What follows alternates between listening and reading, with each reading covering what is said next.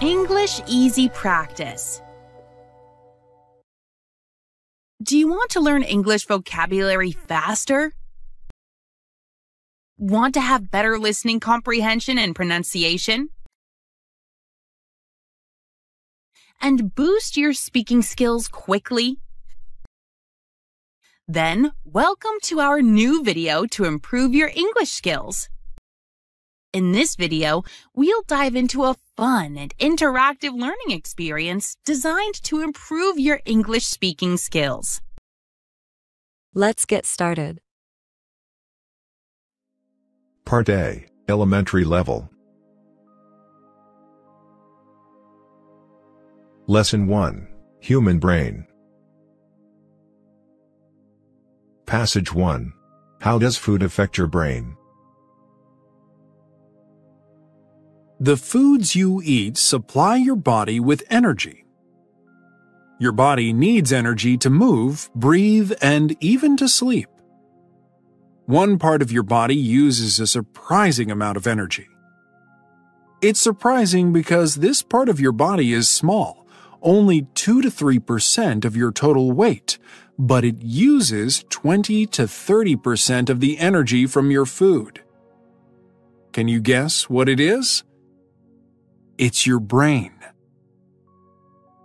No doubt you know that drugs affect the brain, but did you know that food affects it too? Different types of food affect the brain in different ways.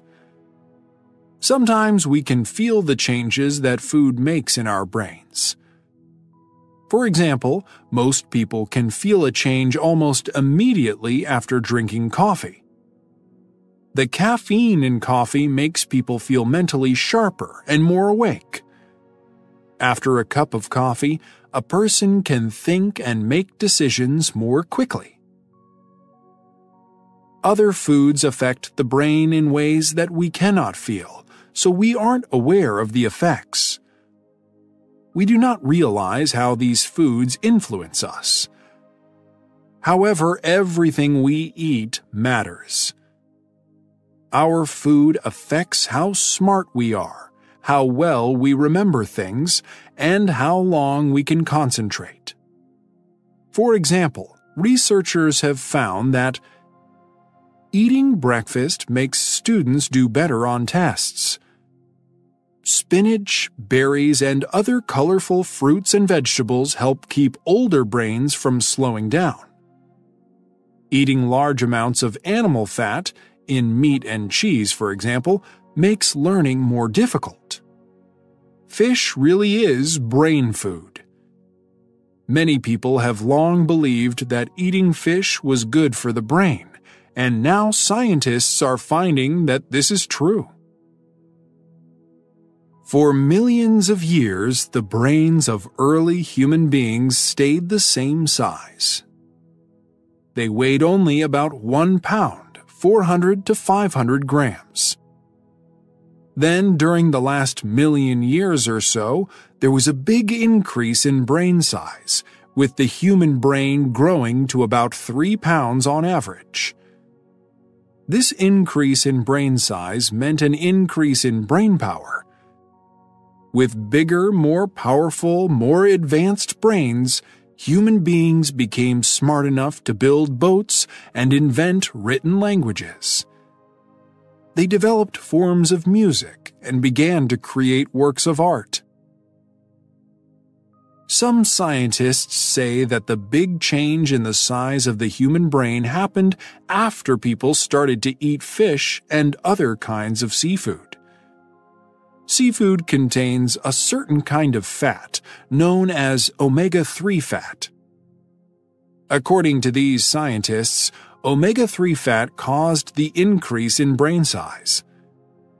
Today, brain scientists in general agree. This fat is still important for healthy brains, and most of us are not getting enough of it. Did you realize that your brain is always changing, no matter how old you are?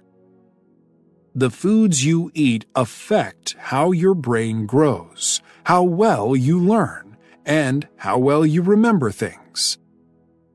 Maybe you have never thought about how you feed your brain. Luckily, it's never too late to start feeding it well.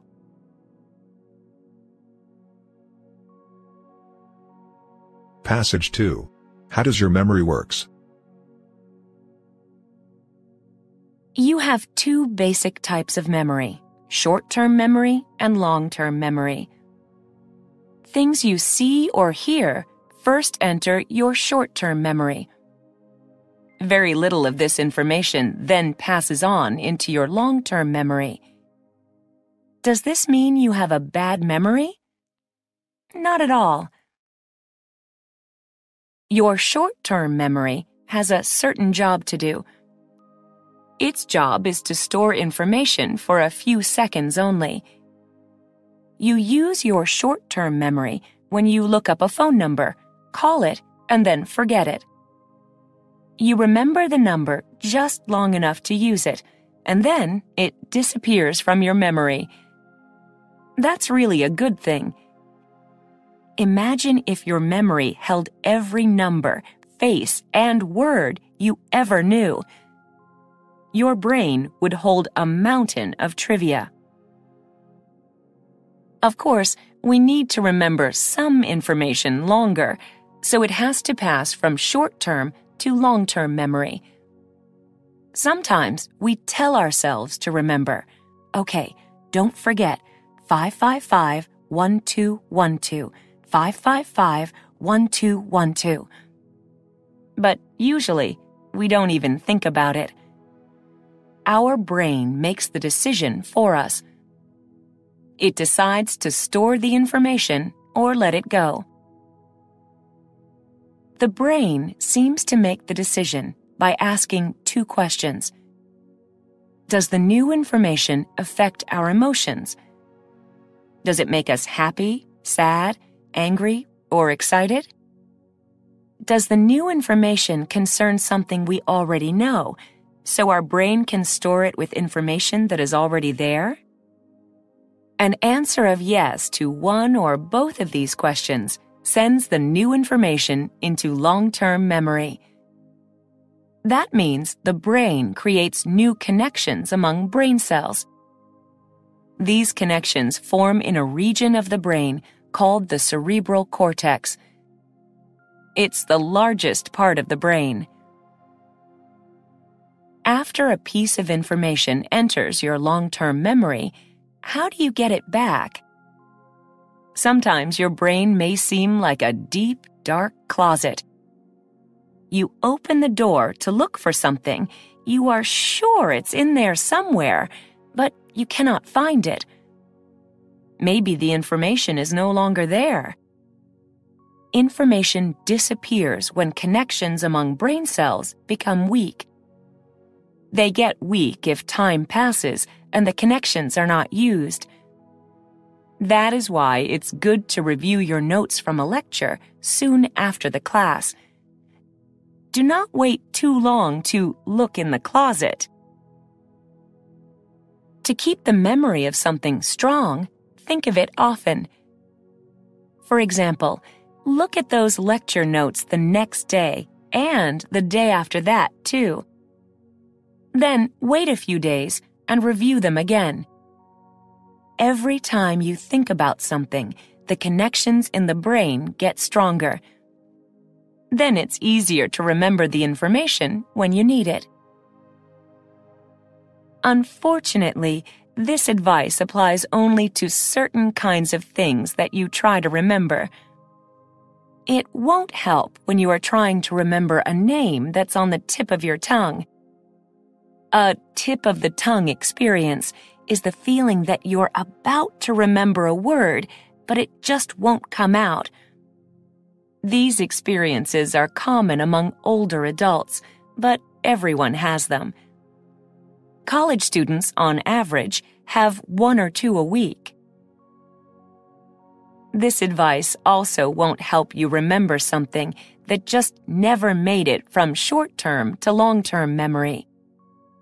No matter how hard you try, you won't find it in your memory. So you'll need some other strategy to help you figure out where you left your keys.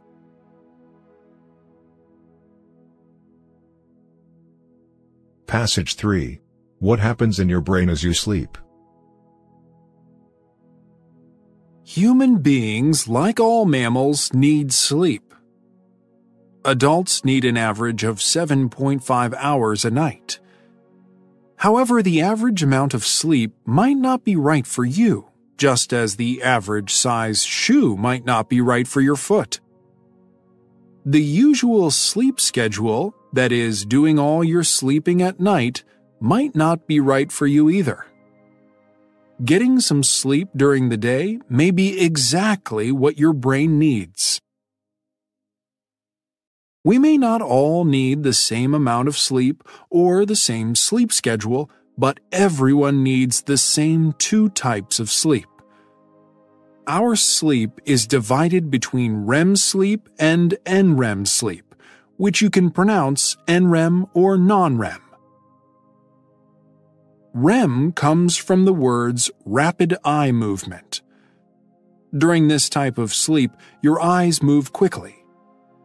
This eye movement shows that your brain is very active and you're dreaming. You spend about 20% of the night in REM sleep. NREM means non-REM or no eye movement. This type of sleep has 4 stages. When you fall asleep, you enter stage 1 of NREM sleep. This is a light sleep, so a noise could easily wake you up. After several minutes, you enter stage 2. It's not so easy to wake you up from this type of sleep. Stages 3 and 4 are periods of deep sleep. You breathe slowly, your muscles relax, your heart rate slows, and your brain becomes less active. You experience both REM and NREM sleep when you go through a sleep cycle. A cycle is a group of events that happens again and again, like the cycle of seasons that happens each year. A sleep cycle takes you from light sleep to deep sleep and back again. It includes the 4 stages of NREM sleep, then a short period of REM sleep, and finally a return to light NREM sleep. At night, most people go through a series of 4 to 6 sleep cycles. It's good to understand sleep cycles and the stages of NREM sleep if you ever take naps during the day. A nap of 20 to 45 minutes will mean getting mostly stage 2 sleep. It will mean sharper motor skills and a better ability to focus your mind and pay attention. That is exactly what most people hope for when they take a nap. A longer nap may not do you as much good. It may mean that you enter the deep sleep of stage 3 or 4. If your alarm wakes you during deep sleep, you will wake up unable to think clearly. You will probably feel more tired than you did before your nap, and it can take 30 minutes or more to get over this feeling. However, a longer nap can do you good if it covers a full sleep cycle. That takes 90 to 120 minutes. If your alarm wakes you up at the end of a full sleep cycle, you will be coming out of a light sleep, and your brain will have all the advantages of a good rest. Those good effects can last for up to 10 hours. If you live a busy life, you probably do not always get a full night's sleep. Not getting enough sleep can mean you forget words, you have trouble learning, and you react more slowly. You can probably think of other effects of too little sleep. So consider taking a nap for the good of your brain, and think about sleep stages if you set an alarm.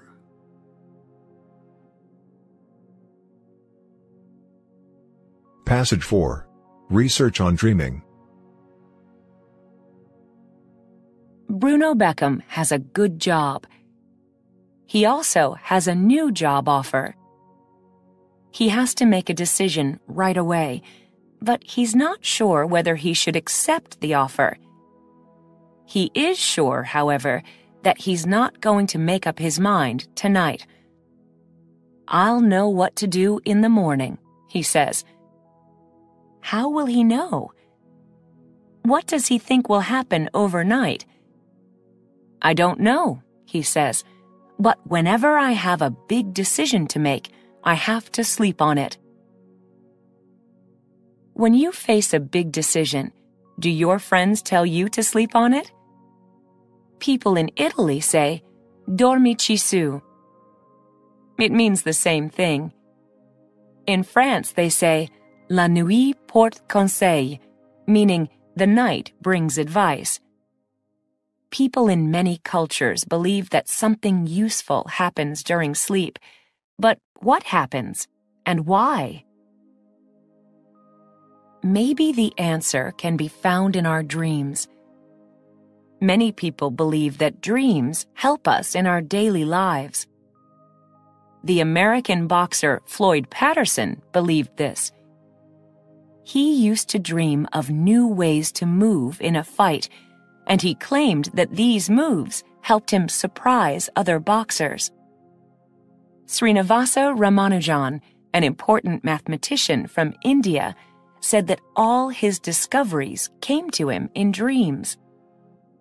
Artists, scientists, and writers report getting ideas from dreams, too. The English writer Mary Shelley did. She said that the story of Frankenstein came to her in a dream. Paul McCartney of the Beatles woke up one morning from a dream in which he was listening to music. He immediately went to the piano and played the music, which became Yesterday, one of the Beatles' most famous songs. Scientists do not agree on what dreams mean or why people dream. Some doubt that dreams have any important purpose. They say that dreams show activity in the brain, but it's like the activity of a car going in circles with no driver. It does nothing useful. On the other hand, many scientists claim that dreams are helpful. They say that dreams are good for learning new skills and developing strong memories. Some researchers hope to learn more about the dreams of people by studying the dreams of animals. At the Massachusetts Institute of Technology, MIT, scientists have studied the dreams of rats. In one study, the rats were learning to run through a maze, and the scientists would record the activity in the rats' brains. Later, during REM sleep, the rats' brains showed exactly the same activity. The rats were going through the maze again in their dreams. Researchers could tell if the dreaming rats were running or standing still. In fact, one researcher reported that they could pinpoint where the rats would be in the maze if they were awake. Were the rats practicing for the next day? Does dreaming somehow help them learn and remember? Do human brains work this way? The researchers at MIT are searching for answers to these questions. Right now, there is no explanation for dreams that everyone accepts. There is a great deal we still do not know about the sleeping brain, but maybe one day we will know all its secrets.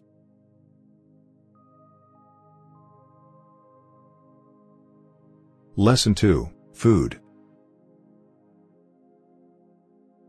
Passage 1. Chocolate maker. How do you feel about chocolate? If you like it, you are far from alone.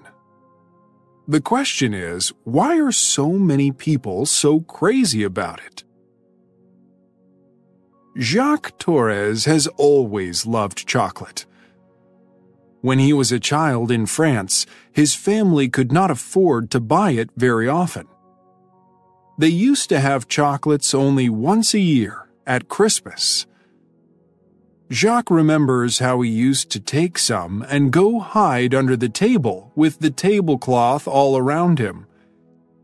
He didn't want his mother to see how many chocolates he was eating. He says that when he bit into one of his favorites, that was heaven. When he grew up, Jacques became a professional chef. For years, he worked at famous restaurants in France and the United States. Then he left restaurant work to start his own business. Today, he owns 9 chocolate shops in New York City, one with a chocolate factory next door. It feels to him like a dream come true. Everybody loves chocolate, says Jacques, but it's such a mystery to them. How does this magic happen? At the factory, visitors get to watch how it happens through 11-foot-tall windows. Jacques offers visitors the chance to see how dusty brown cocoa beans are turned into beautiful chocolates. It's clear that many people share Jacques' love of chocolate. His shops sell millions of dollars worth of chocolate each year. However, no one thinks of New York City as the world capital of chocolate. That would be Switzerland, a country rich in chocolate factories. The average person there eats about 22 pounds of chocolate a year. Next in line after the Swiss are the chocolate-loving British. There are chocolate lovers across all of Europe, North and South America, and Australia too. Now chocolate makers are looking to Asia for new customers, especially India and China. Why do people love chocolate so much? Many researchers have asked this question, and they have studied what chocolate does to the human brain. Scientists have found that chocolate has more than 300 different chemicals in it. Which ones give us the good feelings we get when chocolate melts in the mouth? That has been difficult to figure out. We do now know that chocolate can be good for you, especially dark chocolate. So if you wish, you can say that you eat it for your health. Jacques Torres suggests a different way to think about chocolate. You know, chocolate is like romance, he says. It makes your eyes close, your mouth water. It makes you playful. That seems a fine reason to enjoy a little chocolate.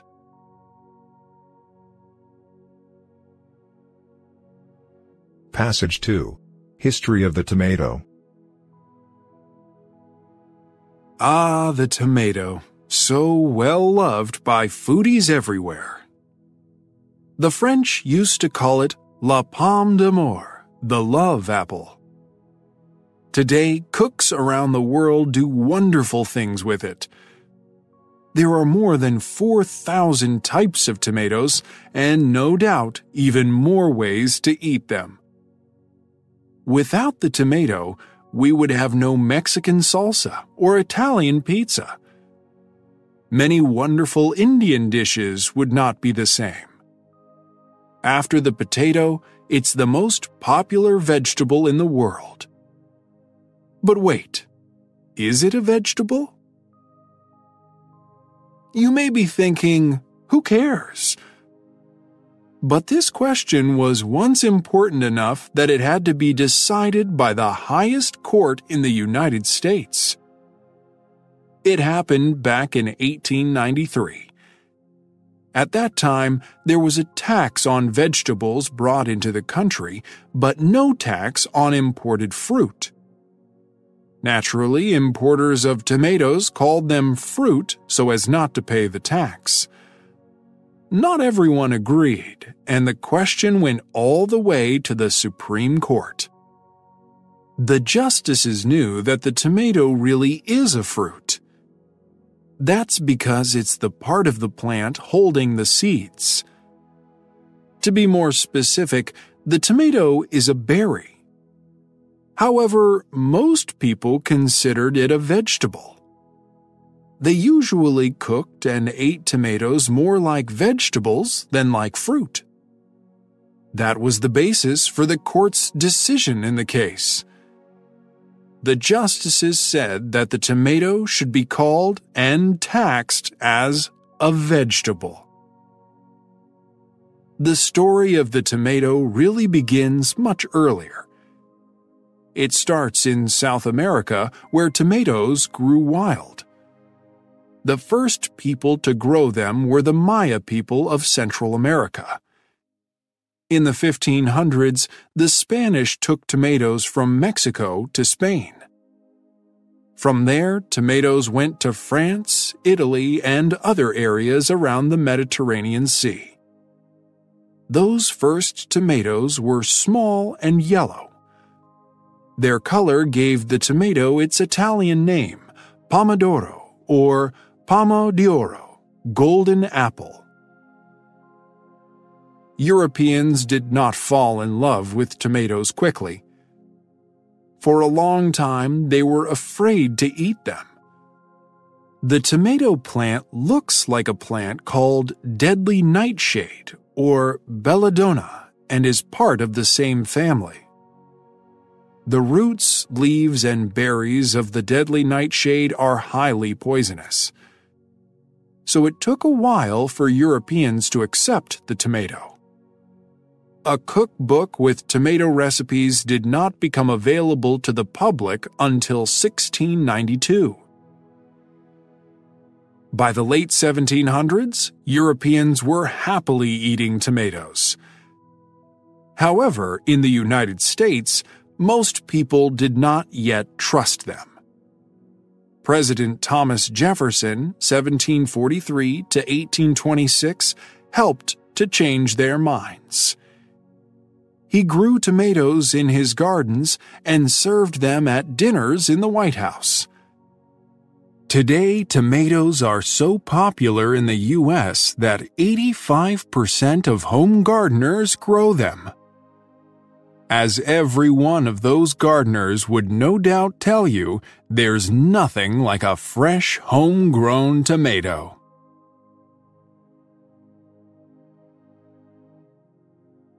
Passage 3. Comfort food. It's natural for people to eat when they're hungry, but people eat for other reasons too. Do you ever eat because you're with friends and everyone else is eating? Do you ever eat because you feel tired or because you're under stress? Many people do. Maybe they have too much to do, or they're having problems in a relationship. So they eat to feel better. But they don't eat just anything. They want a specific kind of food. They want food that helps them relax. They want comfort food. What is comfort food? For most people, it's food that is easy to prepare and easy to eat. Eating it gives them a warm feeling. It's often a type of food that they loved as children. Maybe they used to eat it at specific times or places. Maybe it's food their mother or father used to make. Comfort food makes people feel somebody's taking care of me. Researchers at the University of Illinois did a survey on comfort food in the United States. They asked over 1,000 people about it. They wanted to know two things. What comfort foods did people want, and when did they want them? The results of the survey were rather surprising. The researchers expected people's favorite comfort food to be soft and warm, like, for example, the most popular comfort foods in Japan, miso soup and soba noodles. But the number one U.S. comfort food was not soft or warm. It turned out to be potato chips. Another favorite was ice cream, especially among people ages 18 to 34. Not all comfort foods are snack foods, however.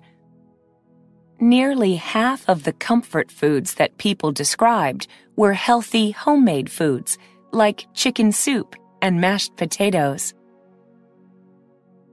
The survey showed that people of different ages want different comfort foods. It also showed that men and women make different choices. In general, women choose sweet comfort foods. Those who took part in the survey mentioned ice cream most often. 74% of them put it on their list. Then chocolate, 69%, and cookies, 66%. Ice cream was very popular with the men, too. 77% of the men in the survey mentioned it. However, men do not choose sweet foods as often as women do. Men often want hot and salty comfort foods, such as soup, 73%, and pizza or pasta, 72%. The researchers also figured out when the people in the study wanted comfort food most. You may think that comfort food is usually for times of stress or when someone feels bored or lonely. However, the researchers say that the opposite is true. Yes, people do eat to feel better, but more often, they eat comfort foods when they already feel happy. They eat them to celebrate or to reward themselves.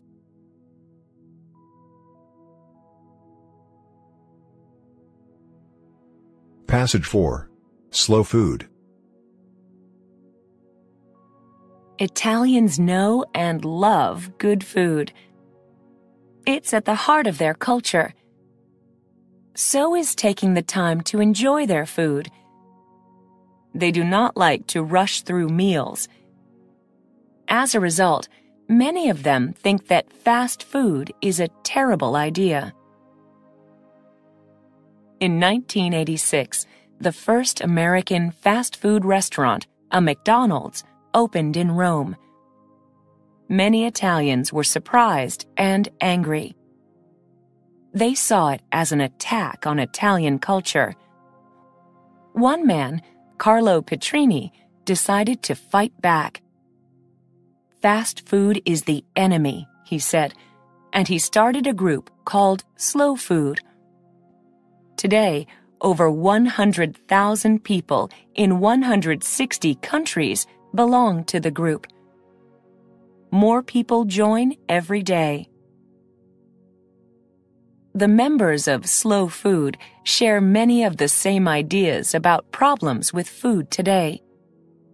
One of those problems is fast food. Slow Food members consider it unhealthy. They also do not like that fast food is the same everywhere. That's boring, they say. What is better are healthy local food traditions with all their wonderful variety. Slow Food members worry about a second problem, too. For a variety of reasons, some types of plants and animals are becoming very rare. Some have become so rare that the world is in danger of losing them completely. Some examples are several kinds of dates that grow only in the area around Siwa, Egypt. the blue egg chickens of Temuca, Chile, who produce eggs only when they live outside. The wild coffee plants of the Harina forest in Ethiopia, the only place in the world where you can find coffee plants in the wild. And the piraruca, a fish in the Amazon River that can weigh more than 500 pounds, as much as 250 kilograms. Slow food does not want to let these plants and animals disappear, so the organization is working with local groups to stop that from happening. Slow food wants to protect biodiversity, the wide variety of types of plants and animals we have on Earth. There is a third problem that worries slow food members. Much of our food today is produced by big companies. These companies sell their products in distant places, so they want products that can travel well. Big growers want the kinds of fruit and vegetables that look good after a long trip. But how do their apples, lettuce, and tomatoes taste when they finally arrive? That is less important to them. So now we have more trouble finding good-tasting fresh fruit and vegetables. Today, it has become common to eat foods from far away. Foods eaten in the United States travel an average of 1,300 miles to reach the dinner table. In the past, people got most of their food from farms in their local area. Slow food members say people should be buying more local food. It's fresh and it's part of our culture. One man in the United States, Gary Nubbin, decided to try this. For 1 year, all his food came from plants and animals near his home in Arizona. One local animal there is the rattlesnake. Nubbin ate that, too. In his book, Coming Home to Eat, he says it tastes just like chicken. Fast food is reaching more and more parts of the world.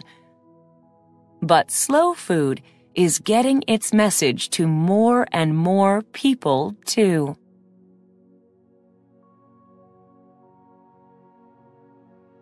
Lesson 3, Communication. Passage 1. The ways that animals communicate. Who is better at communicating, people or animals? If you think about human inventions such as the telephone and the internet, the answer seems perfectly clear. Human beings are the great communicators. However, think about your own personal communication skills. If you compare your skills with what animals can do, the answer is not so simple. Animals can communicate in ways that people cannot. Most of us depend on our voices for much of our communication. We use words and sounds to pass information to the people around us. However, the sound of the human voice cannot travel very far. Even the voice of an opera singer with years of training cannot travel as far as many animal voices. Think of the elephant, for example. Because of its great size, its voice has the power to be heard for miles. Elephants can also make very low sounds, too deep for any human to hear, which let them communicate over even greater distances. These sounds travel in sound waves both through the air and through the ground. How do elephants receive the messages? No one knows. Maybe they hear them with their ears, or maybe they sense them in some other way. It's possible that the sound waves passed from the ground through the elephant's toenails into their bones and then to their brains. Let's also consider communication through movement.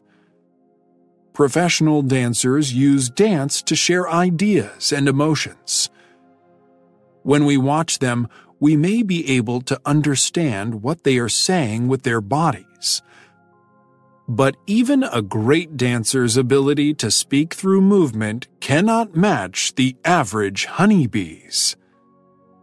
Bees do a dance that tells other bees where to find food.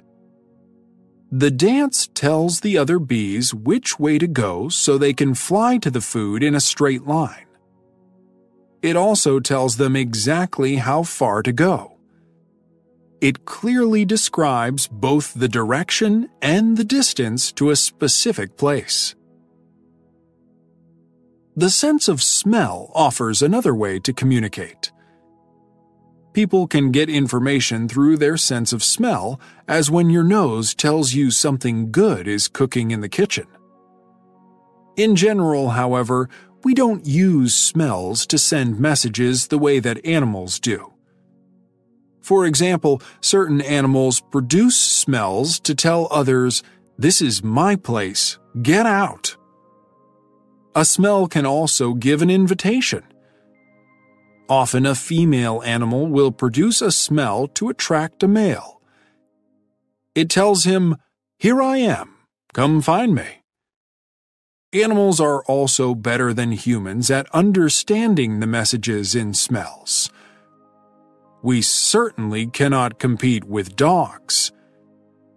The canine sense of smell is up to 1,000,000 times better than ours. Our noses are not the best, our voices are not the strongest, and our dancing may not say anything at all. But people are the only ones with words and written languages. So maybe we can still call ourselves the great communicators.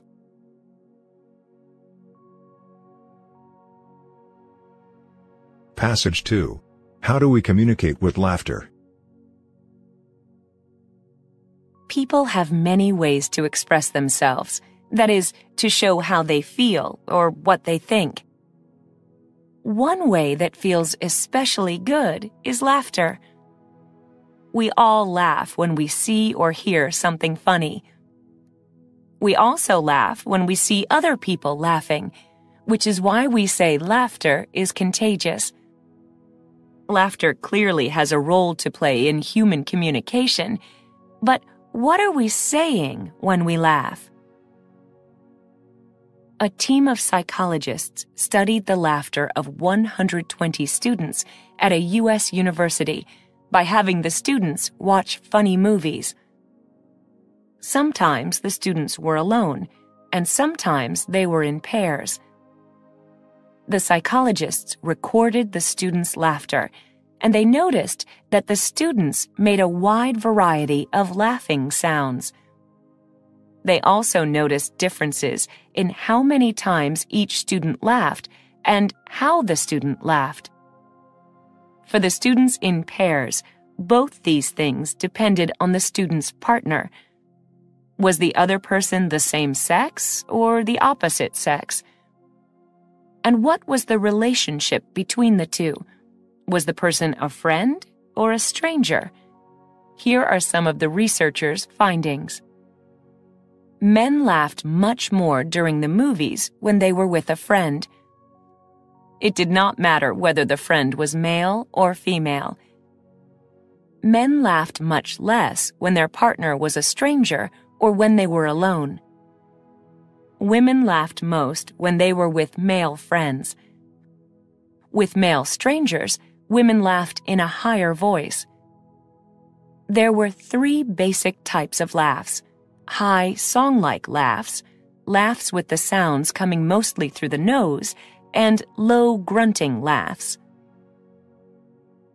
The researchers then carried out another study in which they asked people to listen to these 3 types of laughter. To find out which kind of laughter people liked best, they asked questions like, "Does the person laughing sound friendly? Do you think he or she sounds attractive? Would you like to meet this person?" Most people preferred the high song-like sounds and were attracted to people who laughed this way.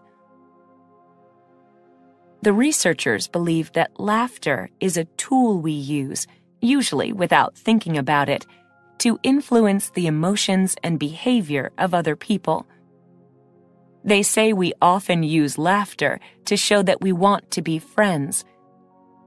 In fact, in spite of what you may think, most laughter during conversation is not because someone is reacting to something funny.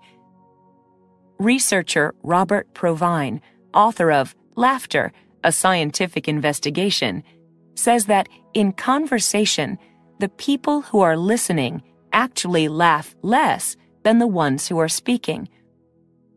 A speaker's laughter has a social purpose, says Provine. He calls laughter the oil in the social machine. In other words, it helps relationships between people work smoothly. Did you know that human beings are not the only ones who laugh? Dogs do it too. Canine laughter sounds something like "ha ha ha," and it seems to express the idea, "Let's play." Another researcher, Jacques Panksepp, reports that rats laugh too. The white rats he works with in his lab laugh when he tickles them. But please do not go out and try this. Panksepp warns, you have to know the rat.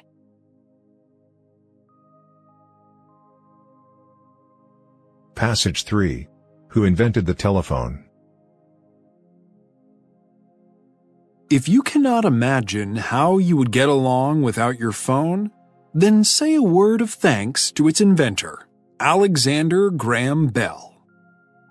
Bell was born in Scotland in 1847. All through his life, he had a strong interest in communication, partly because of his family.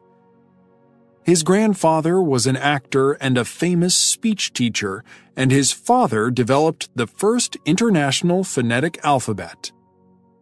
His mother's influence was rather different. Communication was hard for her because she was almost completely deaf. She usually held a tube to her ear in order to hear people. Her son Alexander discovered another way to communicate with her when he was a little boy. He used to press his mouth against her forehead and speak in a low voice. The sound waves traveled to her ears through the bones of her head. This was among the first of his many discoveries about sound. As a teenager, Bell taught music and public speaking at a boys' school. In his free time, he had fun working on various inventions with an older brother, inventions that included a useful machine for farm work.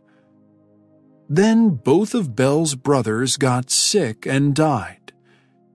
He came down with the same terrible sickness, tuberculosis, leading his parents to move the family to Canada. There, his health returned. Bell moved to the United States when he was 24. He went to Boston to teach at a school for deaf children. In Boston, he fell in love with Mabel Hubbard, a student of his who later became his wife. During this period of his life, Bell was a very busy man. In addition to teaching, he was working on several inventions. Bell's main goal was to make machines to help deaf people hear. He was also trying to improve on the telegraph. In those days, the telegraph was the only way to send information quickly over a long distance. Telegraph messages traveled over wires and were sent in Morse code, which used long and short sounds for the letters of the alphabet. Bell was trying to find a way to send the human voice along a wire. However, almost no one believed in this idea. People kept telling him, "You're wasting your time. You should try to invent a better telegraph. That's where the money is." Bell understood a great deal about sound and electricity, but he was actually not very good at building things. Luckily, he met someone who was, a man named Thomas Watson. Watson turned out to be a great help to Bell. One day, it was March 10th, 1876, the two men were working in separate rooms. They were getting ready to test a new invention, which had a wire going from one of the rooms to the other. Something went wrong, and Bell shouted, "Mr. Watson, come here! I want you!" His voice traveled along the wire, and Watson heard it coming from the new machine. It was the world's first telephone call. Bell may or may not have realized it at the time, but he was on his way to becoming a very rich man.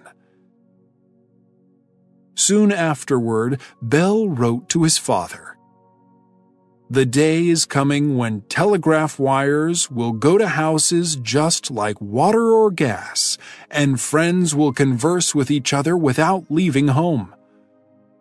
Maybe his father laughed to hear this idea. At the time, most people expected the phone to be just a business tool, not something that anyone would ever have at home. Bell could see a greater future for it, but even he could probably never have imagined what phones are like today.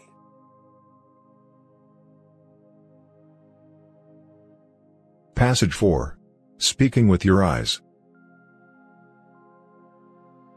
When we think about communicating with other people, we usually think about talking or writing. That is, we think about using words.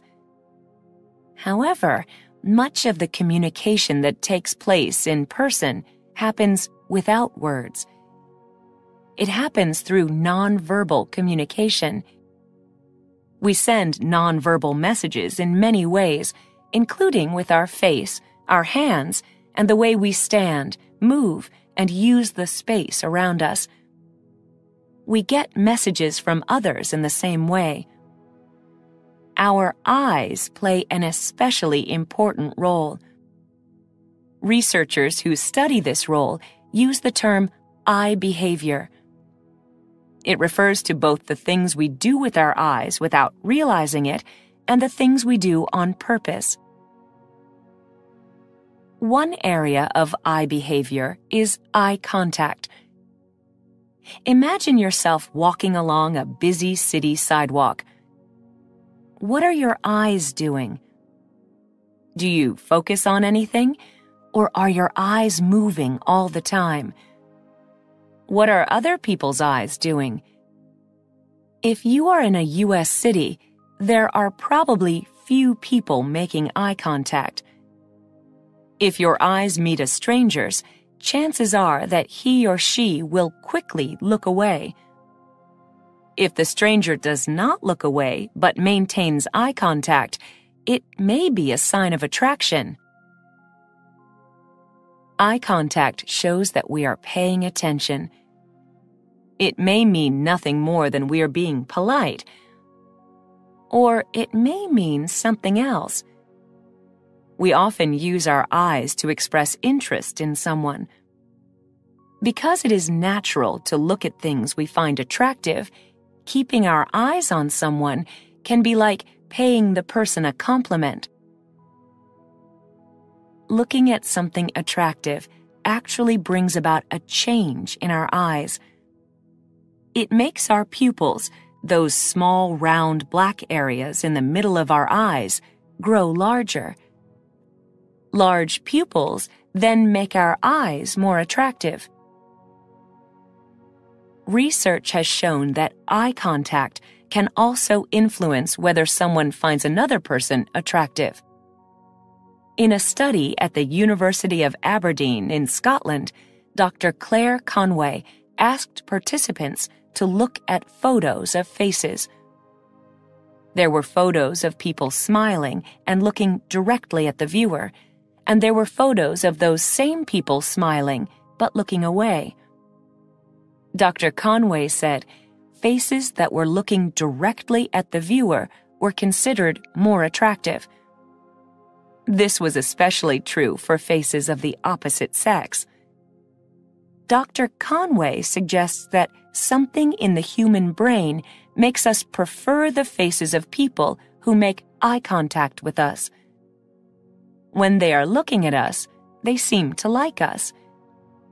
If they like us, that makes them more attractive to us. Of course, a face in a photo is one thing, and a real person looking at you is something else. How do you feel when someone makes eye contact with you and keeps on looking? Does it make the person seem attractive, or does it make you feel uncomfortable, or even afraid? How we read people's eye behavior depends in part on our culture. In some cultures, making and keeping eye contact is a sign of respect. In others, it has the opposite effect. As we grow up, we learn the rules of our culture for nonverbal communication in general and eye contact in particular. We learn what we are expected to do and what we are allowed to do. But even as an adult, you may find there is still more to learn about the language of the eyes.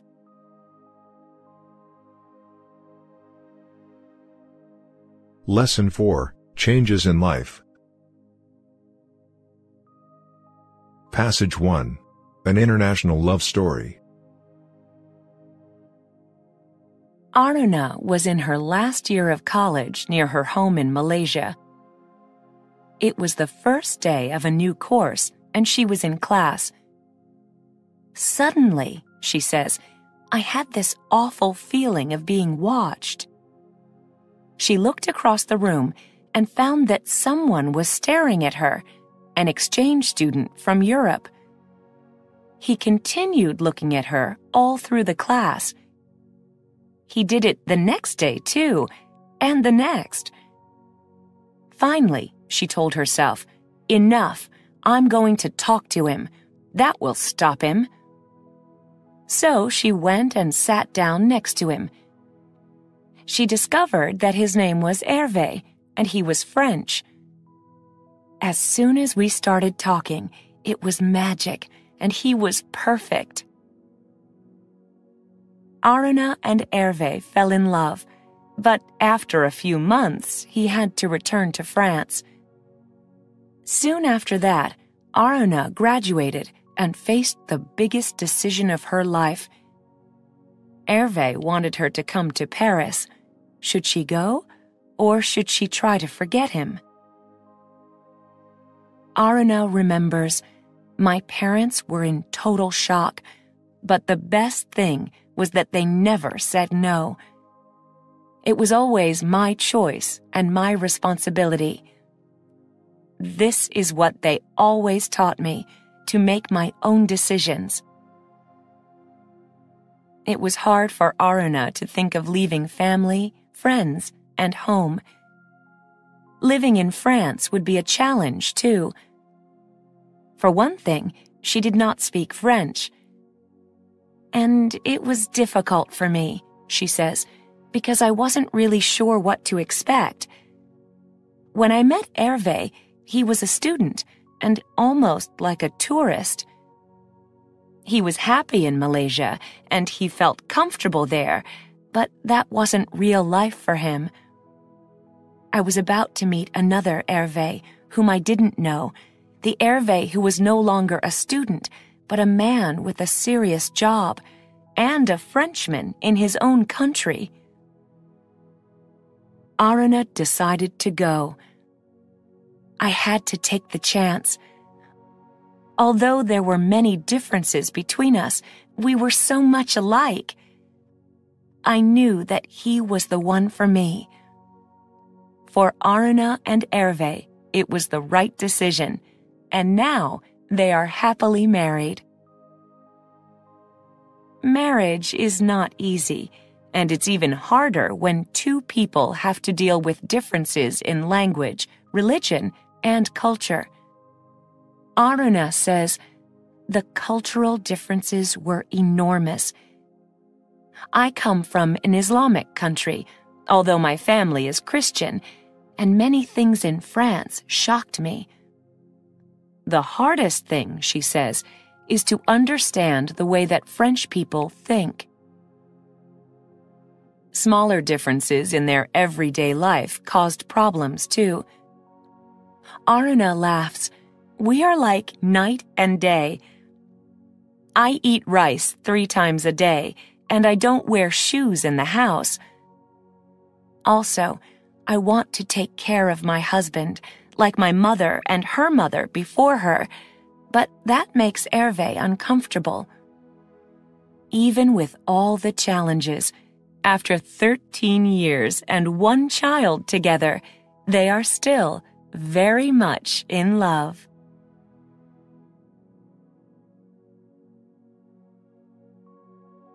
Passage 2. Life is full of surprises. Mahmoud Irani teaches at a small U.S. college. He did not expect to end up in the United States, and he did not expect to teach. He grew up in Iran, and he planned to become a doctor. However, as people say, life is full of surprises. Mahmoud was born in Iran near the city of Tehran. In high school, he was an excellent student, the best in his class, and he was planning on a career in medicine.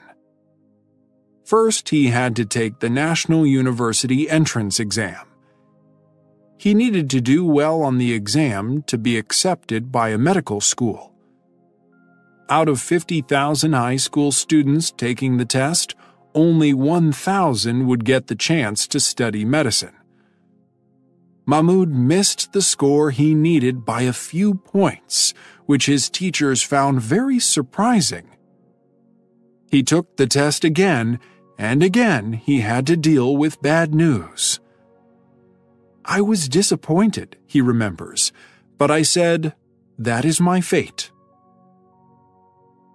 Mahmoud had to make a new plan for his future, so he chose to study English. After college in Tehran, he decided to go to the United States for an advanced degree in English. A few months later, he arrived in Buffalo, New York. He entered an English as a Second Language (ESL) program at the State University there. Mahmoud was one of about 500,000 international students who entered the United States to study that year, but he managed to do something that few others could do.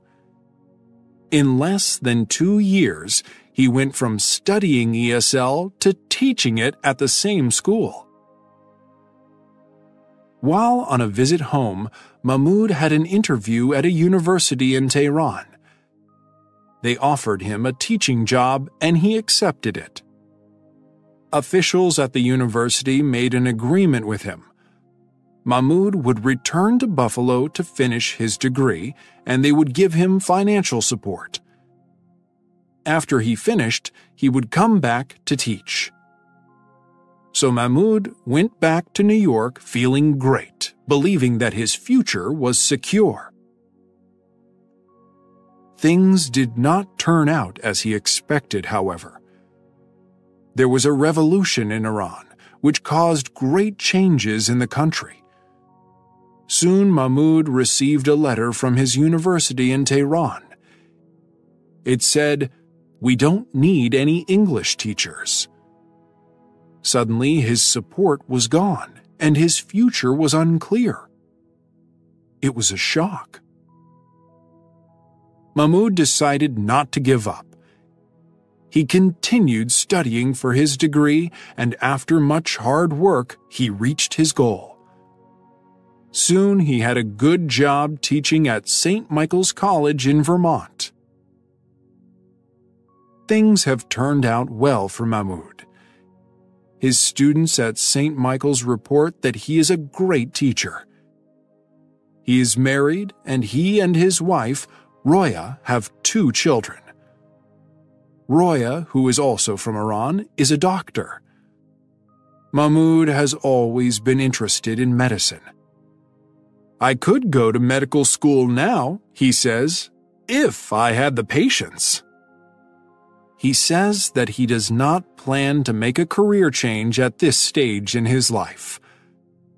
However, he adds, "I know that life is full of surprises."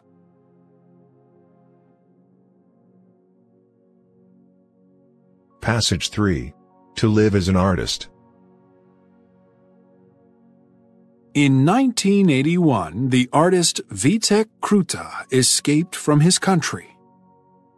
He left with just one little bag. One little bag with basic things like a toothbrush and underwear, he remembers. He was 19 years old at the time. Vitek's home was in Prague, Czechoslovakia. He loved his country, but he could not stay there because the communist government wanted to put him in jail. The government wanted total control of all art and music, he explains. "We had to have art shows in secret. My kind of painting was against the law. The rock music that my band played was against the law. There was no future for me there." So Vitek escaped to Germany. The rest of his family was still in Prague, and after he left, the police made a lot of trouble for his father. In Germany, Vitek first had to learn the language. He spoke Czech and Russian, but not German, so he spent 8 months taking lessons at a language school. Vitek remembers that it was easy for him to understand and read German, but he could not speak it. Then one night, he had a dream. In his dream, he was skiing in the mountains. He met another skier and started talking with him, in German. The following day, he discovered that he could speak much better. Next, Vitek got back to his studies in art. He learned to restore old buildings, such as churches and castles. He spent 10 years doing this kind of work, and then he faced another big change in his life. He got a job offer in the United States. Vitek knew hardly any English, but he did not let that stop him. After all, he had a great deal of experience learning new languages. So he and his wife Lucy decided to make the move. Today, Vitek is a painter, an architect, and much more. He is a man with a lot of energy.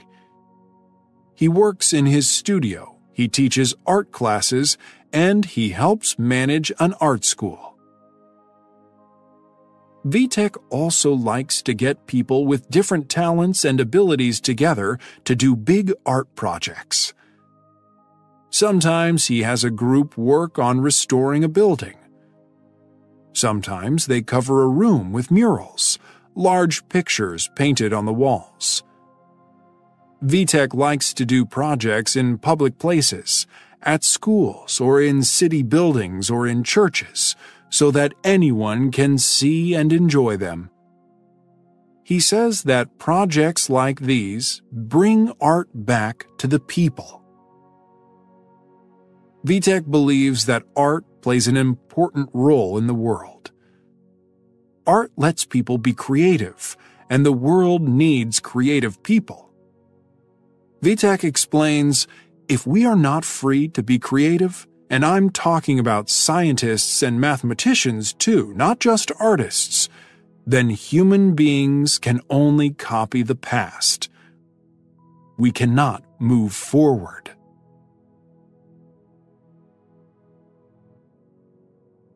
Passage 4. An amazing woman. Ruth Simmons was born into a very poor family, but she grew up to become the president of a famous university. How did she do it? Hers is an amazing story. The story begins on a farm in Grapeland, Texas, in 1945, the year that Ruth was born. Her parents were farm workers, and she was the youngest of their 12 children. They could not give their children many things, and Ruth never had any toys to play with. For Christmas, she did not receive any presents at all, except a shoebox with an apple, an orange, and some nuts. However, in Grapeland, Ruth was not really aware of being poor. No one else had much either. Then the family moved into the city, to Houston, where people had more money, and being poor was much harder for Ruth. In school, other children laughed at the way she spoke and dressed. Ruth's mother kept the family together. She had no education, but she was very wise, Ruth remembers. She taught us about the real value of being a human being, what mattered and what didn't matter. Ruth's mother did not have big dreams. She just wanted to see her children grow up. This was not a simple wish. At that time, there was segregation in the United States, and life was dangerous for African Americans, especially in the South. Ruth remembers living in fear. If you looked at someone the wrong way, you could be killed. At age 5, Ruth fell in love with school. She was lucky to have some excellent teachers. No one in Ruth's family had much education, but her teachers encouraged her to go to college. They gave her money and even a coat to wear. Ruth knew that college was going to be difficult, but she was brave enough to give it a try. At first, Ruth studied theater, but what kind of career in theater could a young African American woman hope for? She says, "Remember, I grew up in the South. I couldn't even go to theaters." So she studied languages instead. Later, she married, had 2 children, began a teaching career, and became a college administrator. Soon, people began to notice her and respect her abilities. In 1995, Ruth became president of Smith College, a famous U.S. college for women. Ruth was the first African American to lead such a famous college. Suddenly, her story was on TV and in newspapers all over the country. 6 years later, she accepted another challenge. She became the president of Brown University and was the first woman in that role. Ruth believes in the power of education. She once said, "Learning can be the same for a poor farm kid like me as it is for the richest child in the country." It's all about cultivating one's mind, and anybody can do that. So it doesn't matter what color your skin is. It doesn't matter how much money your father has. It doesn't matter what kind of house you live in. Every learner can experience the same thing. As Ruth Simmons will tell you, education can change your life.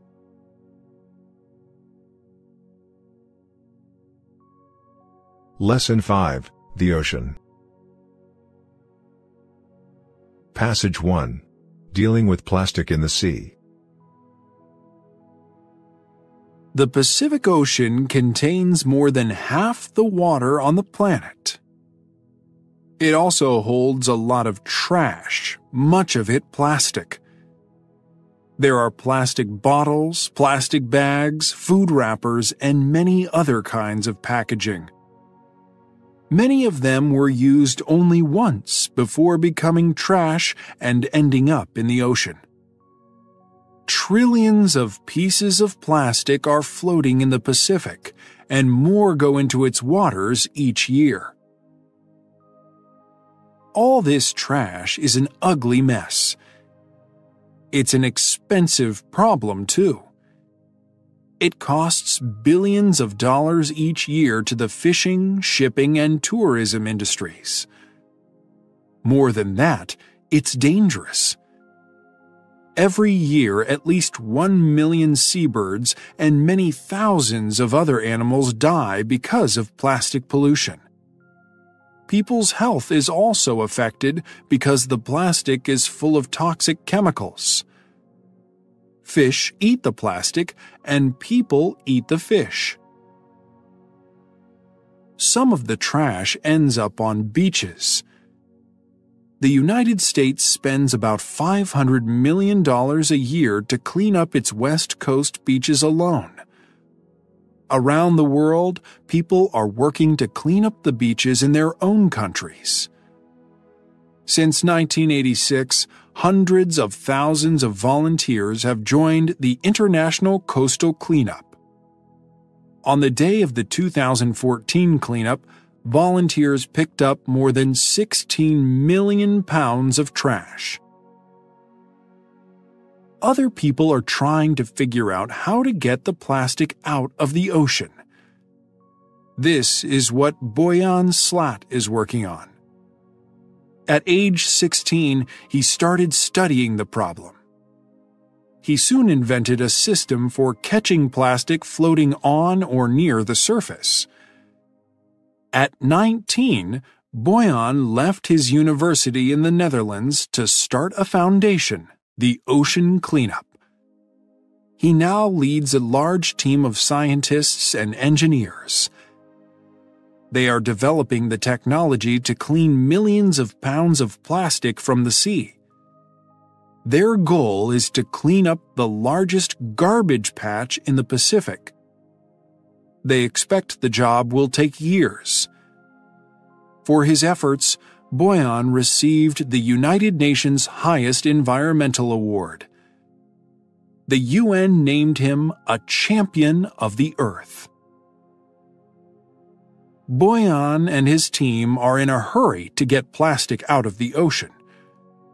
Right now, most of it is in large pieces. However, sunlight is turning it into microplastics, very tiny pieces. Those are even more dangerous. They're also harder to collect. Boyan does not believe that the system he invented will end the problem of garbage patches in the sea. He asks, how are we now going to make sure no more plastic enters the oceans in the first place? About 8 million tons of plastic go into the sea every year. More and more plastic bags, bottles, and food wrappers. More and more plastic cups, forks, knives, and spoons. What can we do? People fighting the problem say one answer is to change laws. They want to make the producers of plastic take more responsibility for it. They say another way is for people to make small changes in how they live. Some people are trying to make a difference by taking their own bags to the store instead of accepting plastic bags, buying products that can be reused, recycling plastic and buying recycled products, and volunteering to clean up their own part of the planet.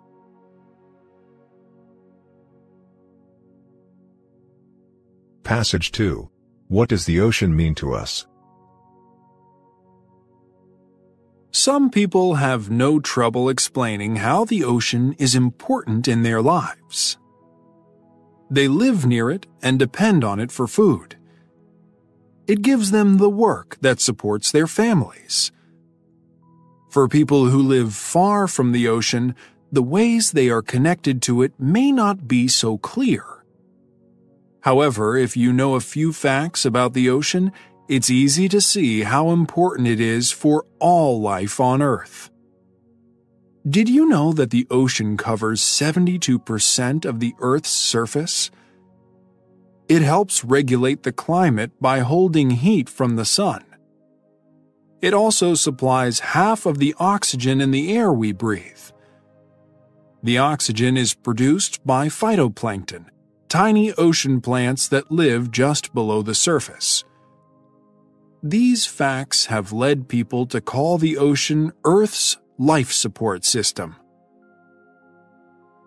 Did you know that 8 of the world's 10 largest cities are near the ocean? History explains why this is so. Cities began and grew on the coast, especially at the mouths of rivers, because the ocean was so important for food and transport. Today, almost half the people in the world live near the ocean. While facts like these explain why the ocean matters, they do not answer another question. How does the ocean make us feel? The ocean has a strong effect on people's emotions. It can cause fear of what we cannot see and do not know, of things that live in the ocean, or of big storms like hurricanes and typhoons. It makes sense to be afraid of those. But the ocean can also make us feel calm and relaxed. How does it do that? Why do so many vacationers want to be at the ocean? Why do people pay so much to live where they can see it? What is it that draws us to the ocean? Many of us are drawn to it to have fun. We want to swim in it or go out in boats. Think of all the ways people have invented to play in and on the water. Others just want to be near the ocean. Perhaps it's because of the great open space where we can see miles of open water and sky. Some say the space makes them feel free and full of hope. Others love the ever-changing colors of the sea. Still others are drawn by its sounds. The crash of waves against rocks is exciting, while the gentle sound of small waves on the beach is calming and comforting. Perhaps what draws people to the ocean is even more basic. Did you know that our brains are about 73% water? The answer to the question of what draws us to the sea may lie in the mysteries of the human body. Many of us choose to be near the ocean when we can. We love seeing the ocean, hearing it, smelling it, playing in it, walking or sitting by it. We may not know why we feel the way we do about it. However, we do know how every person on Earth is connected to the ocean and how important that relationship is. Passage 3. The Crab. Introduction. Someone with an interest in sea creatures could easily spend their entire life studying crabs. The crab is one of the oldest living types of animals, and there are about 4,500 kinds of them. Among all these crabs, there are many differences, but there are certain things that all crabs have in common. Ways that all crabs are alike. All crabs are invertebrates. That means they have no backbone. Did you know that invertebrates make up about 95% of all known animals? All crabs have a hard shell called an exoskeleton. They have 10 legs, with 5 on each side, and they have an unusual way of walking. Crabs can go forward or back, but usually move sideways. The first or front pair of a crab's legs are its claws. Some differences among crabs. Not all crabs are sea creatures. Some types of crabs do live underwater, but others live on land, and some can live in either environment. Some manage to survive in the hot water near underwater volcanoes, while others live under the ice in Antarctica. Crabs are often the same color as their environment. The most common colors are gray, brown, and white. However, some crabs are beautiful reds, blues, and purples. Some crabs are herbivores, plant eaters. Others are carnivores, meat eaters. And others are omnivores, plant and meat eaters. Did you know? Christmas Island red crabs must put their eggs into the ocean so that the baby crabs can hatch, come out of the egg. The adult crabs cannot swim or breathe underwater. That makes it a dangerous business to be a mother. The largest crab in the world, the Japanese spider crab, can be up to 4 meters across, about 13 feet. The smallest is the pea crab. It's about the size of, can you guess? The largest land crab is the robber crab, or coconut crab. It can climb trees to pick coconuts. Its claws are strong and sharp enough that it can open the coconuts too. The Japanese blue crab is the kind of crab most often eaten. An especially helpful crab. The tiny trapeziid crab, only 1 centimeter long, or 1/3 of an inch, helps keep coral reefs alive. It cleans dirt from the reefs, letting the coral get the sunlight it needs to live. Today, much of the coral in the ocean is dying, so we should be glad for any help it can get. The last word on crabs. If someone calls you crabby, they are not paying you a compliment. A person who is crabby seems unhappy and often complains. They might always be like that, or they might get that way only at certain times. Some of us get crabby when we are tired or hungry, or have too much work to do. It may not be fair to the poor crab to use its name this way, but English speakers have been doing it since the 1700s and will probably go on doing it. So the crab will just have to put up with it.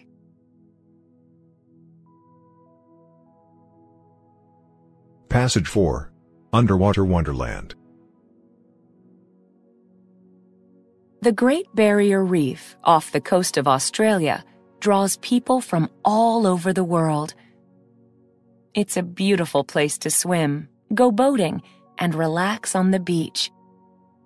However, what is most special about the Great Barrier Reef is what you can see underwater. The Great Barrier Reef is 1,400 miles long, over 2,200 kilometers. It's made up of almost 1,000 islands and nearly 3,000 coral reefs, making it the world's largest coral reef system. It's the only living thing on the planet that can be seen from space. The reefs were built over thousands of years by billions of tiny sea creatures called coral polyps. It may be difficult to think of coral polyps as animals. They do not swim or move themselves across the ocean floor. They do not have eyes, ears, a heart, or a brain. A coral polyp is basically a tiny, soft body with a mouth and a stomach. It also has tentacles that help it protect itself and catch food. Some coral polyps live alone, but most live in groups called colonies. Each differently shaped part of a reef is its own colony. A colony has a single species or type of coral. In the Great Barrier Reef, there are about 400 species of coral in all. Most of the 400 are hard coral species, the type that builds reefs. They produce calcium carbonate, the same thing shells are made of, at the base of their bodies. They use it to attach themselves to a rock or the sea floor. Then it becomes hard, like a shell. Reefs are built over time as coral produce more and more calcium carbonate. Reefs then attract many other types of sea creatures and plants. Exactly how many, no one can say. Counting just the fish, the Great Barrier Reef is home to more than 1,500 species. In 1975, the Australian government established the Great Barrier Reef Marine Park. The point was to protect the reefs. However, these reefs, like coral reefs everywhere, are in danger. A great deal of the coral has already died. Researchers studying the situation found that between 1985 and 2012, the Great Barrier Reef had lost half its coral cover. Violent storms called cyclones destroyed many of the reefs. The researchers say storms caused about half the damage to the coral. Climate change could cause storms like these to hit more often. If they do, the coral cover won't have enough time between storms to grow back. The second largest problem was a growing number of crown-of-thorns starfish. They eat coral polyps. Between 1985 and 2012, they ate them faster than the coral cover could grow back. Coral everywhere face the problem of higher ocean temperatures caused by climate change. Some coral species cannot deal with the warmer waters. Then there is ocean pollution. No species deals well with that. In the past few years, many countries have established new marine protected areas, MPAs. That's great news. These are parts of the ocean that are like national parks on land. In an MPA, human activities, especially commercial fishing, are controlled to protect the plants and animals.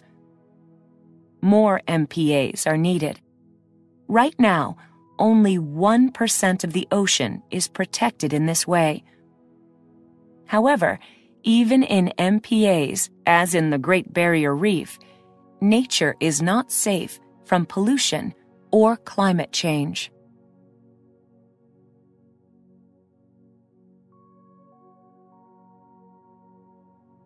Part B, Intermediate Level.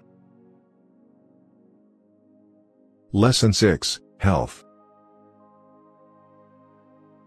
Passage 1. Living over 100 years old. Would you like to live to 100? Many people would. Some have dreamed of living even longer, perhaps forever. We know this has long been a popular idea because for hundreds of years, many cultures have had legends about ways to avoid growing old. In Europe in the 1400s, people heard one such legend about a wonderful spring somewhere in Eastern Asia. Drinking the water from this spring was supposed to make a person young again. It's likely that this story reached the Spanish explorer Juan Ponce de Leon, and it may have been on his mind when he traveled to the Americas in the 1490s. After arriving in Puerto Rico, Ponce de Leon heard about an island with a similar spring, and he decided to go look for it. He invested in 3 ships, and in 1513 he went searching for the island. However, he ended up in Florida, never finding the island or the spring, which people now call the Fountain of Youth. When Ponce de Leon died 8 years later, he was 61, which may not seem very old, but living to 61 was actually a very long life for a man of his times and his lifestyle. It used to be generally agreed that the human body could not possibly last more than 120 years. No scientist today believes 120 to be the limit because people have already lived beyond that age. A woman in France, Jean-Louise Calment, made it to 122 years and 164 days. Today, people in many parts of the world are living longer lives than their ancestors did, partly because of better public health services and safer drinking water. Greater understanding of how to treat heart problems has made a big difference in life expectancy as well. Scientists are learning more all the time about how we can live longer, healthier lives, and maybe someday they'll even learn how to stop the aging process completely. While you're waiting for that day to come, there are things you can do to increase your life expectancy. Do you think you can follow these 3 rules? Rule number 1. Treat your body well. Your everyday lifestyle influences how long you will live. For example, smoking can take years off your life, and even if it doesn't make you sick, it will affect your skin and make you look older.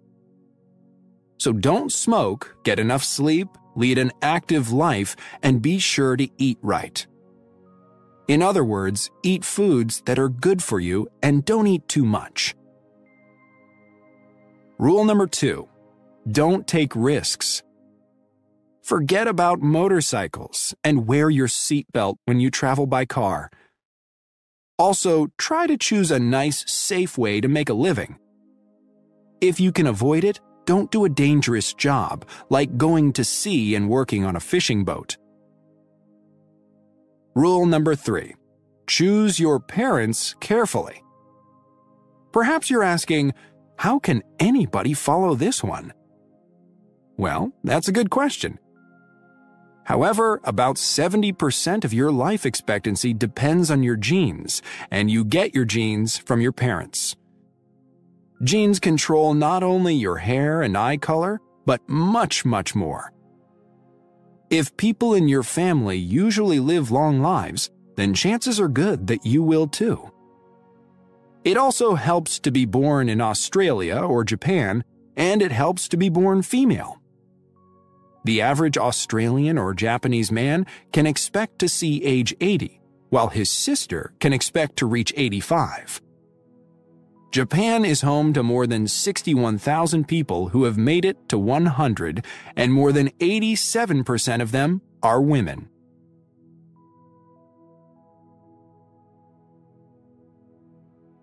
Passage 2. Placebo effect. Harry S. wanted to quit smoking. So, when he saw an ad for a study on ways to break the habit, he called and offered to be part of it. The research was being done at a local university where Harry and the other volunteers, all people who wanted to quit smoking, were divided into 3 groups. The volunteers in Group A received nicotine gum. That's chewing gum with nicotine, the drug and tobacco that gives smokers the good feeling they get from smoking. When these smokers felt the need for a cigarette, they could chew a piece of this gum instead, and it would give them the nicotine their bodies were used to. The volunteers in Group B, including Harry, got some gum too. Theirs was just plain chewing gum, but they didn't know it had no nicotine. The people in Group C got nothing. A group like this in a study is called the control group. After a 4-hour period with no cigarettes, Harry and the other volunteers had to write answers to a series of questions. Their answers showed how badly they wanted a cigarette. Not surprisingly, the smokers in Group C, the control group, which got no gum, showed the strongest cravings. The smokers in the other two groups didn't feel such a strong need to smoke. What surprised the researchers was that the results for Groups A and B were exactly the same. That meant that the plain chewing gum worked just as well as the gum with the nicotine. Why? The researchers thought it was most likely the placebo effect. A placebo is something that seems like a medical treatment, such as a pill or a medical procedure, but that doesn't actually have any direct effect on the body. Sometimes a patient has a good response to a placebo, and when that happens, it's called the placebo effect. The placebo effect was long believed to result simply from a patient expecting to feel better. In 1757, Benjamin Franklin, the American scientist and inventor, described it as the spirits given by the hope of success. People thought placebos tricked patients into thinking they were better when they really weren't, and doctors who didn't believe in tricking patients saw no role for placebos as a form of treatment. However, recent research has proven that placebos can have indirect effects on the body. They can cause changes in brain chemistry, the same kinds of changes produced by drugs. For example, when patients in pain believe that they're getting treatment that will help control their pain, their brains produce natural painkillers. Those painkillers then help block the pain. This means that the placebo effect isn't a mistaken idea in the patient's mind. It's an actual event in the patient's brain. As a result of this new understanding of how placebos affect us, they may come to have a useful role in treating pain and other problems by making use of the brain's own neurotransmitters. We still can't be sure why the smokers in Harry's group felt fewer cravings than expected. Maybe just the idea of getting treatment, nicotine in this case, produced changes in their brain chemistry. But maybe the people working with the volunteers had something to do with it too. A study at Harvard University showed that when people on the medical staff were especially kind and helpful, patients had a better response to a placebo. There could be other explanations too. Maybe the sugar in the chewing gum helped the smokers in Group B feel better. One thing we do know about the placebo effect is that further research is needed. Passage 3. Tears. Tears are good for our eyes. In fact, without them, our eyes would be so dry they wouldn't be able to move. Some people say tears help us in other ways too. Maybe you know someone who likes to watch sad movies in order to have a good cry. While it hasn't been proven, tears may be good not only for our eyes, but for our emotional health as well. We generally notice tears only when we cry, but we have them in our eyes all the time, and we need to. Without this liquid covering them, our eyes would be at risk of infection. We also need tears in order to see. The cornea of the eye does not have a perfectly smooth surface, and tears fill in the holes in the cornea, making it smooth so that we can see clearly. Without tears, the world would look very strange to us. These are the two basic jobs that tears do for us. They help us see the world while at the same time protecting our eyes from it.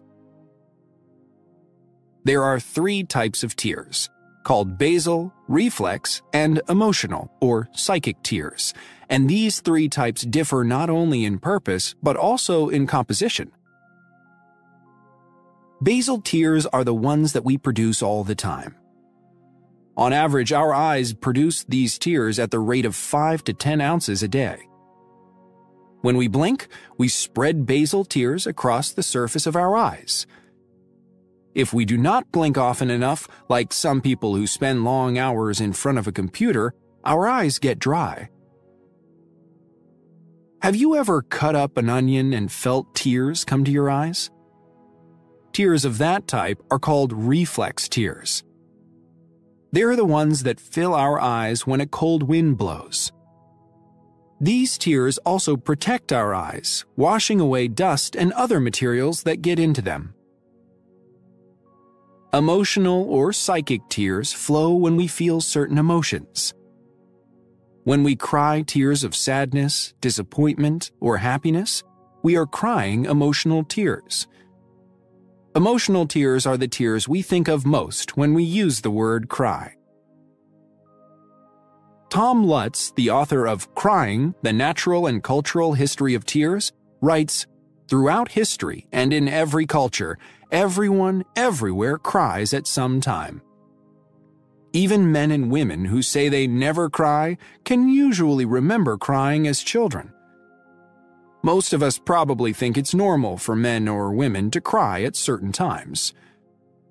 For example, it's no surprise when someone cries during a sad movie, and we often expect people to cry when a family member dies.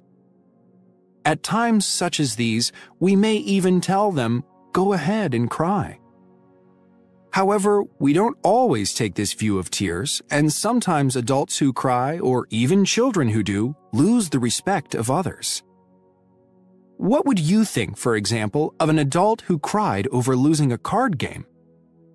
Most people are aware of the social rules about when, where, and why it is and isn't acceptable to cry. These rules generally differ for children and adults, and often for men and women. They depend on things such as family, culture, and religion, and they change over time. Some people think it's not just acceptable to cry, but actually healthy to let the tears flow. Over 2,500 years ago, doctors in Greece thought that tears came from the brain and that everyone needed to let them out. Today, many people still believe in getting tears out. They say that through crying, we get rid of emotions we have stored up, which is good for our mental health. Some people report that they feel better after crying. This could be because of the chemicals in emotional tears, one of which is a type of endorphin, a painkiller that the body produces naturally. Emotional tears increase the amount of endorphin that gets to the brain because tears flow from the eye into the nose and pass to the brain that way. This painkiller may make a person less aware of sad or angry feelings, and that could explain why someone feels better after a good cry.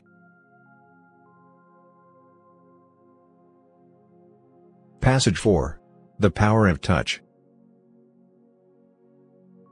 Most people today know that babies need to be held. It's through the loving touch of the people who take care of them that babies learn to feel safe in the world. Touch is the first language they understand, and they depend on it for their physical, mental, and emotional development. What most people don't know is how touch is a key to good health for adults, too. A baby's need for touch was not always as well understood as it is today. Back in 1928, a leading psychologist, John B. Watson, wrote that parents should avoid touching their children. Never hug and kiss them. Never let them sit on your lap. If you must, kiss them once on the forehead when they say goodnight. Shake hands with them in the morning.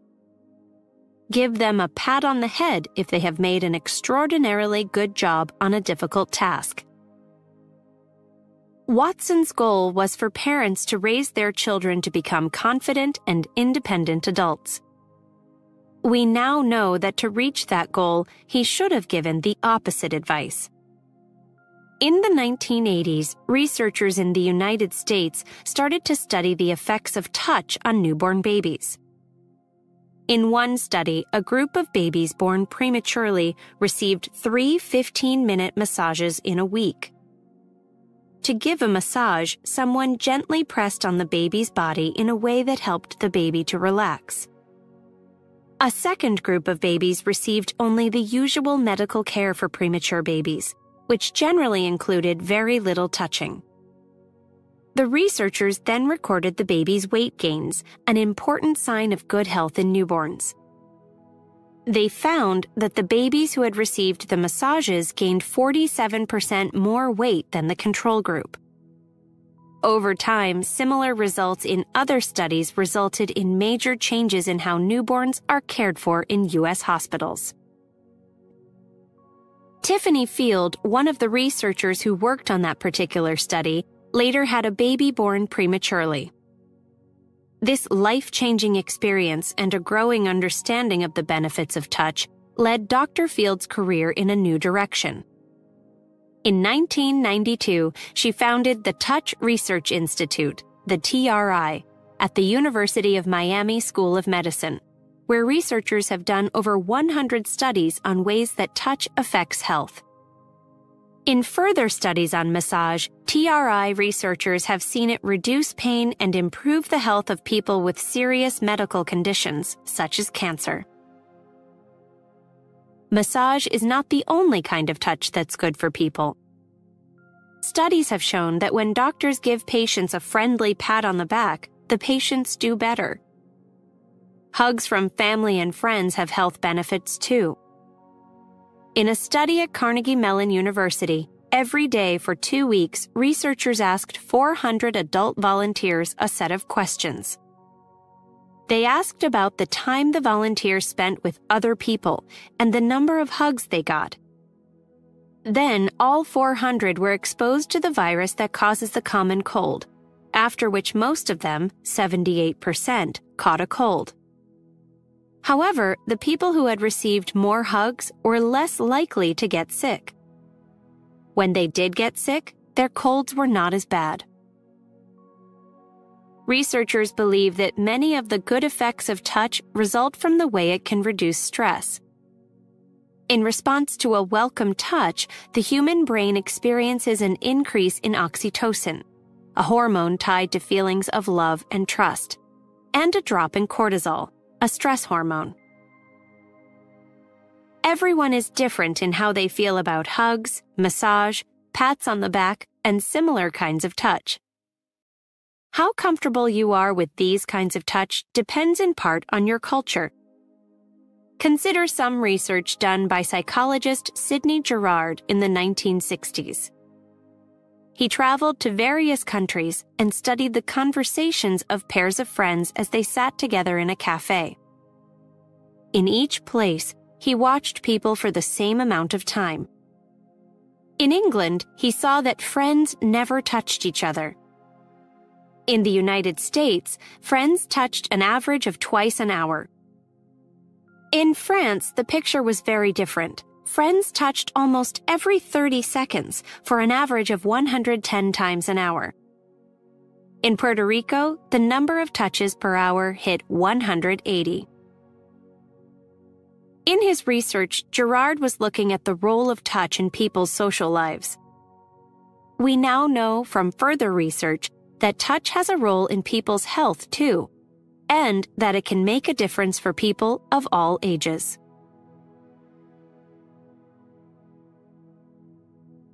Lesson 7, Business. Passage 1. Young Entrepreneurs. The world has always had entrepreneurs, people who come up with an idea and turn it into a business. Today, however, these people seem to be everywhere. They also seem to be getting younger and younger. Some very well-known businesses, such as Facebook and Microsoft, were started by college students, and other businesses have been started by students who were even younger. At age 9, Ashley Qualls learned how to set up a website. At 14, she created a website where girls could get free help to set up websites for themselves. Before long, her site was getting more than 100,000 page views a day. Then Ashley got a call from a business that wanted to put ads on her site and would pay her to do that. She agreed, and from those ads, she earned enough while still in high school to buy her family a house. Cameron Johnson was also 9 when he started his first business. He began with printing party invitations for his parents' friends. By the time he graduated from high school, he had started 3 more businesses and made his first $1 million. What drives young entrepreneurs like these? Ashley Qualls would say that she was just having fun. She might call herself an accidental CEO, someone who ends up at the head of a company without really planning on it. Pierre Omidyar might say the same thing. He created the world-famous eBay, but he says he did not mean to start a business. He was just trying to look good for his girlfriend. Cameron Johnson, on the other hand, knew exactly what he wanted. He grew up reading books about famous businessmen, and he dreamed of making millions. Other young entrepreneurs, like Costanza Ontaneda, dream of making the world a better place. At age 18, while visiting Peru, she met some people who were highly skilled at making clothes but could not make a living at it. Instead, they supported themselves washing dishes or cleaning rooms. Constanza came up with a plan. She would hire them at a fair wage to make clothes that she would design, and she would sell the clothes in the United States. After she opened her store, the Peruvians started earning more in a few weeks at work they enjoyed than they used to make in a year. Young people who start their own businesses may face problems that older people do not. Matt Spain is one example. He started a computer service company at age 15.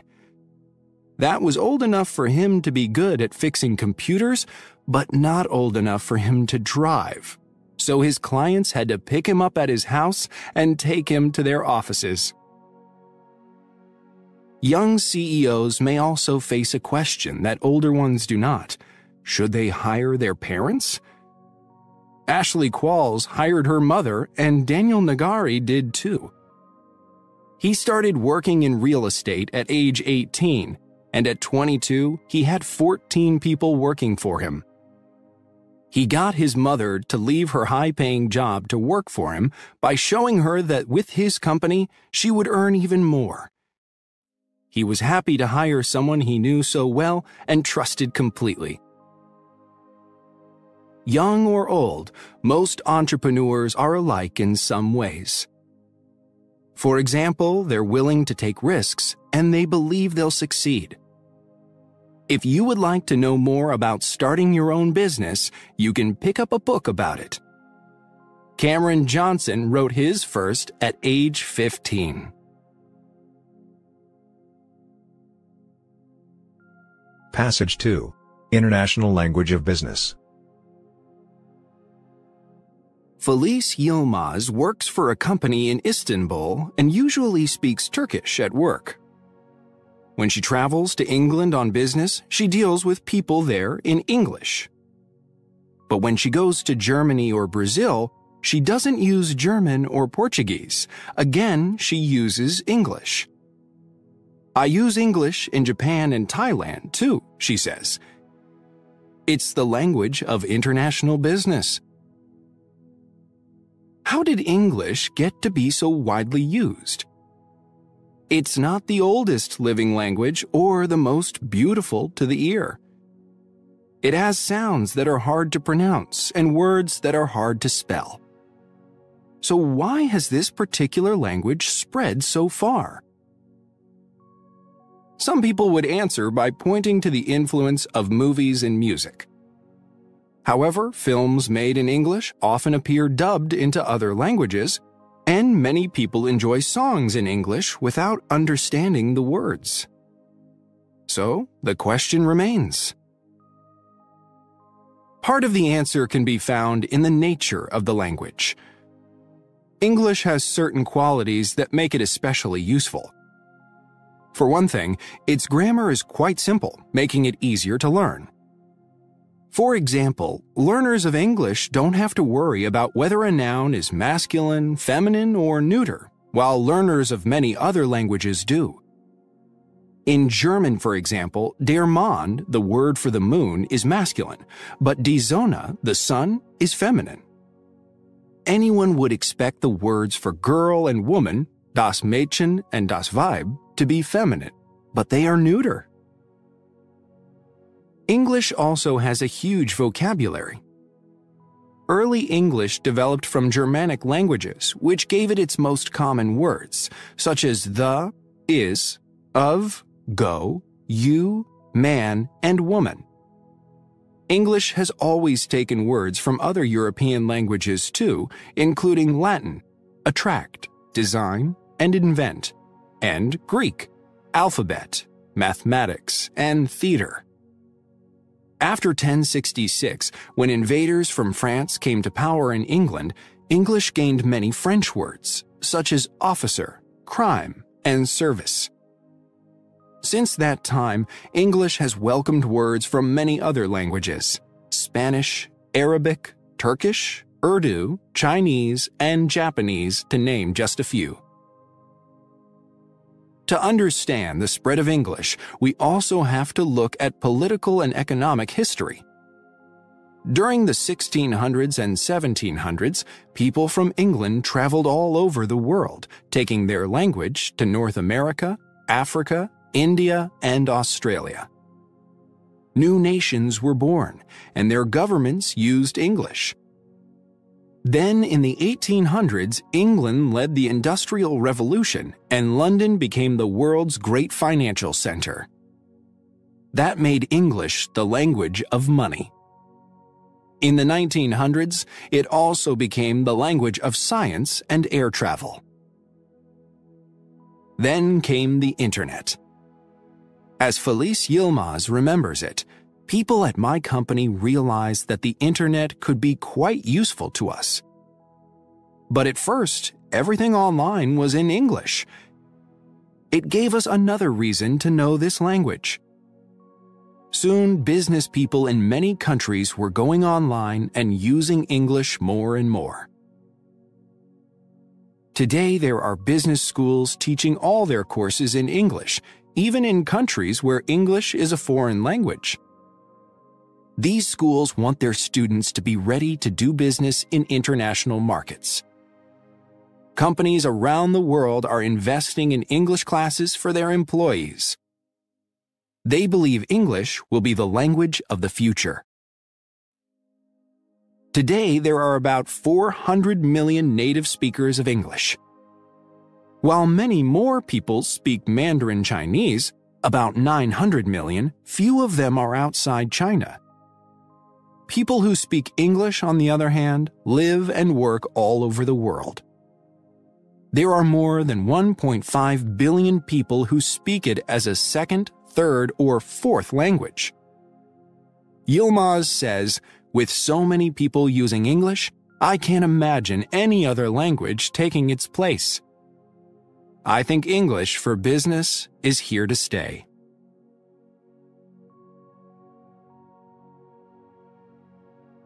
Passage 3. Worker-owned businesses. King Arthur Flour is the oldest flour company in the United States. Its flour is of very high quality. Just ask the people who use it. All across North America, people who care about making fine bread buy King Arthur Flour, and the company even has customers in Switzerland, Japan, China, and Saudi Arabia.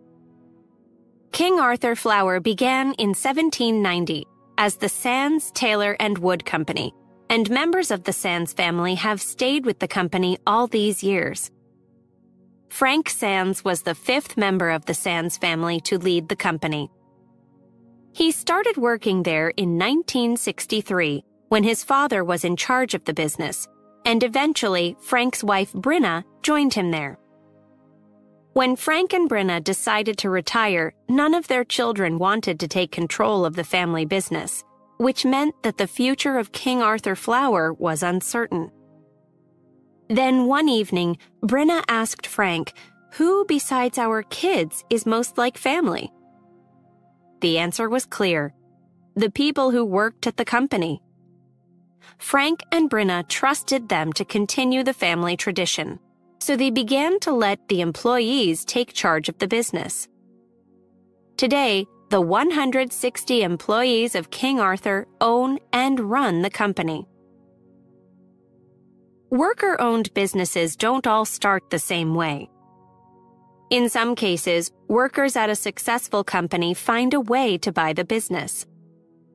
In other cases, a company fails, but the employees react by working as a team to start it up again.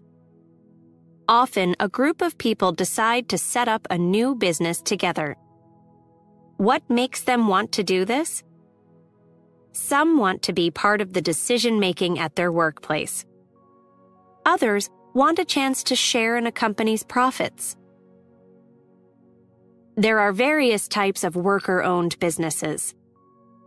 Some of them make a product, like flour, and others provide a service, such as healthcare or cleaning offices.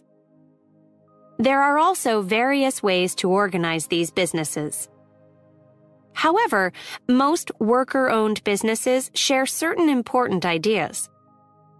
One idea is that all the workers, not just the people in charge, should have the chance to be owners. A second is that all financial information about the company should be shared openly with the workers. A third is that the workers should have the right to vote on business decisions. Then they have real control. The worker owners at King Arthur believe in these ideas. They are proud to call King Arthur an employee-owned, open-book, team-managed company. Here are the stories of how 2 more such companies began.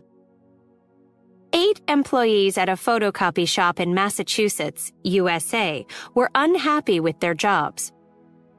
Working conditions were terrible and the pay was low, says one of the 8. Plus, we had no job security. The manager could get rid of any one of us at any time for any reason. We ran the shop for the owners, and we started to ask, why can't we do it for ourselves? So they went into business together and started Collective Copies. 33 years later, they have 2 shops. One afternoon a month, they close their doors to meet and make business decisions. In Como, Puerto Rico, there weren't many jobs for young people. Miriam Rodriguez, who lived in Como, wanted to do something about it. She organized a committee to work on the problem, and the result of their efforts was a furniture business, Las Flores Metalarte. The business now has more than 150 worker owners producing tables, chairs, kitchen cabinets, and so on. The success of the company has led to other new businesses in the town, including a sandwich shop and a child care center. Worker-owned businesses are not unique to the United States, and their effects are not limited to the worker owners themselves. According to a study in Italy, worker-owned businesses are good for their communities. They lead to a higher quality of life. The researchers who did the study looked at things like healthcare, education, and social activities in many Italian towns. They also considered problems in the towns, such as crime. They found that towns with more worker-owned businesses were better places to live in almost every way.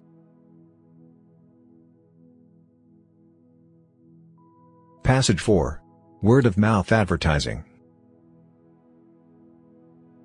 Whether you want to or not, you probably see and hear ads every day. Ads are all around us and have been for a very long time. They have even been found painted on walls in the ruins of Pompeii and ancient Egypt. Advertising has come a long way since then, but it's still all about getting people's attention. Back when few people could read, ads usually took the form of pictures. A sign for a shoemaker might have a picture of a boot, and a sign for a baker might show a loaf of bread. Street callers were a common form of advertising too. They were hired to announce in a loud voice what was for sale, where to find it, and how good it was. As in, get your fresh fish right here, right now, the best in town. In developing countries, some businesses still use street callers, and this form of advertising probably doesn't cost them very much. In other parts of the world, advertising has become much more sophisticated, and it costs a great deal.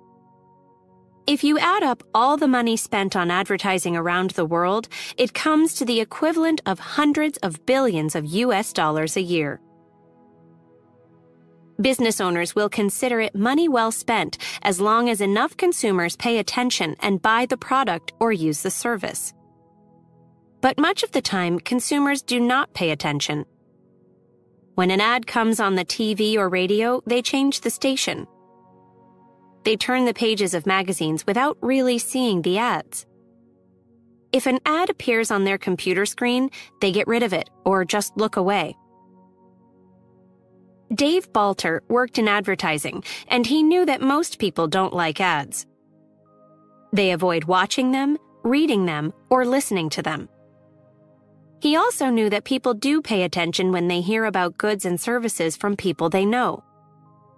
So he said to himself, if no one pays attention to advertising, but they do pay attention to the opinions of their friends and family, let's focus our attention there.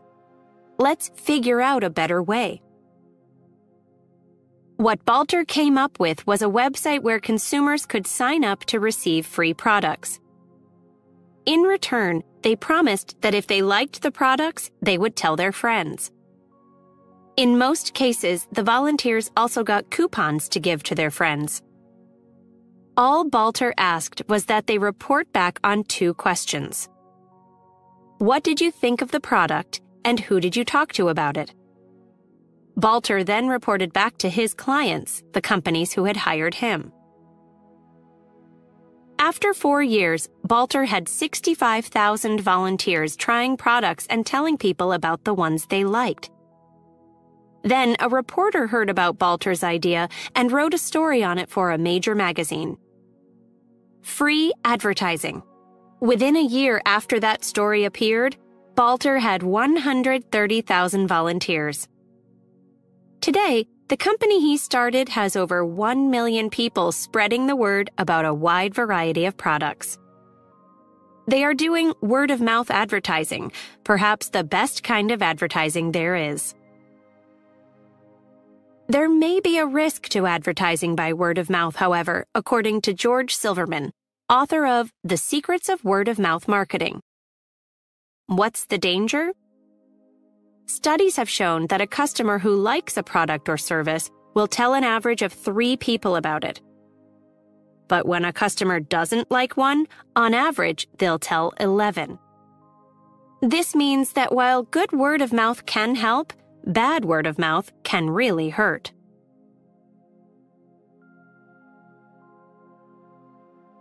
Lesson 8, The Environment. Passage 1. Pollution from 2-stroke engines. Mary Jane Ortega, the mayor of San Fernando City in the Philippines, knew that her city was choking. The cause? Air pollution, especially pollution from 2- and 3-wheeled vehicles like scooters, motorcycles, and tuk-tuks. The World Health Organization estimates that air pollution kills 2 million people a year. While big vehicles often get the blame for it, much of the blame in Asia really belongs to the little guys. Small vehicles with two-stroke engines put out huge amounts of dangerous gases and oily black smoke. Cars with their bigger four-stroke engines are actually cleaner and do less harm to the environment. In fact, one two-stroke engine vehicle can produce as much pollution as 50 cars. Mayor Ortega thought that the solution was to get rid of the two strokes. She offered interest-free loans to help people pay for new vehicles with four-stroke engines. Within 3 years, there were 400 of them on the streets of San Fernando. But there were still more than 800 of the two-strokes. Even with a loan, the change to a four-stroke was just too expensive for many people. Two-stroke engines are lighter and simpler, so they are less expensive to buy and maintain. Another problem was that the people who did change to a four-stroke were selling their old two-stroke to someone else in the city. The loans had led to no decrease in either the number of two-strokes or the amount of pollution. San Fernando needed another solution, and it had to be cheap. Meanwhile, in Colorado, USA, a team of college students were trying to win a competition. They were developing a clean two-stroke engine snowmobile for use in Yellowstone National Park. The team built a winning snowmobile that led to the startup of a nonprofit business, EnviroFit. Using technology developed for the snowmobile, EnviroFit came up with a way to retrofit two-stroke engines. Retrofit means to improve a machine by putting new and better parts in it, after it is already made. The company designed a retrofit kit, a set of parts and tools for people to use on their own two-stroke engines. Using the kit could both reduce the pollutants in the exhaust and help the engine make better use of fuel. The company sent kits to the Philippines to be tested by 13 taxi drivers. Each driver had a 3-wheeled motorbike with a sidecar for passengers. After 8 months, the results were great. Using the kits had cut both pollution by more than 70% and the waste of gas and oil. Saving money on fuel turned the taxi drivers into believers. They found that using the kit could mean increasing their income by as much as 1/3. Right away, they started to spread the word among other drivers. Rolando Santiago, president of a taxi drivers organization, was one of the first drivers to retrofit his engine. He says, "After 6 months of using the kit, my extra income helped me save for a matching house grant.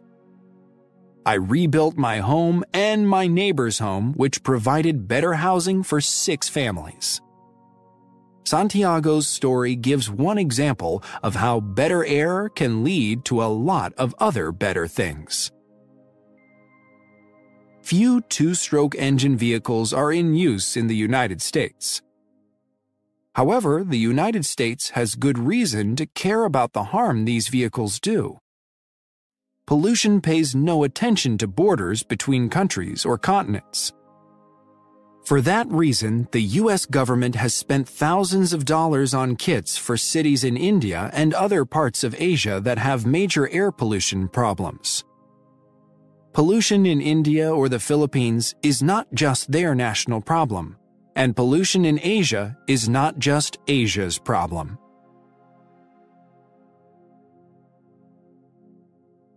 Passage 2.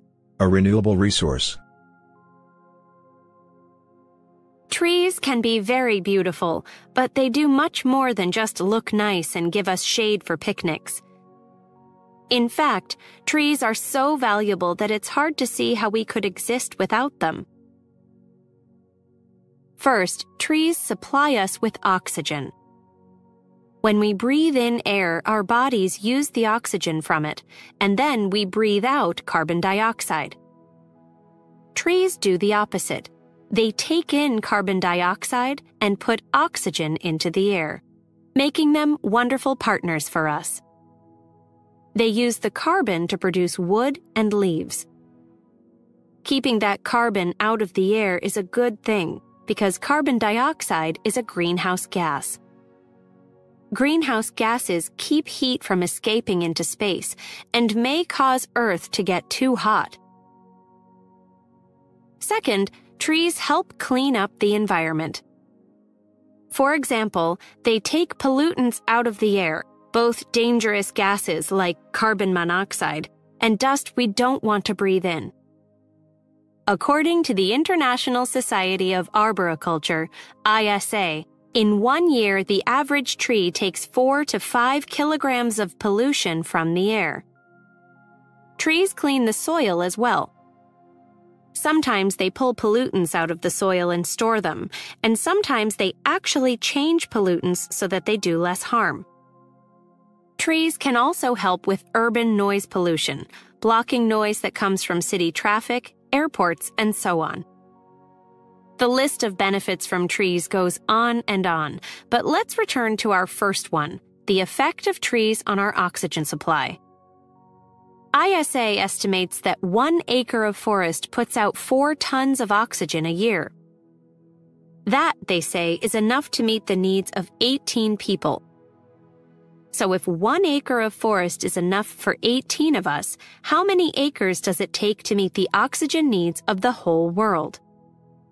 And is the number of trees keeping up with the population as it grows each year? Ecology professor Nalini Nadkarni wondered about this, so she looked into how many trees there are in the world. She knew that scientists had estimated the number of trees by looking at photos of Earth taken by satellites. As of 2005, that estimate was about 400 billion trees. Nadkarni then wondered how many trees that meant per person. To get an answer, she divided the number of trees by the world's population at that time, and she found that there were 61 trees per person. Was that good news or bad?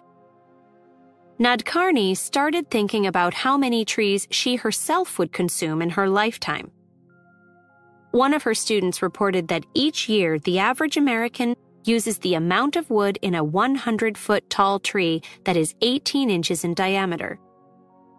Nadkarni thought about all the things she uses that are made from wood or from other tree-based products such as rubber, like newspapers, magazines, movie tickets, birthday cards, pencils, ink, rubber boots, furniture, wooden chopsticks. Chopsticks? Nadkarni herself probably does not use a great number of those. However, she learned that every year the Japanese throw away over 20 billion pairs of them. These chopsticks, called warabashi, little quick ones, are made of wood that comes from Vietnam, Malaysia, Thailand, the United States, and Canada. The Chinese throw away even more of them, 450 billion pair a year. That equals about 25 million trees every year. Nadkarni does not tell this story to make chopstick users or anyone else feel bad. She says, "I don't want people to feel guilty about their relationships with trees and say, 'Oh, I can never touch another tree-created product again.' She does want people to feel grateful that trees are such a wonderful resource, and to understand that trees are a renewable resource. We can plant more." In 2007, a 9-year-old boy in Germany decided to do that. Felix Finkbeiner wanted to follow the example of Wangari Maathai of Kenya. She was responsible for getting 30 million trees planted in Africa over 30 years. So he started Plant for the Planet. Since then, children around the world have gotten involved with this organization and planted billions of trees. According to a study completed in 2015, people are planting about 5 billion trees a year. The same study also provided a more accurate tree count. We actually have more than 3 trillion trees on Earth, more than 7 times as many as the earlier estimate. Both facts are very encouraging, aren't they? However, the same study provided some troubling facts.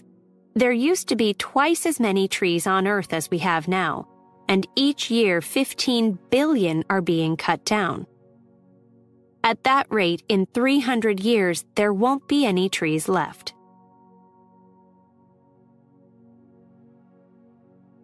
Passage 3.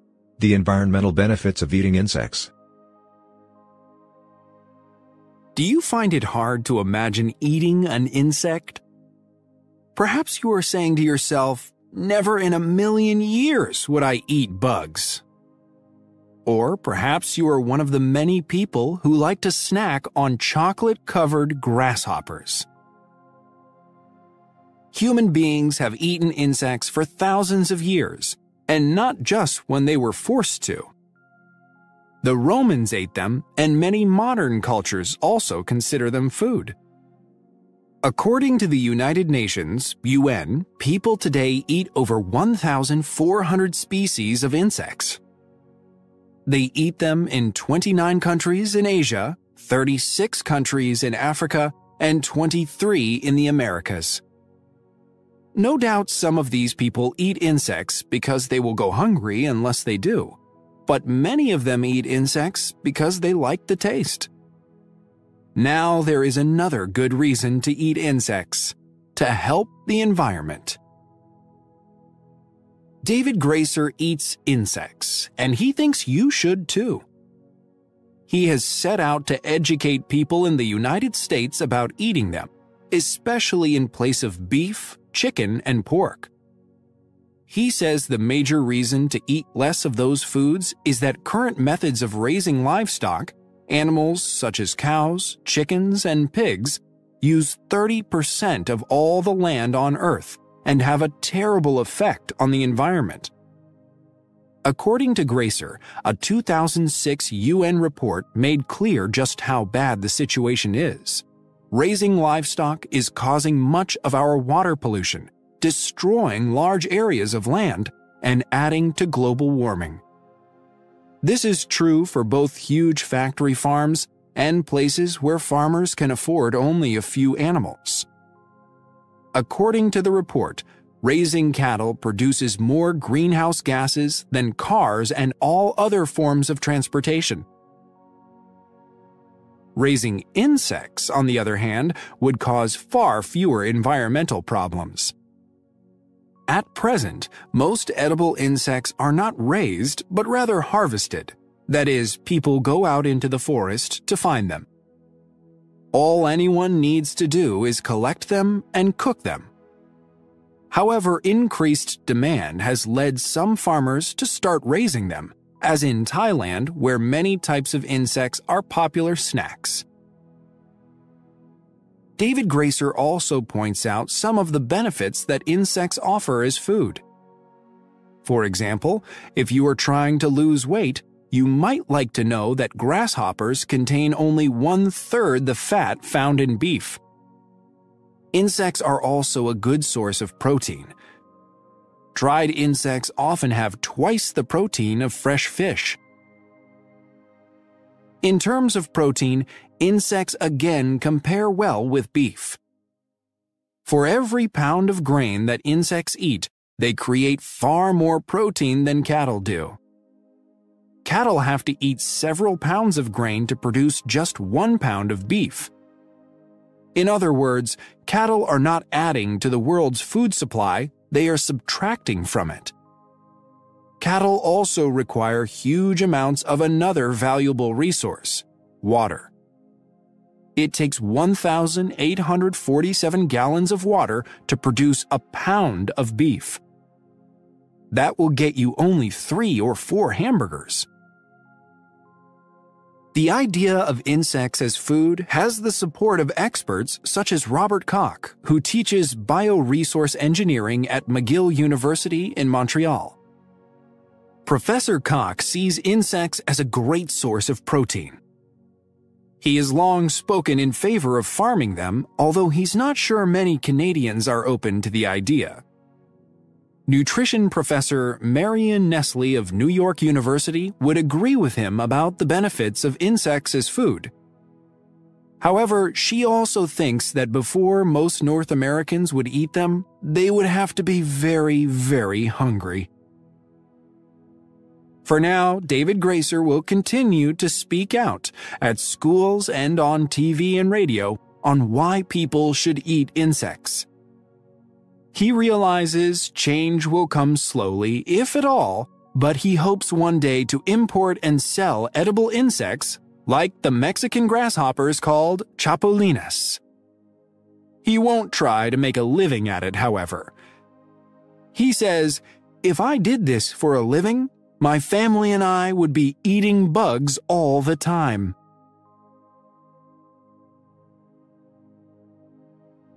Passage 4. How do people depend on bees? Have you ever watched a bee at work on a flower? It wastes no time as it packs pollen onto its back legs to carry off to the hive. On their travels, bees carry pollen from flower to flower, pollinating the plants, a process which allows the plants to produce fruit. The bee and the plant are partners in this process, each essential to the other and to us.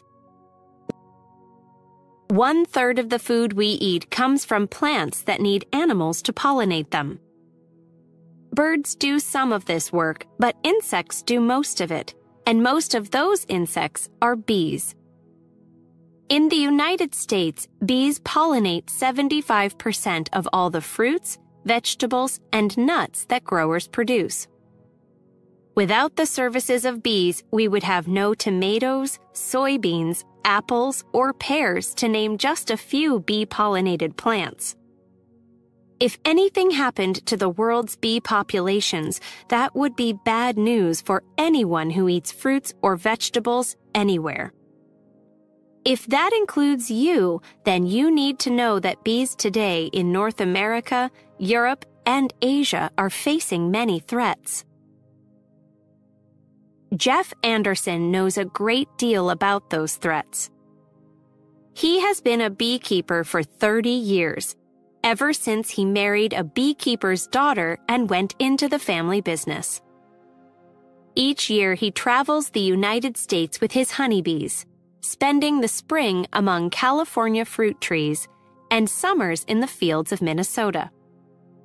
He's continuing a long tradition of beekeepers who move their hives with the seasons so their bees can hunt for new sources of pollen.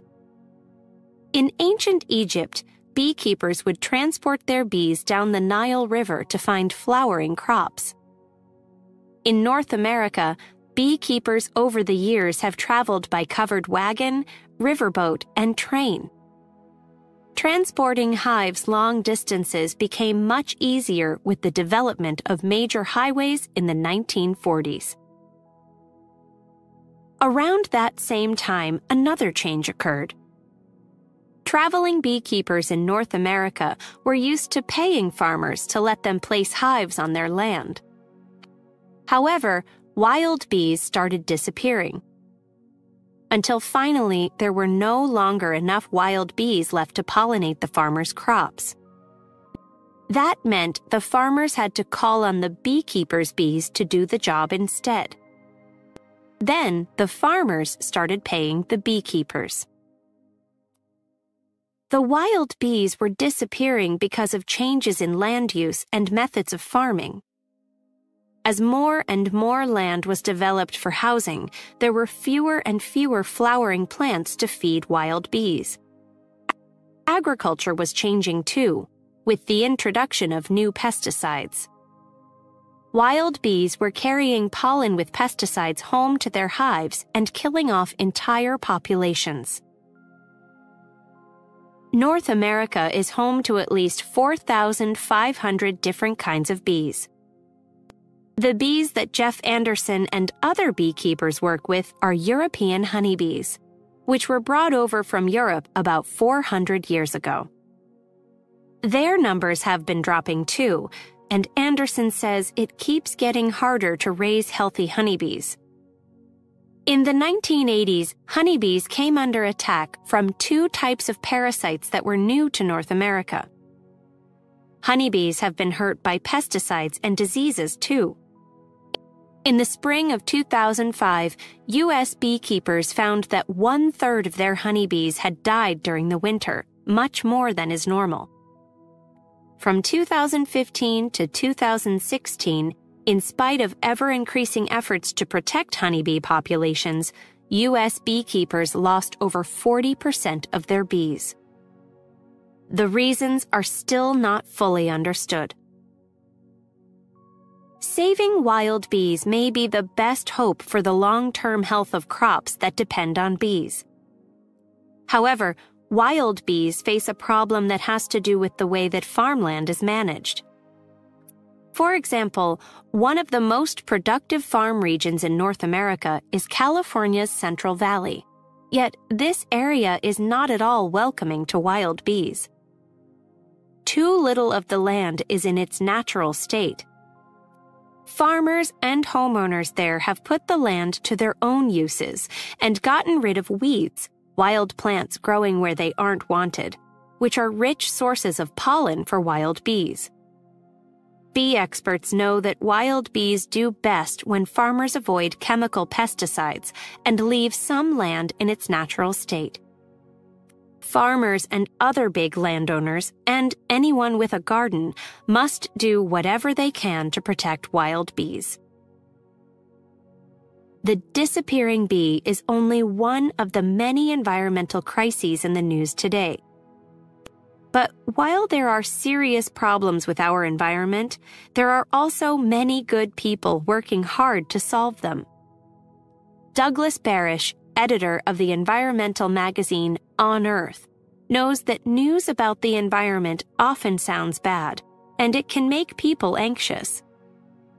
Yet, he is not anxious. Why not? Experience tells him that within each problem lies its solution. He is always meeting people who, when they see something broken, immediately see an opportunity. They see a chance to fix something and make it better, whether it's a motor to be improved or a forest to be restored. In the case of the honeybee, perhaps there are laws that need to be changed. One thing is clear. We'll have to figure out how to save the bees' way of life if we want to save our own.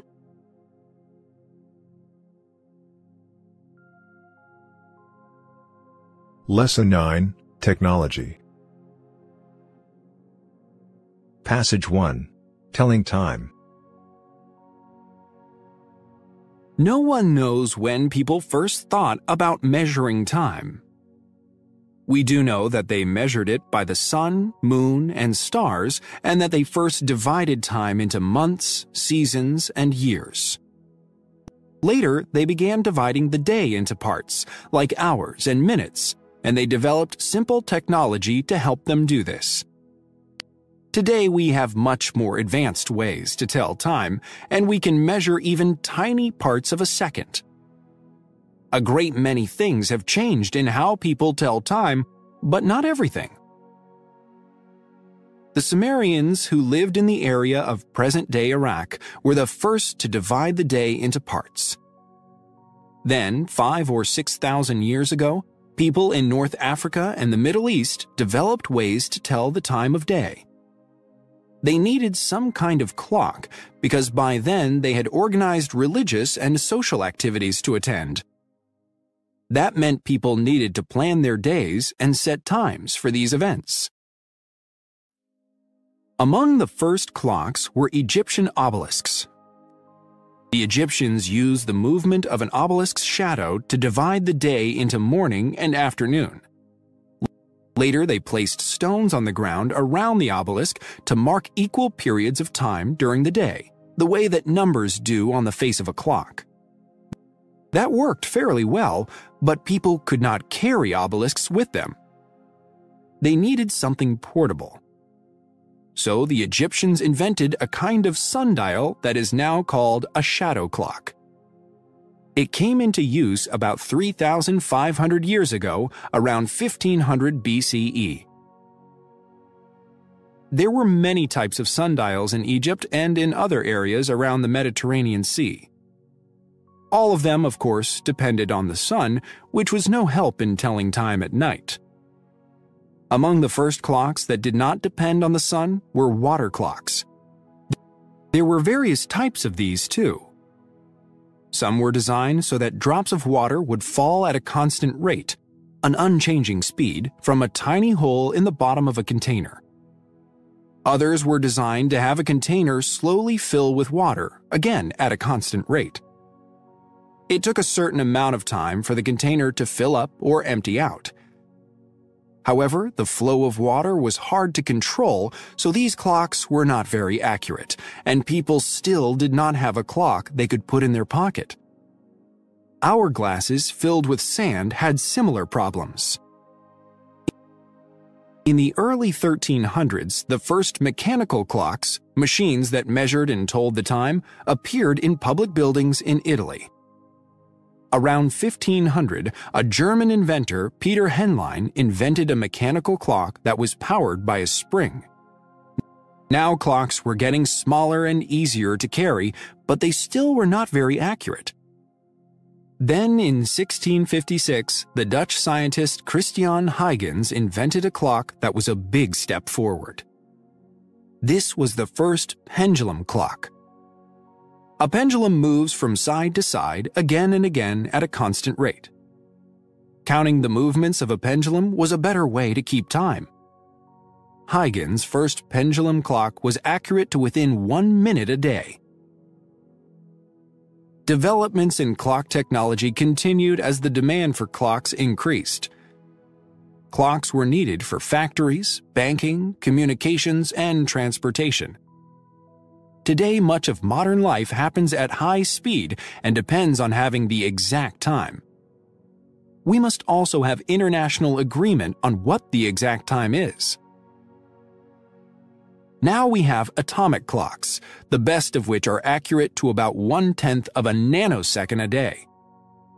But even with these high-tech clocks, we still measure a year by the time it takes the Earth to go around the sun, just as people did long, long ago. We say that it takes the Earth 365 days for a trip around the sun, but that is not exactly true. A year is actually a little longer, 365.242 days, or 365 days and almost 6 hours. So we generally add a day, February 29th, every 4th year, and we call those years leap years. However, this creates another problem. The extra hours in 4 years actually add up to less than 1 day, so adding a day every 4th year would give us too many days. So when a year ends in 00, like 1800, 1900, or 2000, for example, we don't always make it a leap year. We do it only when we can evenly divide the year by 400, as in 1600 and 2000. Remember that when you set your watch for the year 2100.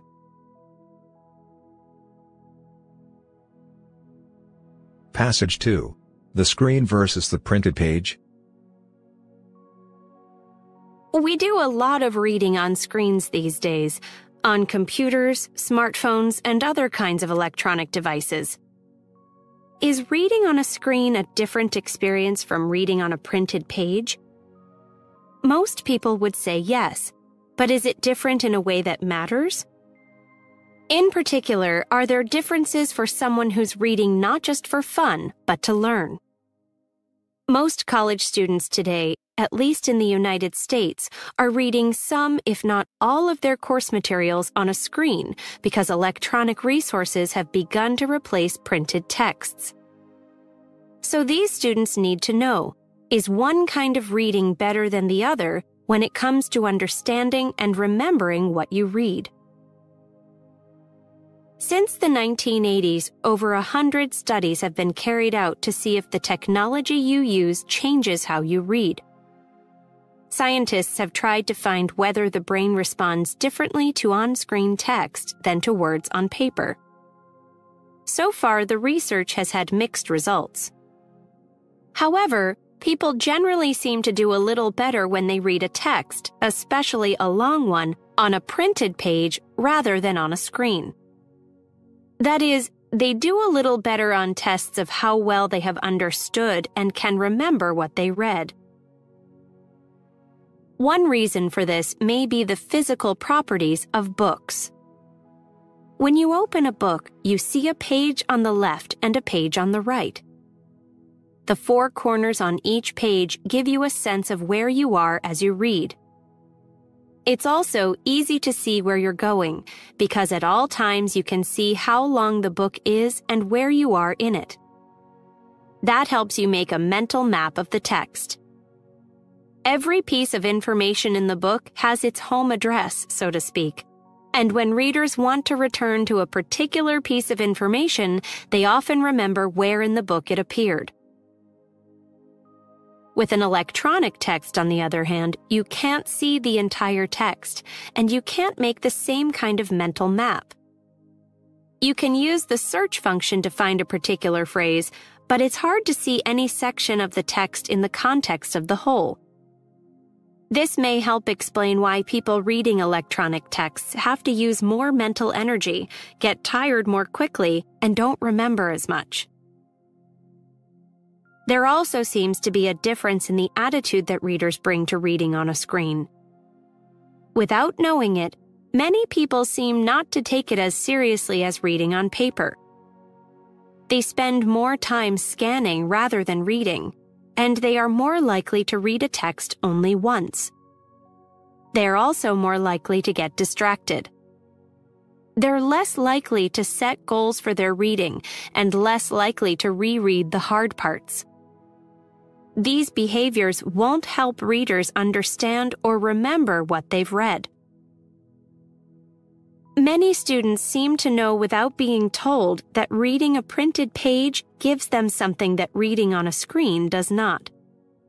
Studies have shown that many students print out electronic texts when they really need to understand them well. This practice may change as technology improves.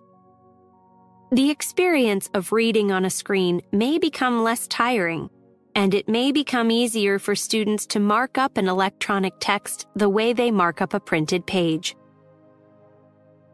However, you don't need to wait for technology to improve. You can go ahead and change the things that are within your control, your attitudes and behaviors. Start by giving on-screen text the attention it deserves if you are reading to learn. To better understand and remember what you read, plan to reread the text, especially the difficult parts. Avoid getting distracted while you're reading, and don't multitask. Do more than one thing at the same time. As you read, ask yourself questions about what you're learning. Take notes while you read and after you finish. These are tips that apply to any kind of reading, on paper as well as on a screen, whenever you're reading to learn.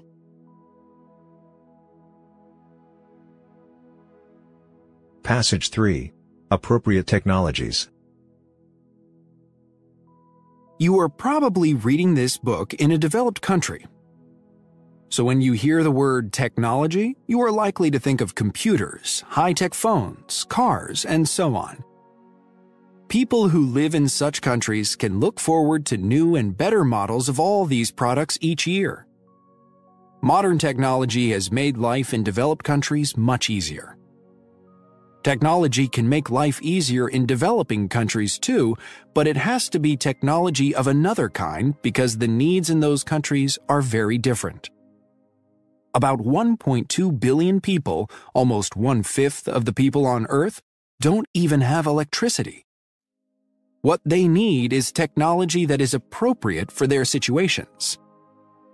That is, they need technology that will help them meet basic needs for food, water, clothes, housing, health services, and ways to make a living.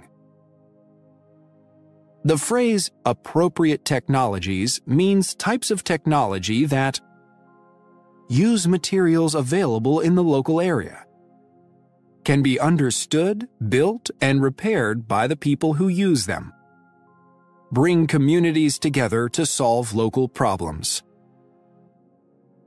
Some appropriate technologies are beautifully simple. For example, a project in Sri Lanka is using sunlight to make drinking water safe.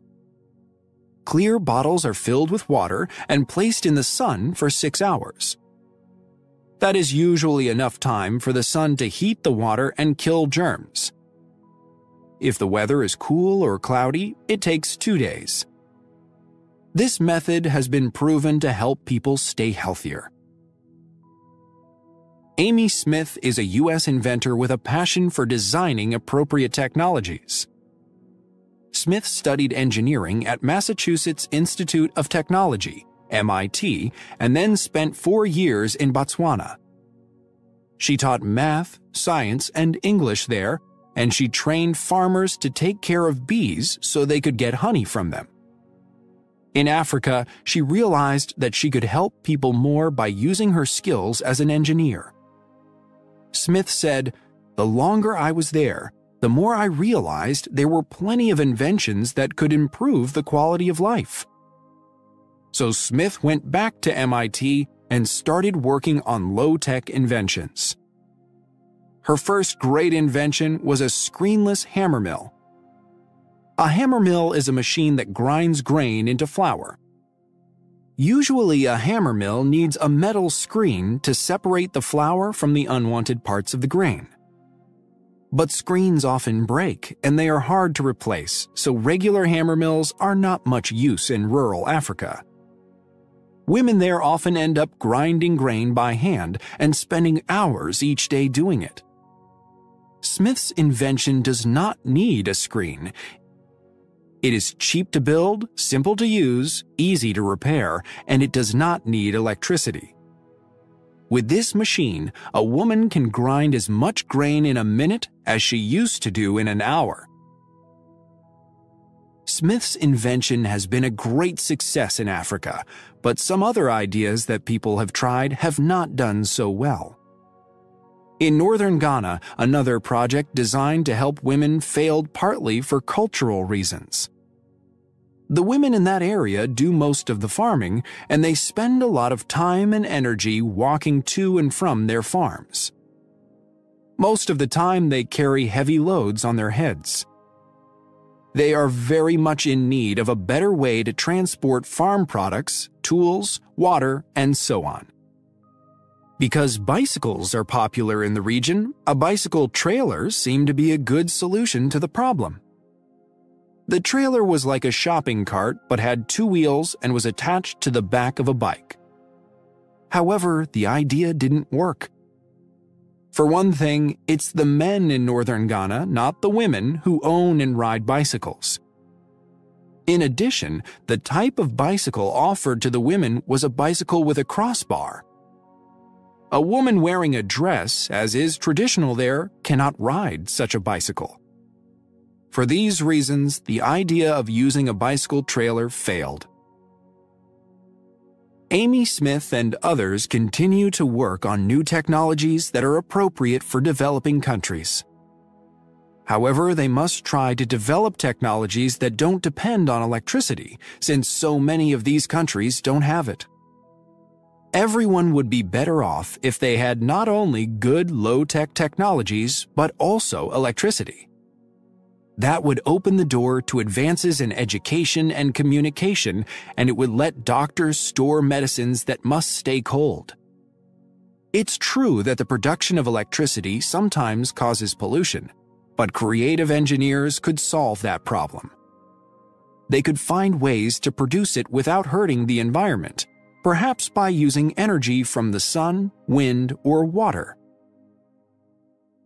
Of course, the problems of developing nations cannot all be solved by thinkers like Amy Smith, but many can. As she says, technology isn't the only solution, but it can certainly be part of the solution.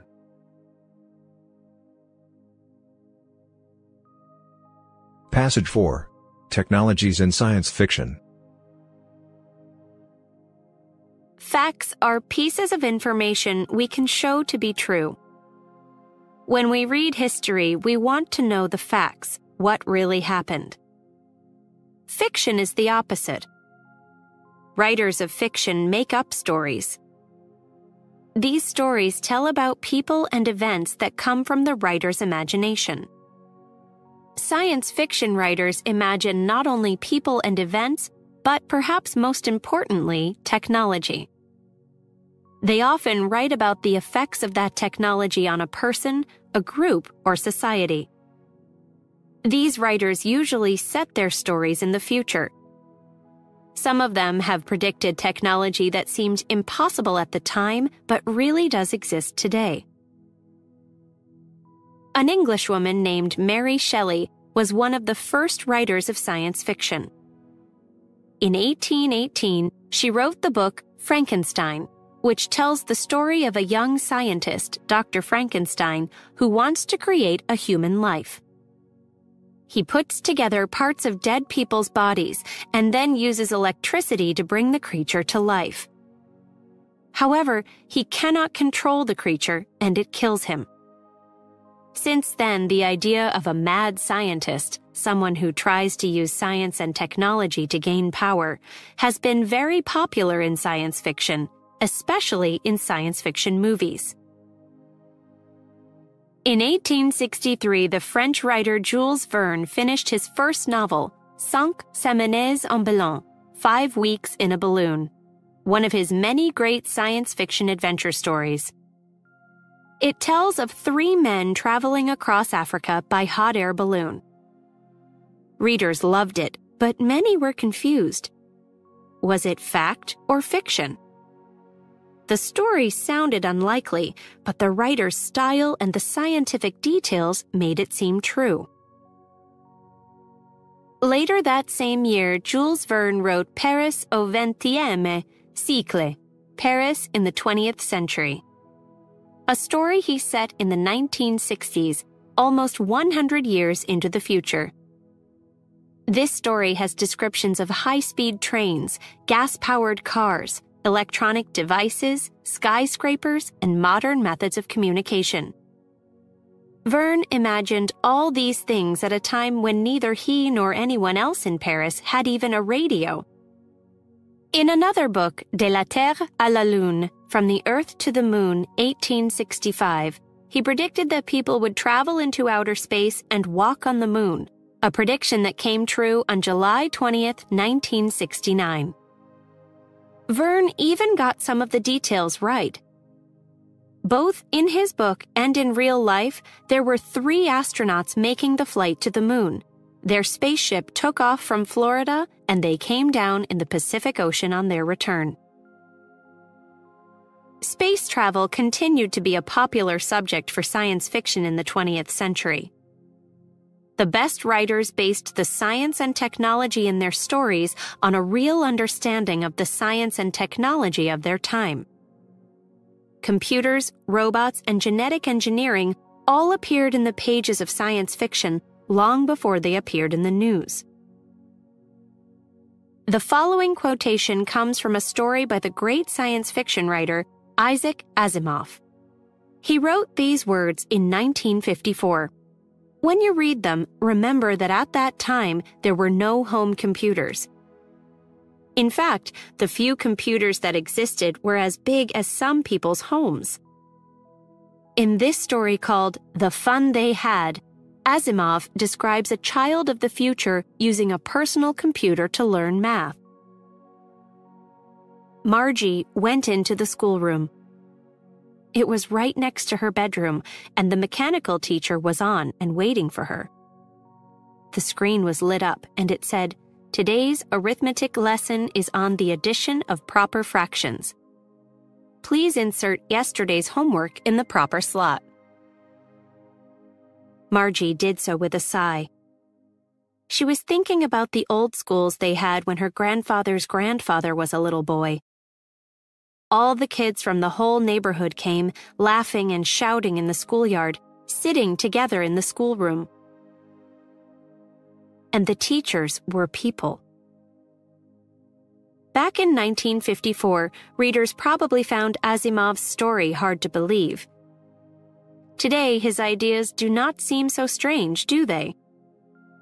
Asimov, Jules Verne, and others made some accurate predictions.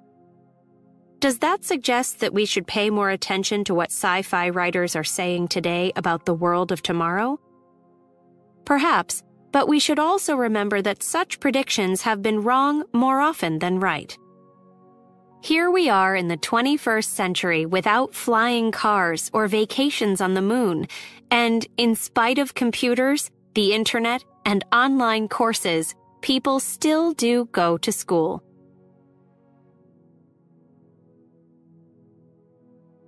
Lesson 10, Economics. Passage 1. Basics of Economics. What do you think of when you hear the word economics? Perhaps the front page of a newspaper where you might see stories about employment or interest rates or a national debt on the rise. Many people find that such stories use terms they don't understand. They find economics confusing, yet they feel they need to know something about it. We all do. After all, economics is about us. In the words of Canadian economist Jim Stanford, economics is about who does what, who gets what, and what they do with it. When we talk about economics, we are talking about ourselves as workers, consumers, savers, and investors. The results of our individual and collective decisions in those roles make up the economy.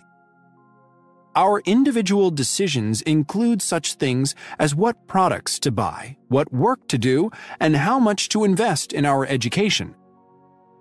To get the things we need and want, we need to use our resources, our money, time, and skills, and those resources are limited.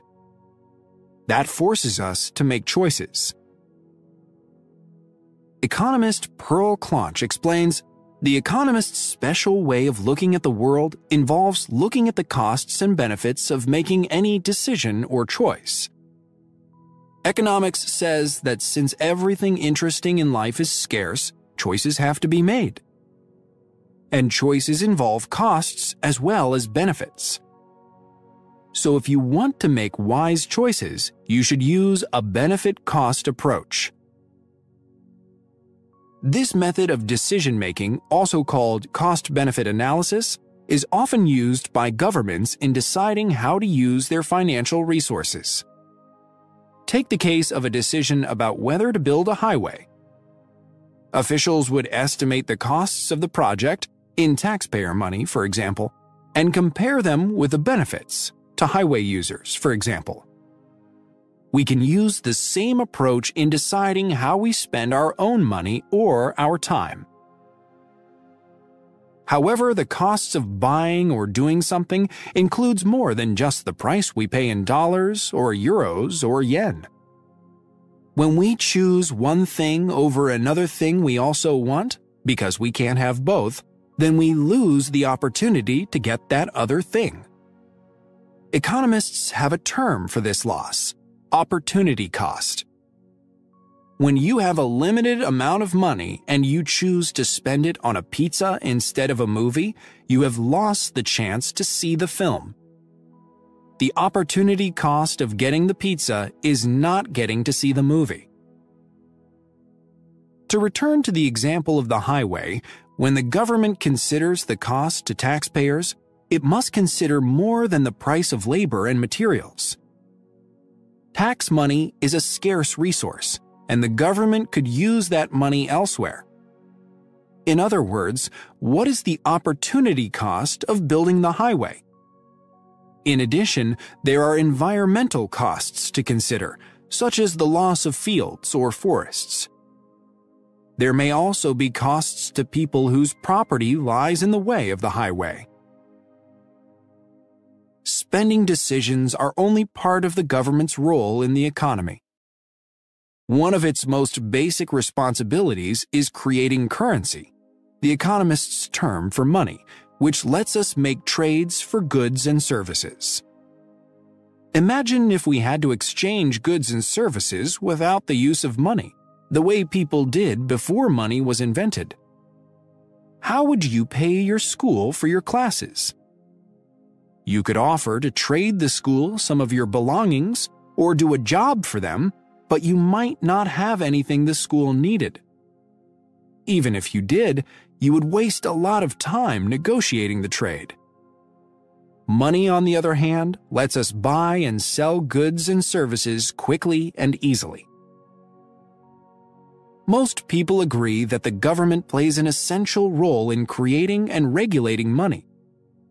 However, other parts of its role in the economy lead to much disagreement.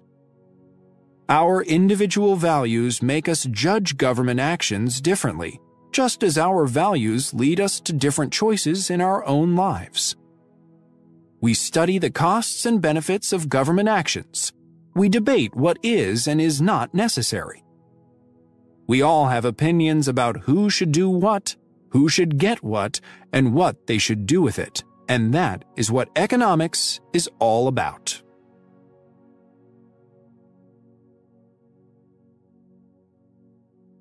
Passage 2. Supply and demand.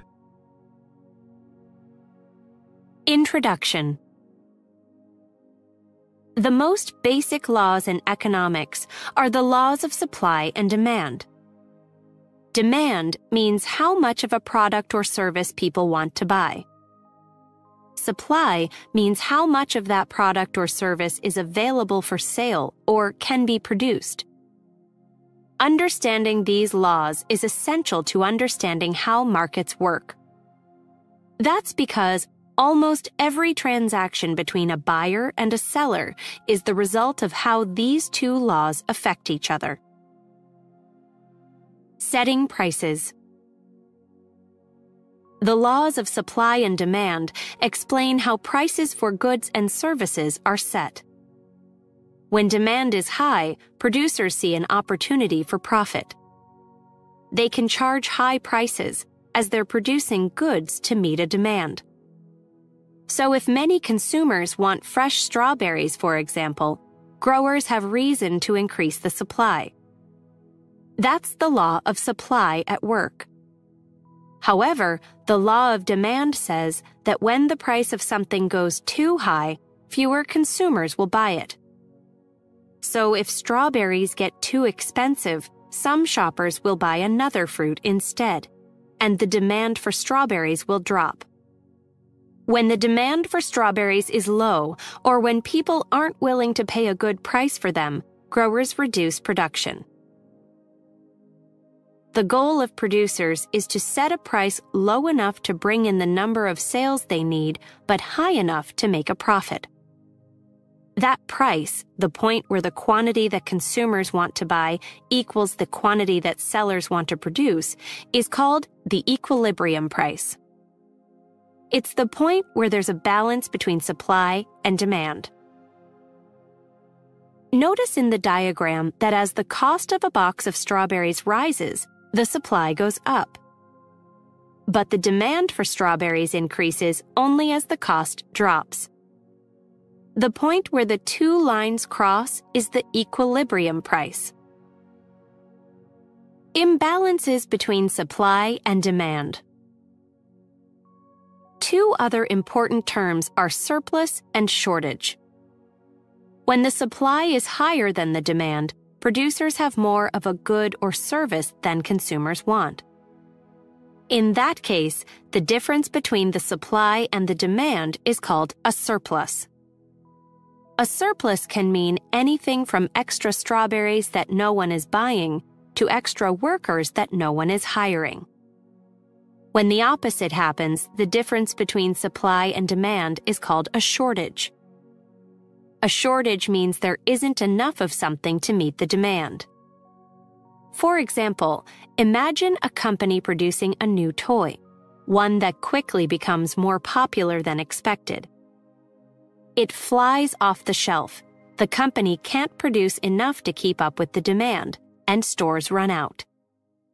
The result is a shortage of the toy and some unhappy children.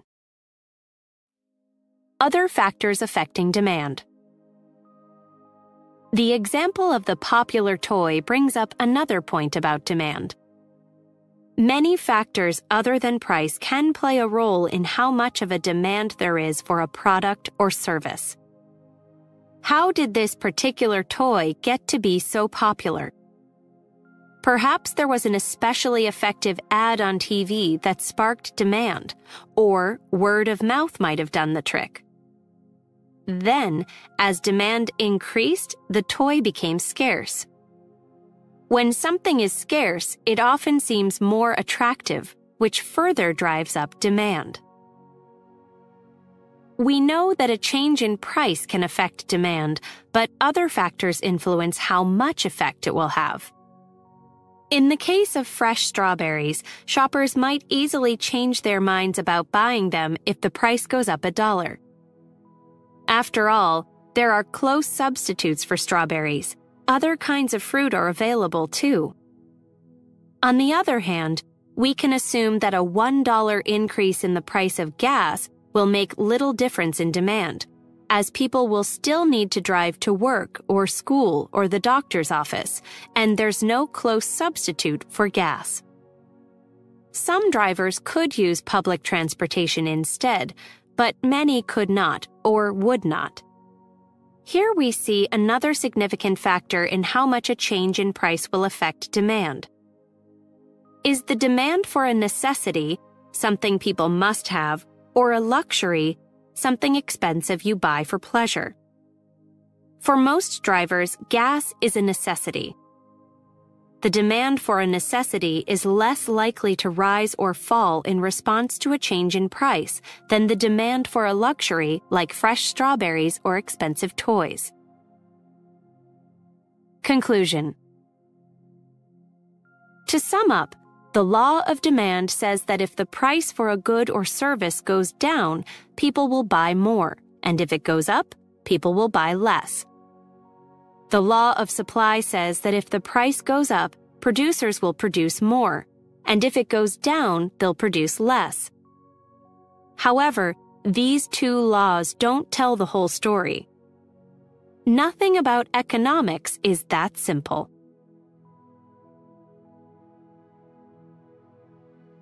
Passage 3. Behavioral Economics. An economist set up a table in a public place. Then he offered people walking by a choice of 2 chocolates. One was a gourmet chocolate that he had priced at 15 cents, while the other was a smaller, more ordinary chocolate priced at just a penny. More than 70% of the people who stopped at the table preferred the higher quality chocolate. Even though it cost 14 cents more, they were willing to pay the extra money for it. Then the economist dropped both prices by a penny, so the gourmet chocolate cost 14 cents and the other one was free. All of a sudden, the numbers were reversed. Only 31% of the people who stopped would pay the 14 cents for the better quality chocolate. The other 69% went for the smaller, more ordinary one, the free one. Question: why does the thought of getting something for free have such a strong effect on people's choices? The same economist secretly visited some dormitories at the U.S. university where he teaches, leaving a 6-pack of soda in each of several shared refrigerators. In most cases, the sodas were gone within 3 days. The students had helped themselves. Then the economist returned, but this time, instead of a 6-pack of sodas, he left a plate with 6 $1 bills. 3 days later, all the money was still there. Question: What made students decide it was fine to take a $1 soda but not a $1 bill? The economist and a team of researchers carried out a test that involved giving volunteers electric shocks. After one set of shocks, the volunteers got a pill that was supposed to make them feel less pain. They also got one of 2 brochures about the pill. Some of the volunteers read in their brochure that the pill they got was expensive, while others read that their pill had been marked down to only 10 cents. There was no actual pain reliever in any of the pills. Nevertheless, after taking the pills, when the volunteers went through another set of shocks, most of them reported feeling less pain. Of the people who got the high-priced medicine, almost everyone said that it helped. Of the people who got the cheap medicine, only half said that it did. Question: why do people believe that a higher-priced pain reliever works better? For answers to these questions, read the work of Dan Ariely, the economist who handed out the chocolates and fake pills and made the secret visits to those college dorms. Ariely is a professor of behavioral economics, a fairly new area of economics that has to do with economic decisions. He studies the behavior of consumers, borrowers, and investors. According to the teachings of traditional economics, when people make economic decisions, they act in their own best interests. That is, most economists assume that people are sensible and will make the choices that do them the most good. What behavioral economists are finding, however, is that this is frequently not true. People often make poor economic choices. Emotions get in the way of calculations, and people often repeat the same mistakes. Ariely calls people predictably irrational because their decisions often don't make sense, and because he can predict the mistakes they will make. One thing that influences people's decision-making is the way that a choice is presented to them. According to Ariely, most people don't know what they want until they see it in context. When faced with certain choices, presented in certain ways, for example by smart salespeople, people don't see the choices as they really are, and they're likely to make poor decisions. Ariely hopes that as people learn more about when, where, and why they make poor decisions, they will understand themselves better.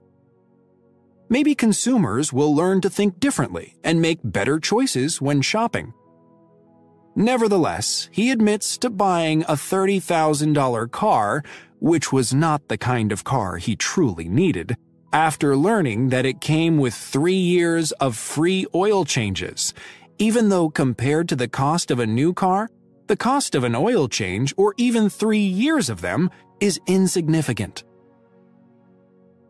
Question: is Professor Ariely as predictably irrational as the rest of us?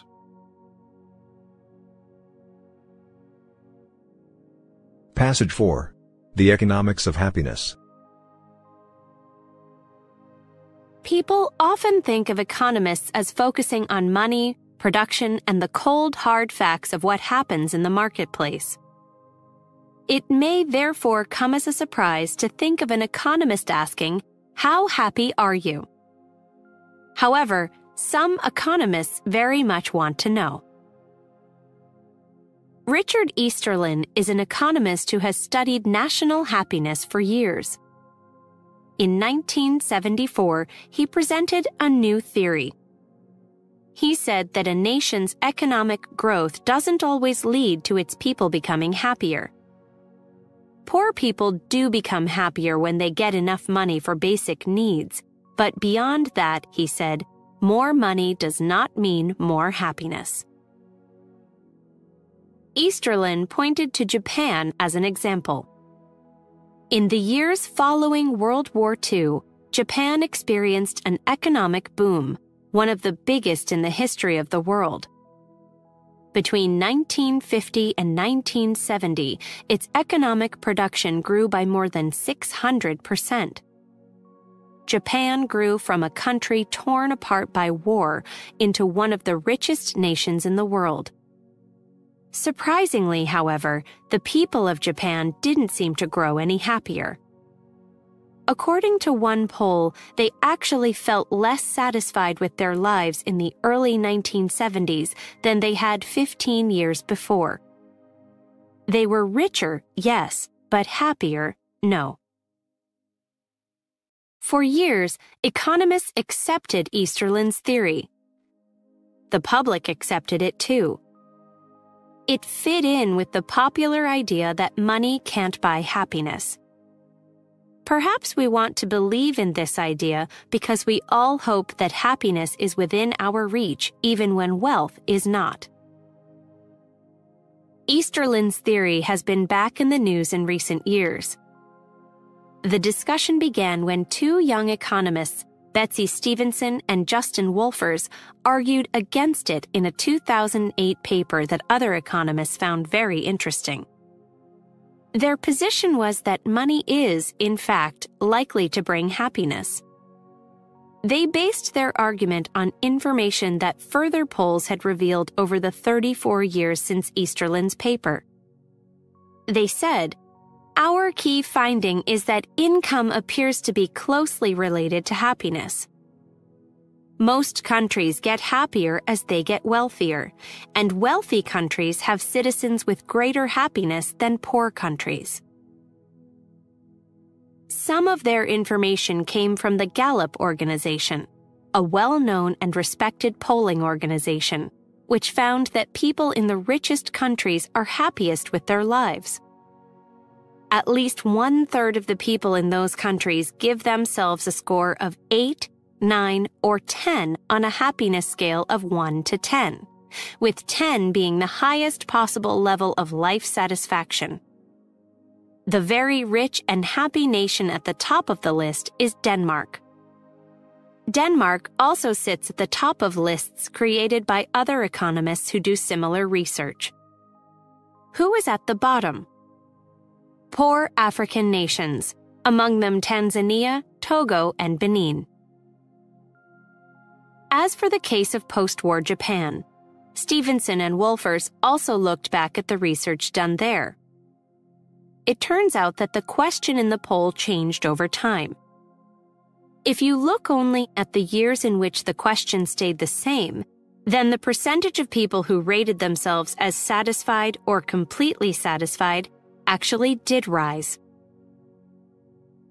The central idea, then, is that the economic growth of a nation does generally lead to more happiness for its citizens.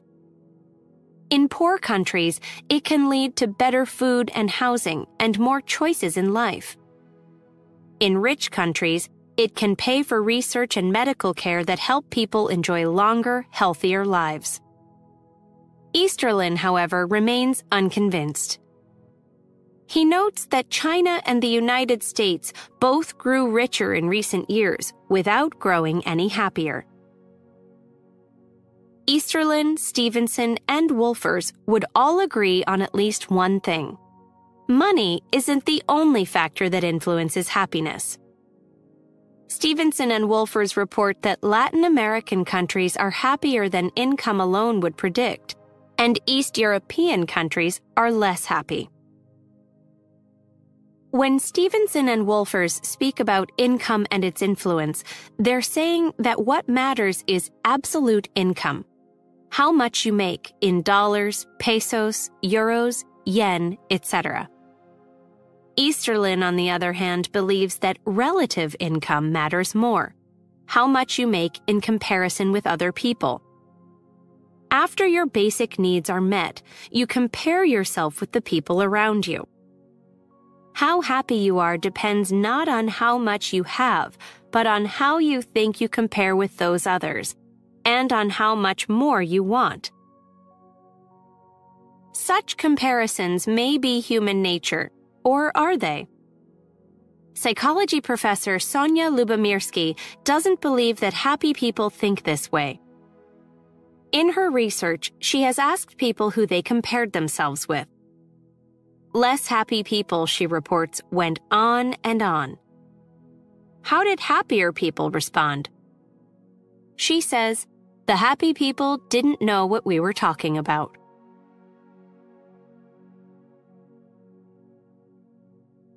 Part C, Advanced Level. Lesson 11, Arts. Passage 1, Anime. Anime is a special style of Japanese animation. You can immediately see the difference between anime and other styles of animation. This is because of the high quality of the artwork and the style of anime, such as characters with large childlike eyes. In addition, you will see that anime is strongly influenced by Asian and especially Japanese religious and cultural traditions. Specifically, in anime you can see the influences of Shinto, a Japanese religion, Zen Buddhism, another religious tradition that is practiced throughout Asia, and the martial arts, such as karate and judo, that have been an important part of Japanese culture for a very long time. You could say that anime provides a window into Japanese culture. Anime is closely related to Japanese-style comic books, which are called manga. Many anime television shows and videos got their start as popular manga. Just as anime is different from American animated films and television shows, manga are quite different from American comic books. Manga usually include fewer words, but more complex drawings than American comic books. Such complex drawings can tell the stories themselves without very many words. Manga are also much more popular among adults in Japan than comic books are in the United States. In fact, manga is a multi-billion-dollar business in Japan, and more than 1/2 of all printed material sold there is manga.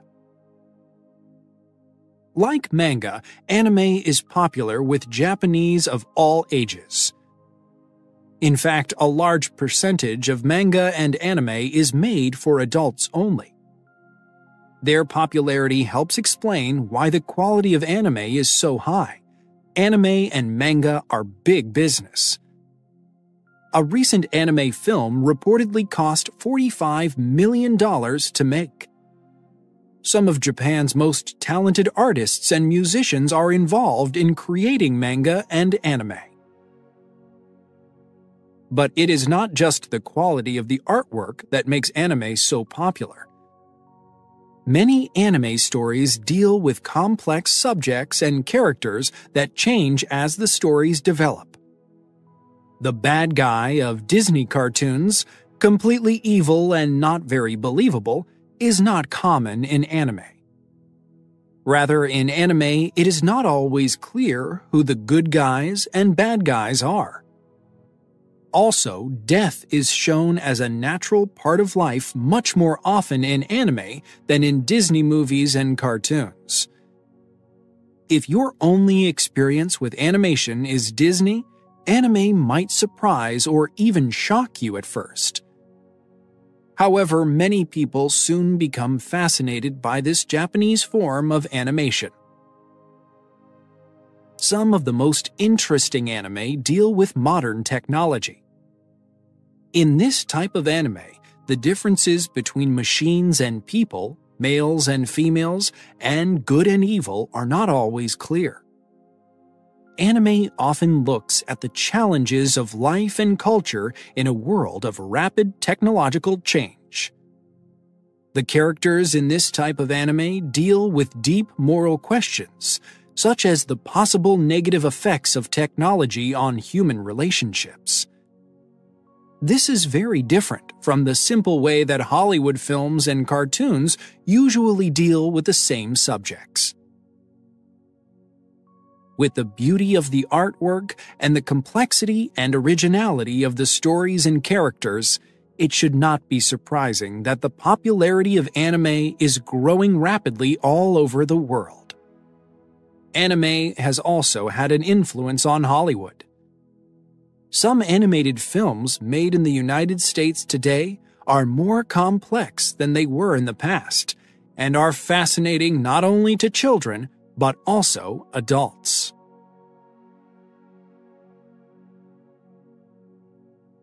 Passage 2. The Stradivarius. When Regina Buenaventura walks onto the stage, all eyes are on her violin. In the fifth row, Joseph Nagivari closes his eyes and listens. He has spent years in a laboratory studying the sound of the most famous instrument of all time. Nagivari believes that he has finally solved the centuries-old mystery behind the remarkable sound of the Stradivarius violin. This young musician holds the result of Nagivari's scientific efforts under her chin, the Nagivarius. She begins playing, and the violin makes a clear, brilliant, heavenly sound. Creator Nagivari opens his eyes. Could this be the magical Stradivarius sound? For 150 years, violin makers, musicians, and scientists have tried to solve the mystery of the Stradivarius. Antonio Stradivari lived in Cremona, a small northern Italian city. Before his death in 1737, he had made over 1,000 violins, violas, cellos, and guitars. 2 sons followed him into the business, but they died soon after. The details of how their father and other violin makers from Cremona made their remarkable instruments died with them. How could an illiterate man with no education produce instruments with such a heavenly sound? Did Stradivari and the other violin makers from Cremona have a secret?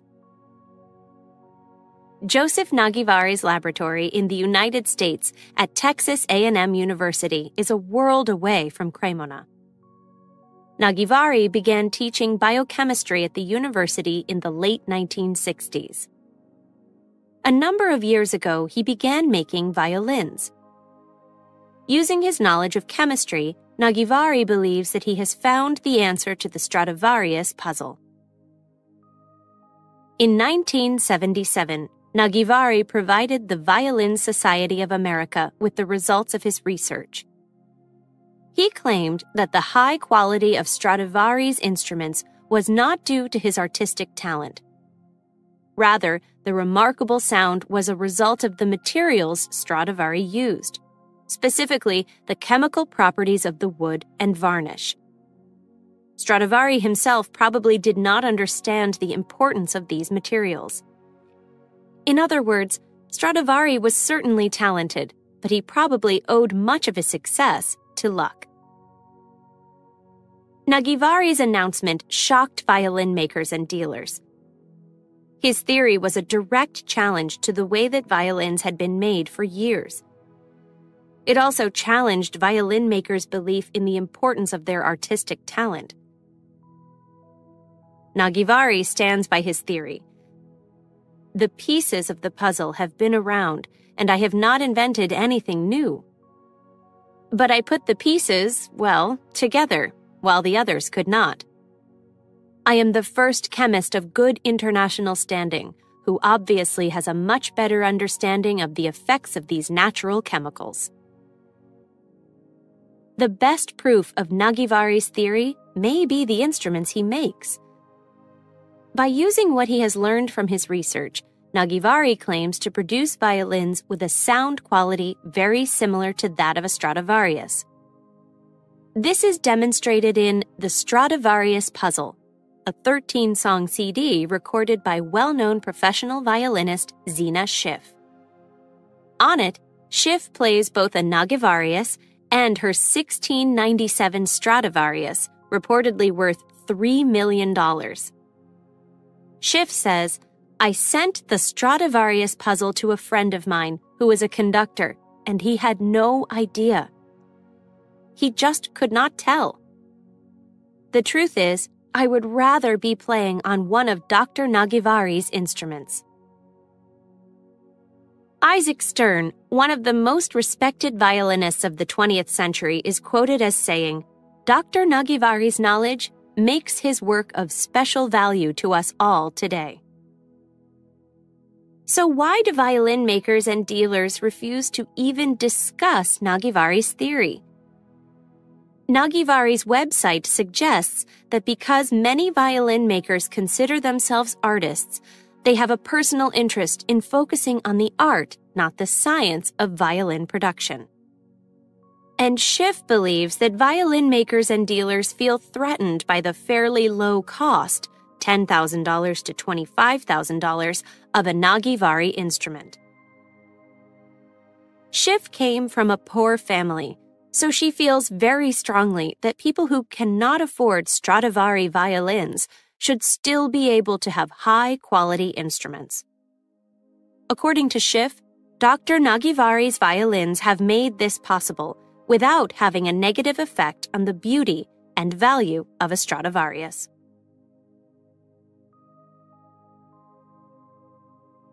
Passage 3. Rapping. Rap is a spoken form of musical expression. It involves words spoken in rhyme with a recorded or live rhythm section. Many people use the terms hip-hop and rap to mean the same thing. In fact, hip-hop is the culture that modern rap grew out of. Hip-hop is a culture with its own language, clothing styles, music, and ways of thinking, and it is constantly growing and changing. It includes several different art forms, including visual art, dance, and music. Rap is just one part of hip-hop culture. Although there is a lot of disagreement about exactly where and how rap began, most people agree that it got its start in the mostly African-American neighborhoods of the Bronx in New York City in the 1960s. At that time, large outdoor street parties called block parties were becoming popular. Young people who could not afford expensive musical instruments or equipment took simple turntables and microphones out onto the streets. But instead of just playing the music, they moved the spinning or turning records with their hands. At the same time, they scratched them with the needles of the turntables. The changes in the sound of the music became known as cutting or scratching. The young people who played the music were called disc jockeys. These disc jockeys, or DJs, used their turntables as instruments to create a new musical form.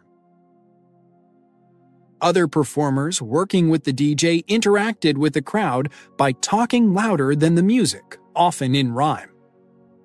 These performers were called MCs, or MCs, and their interaction with the crowd became known as rapping. Later, the MCs became known as rappers.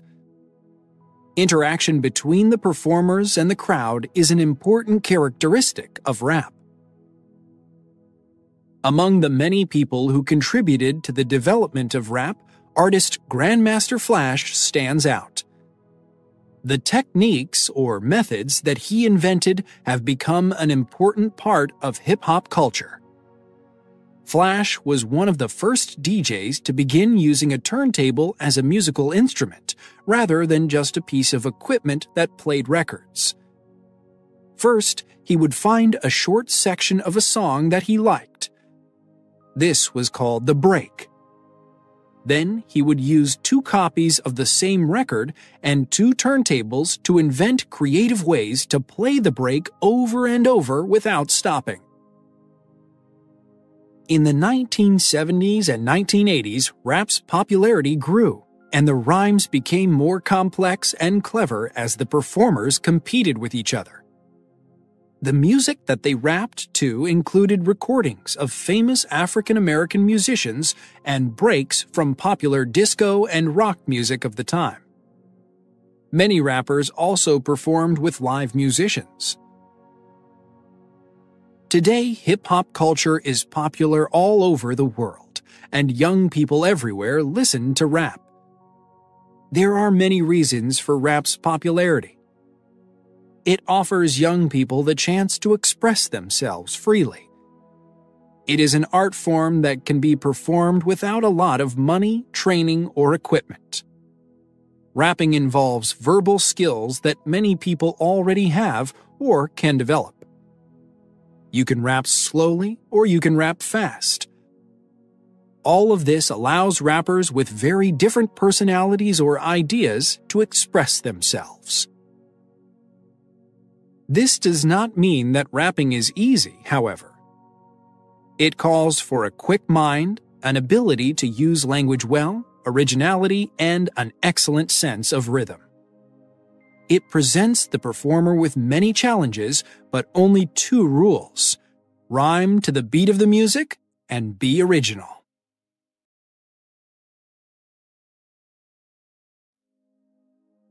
Lesson 12, The Youth.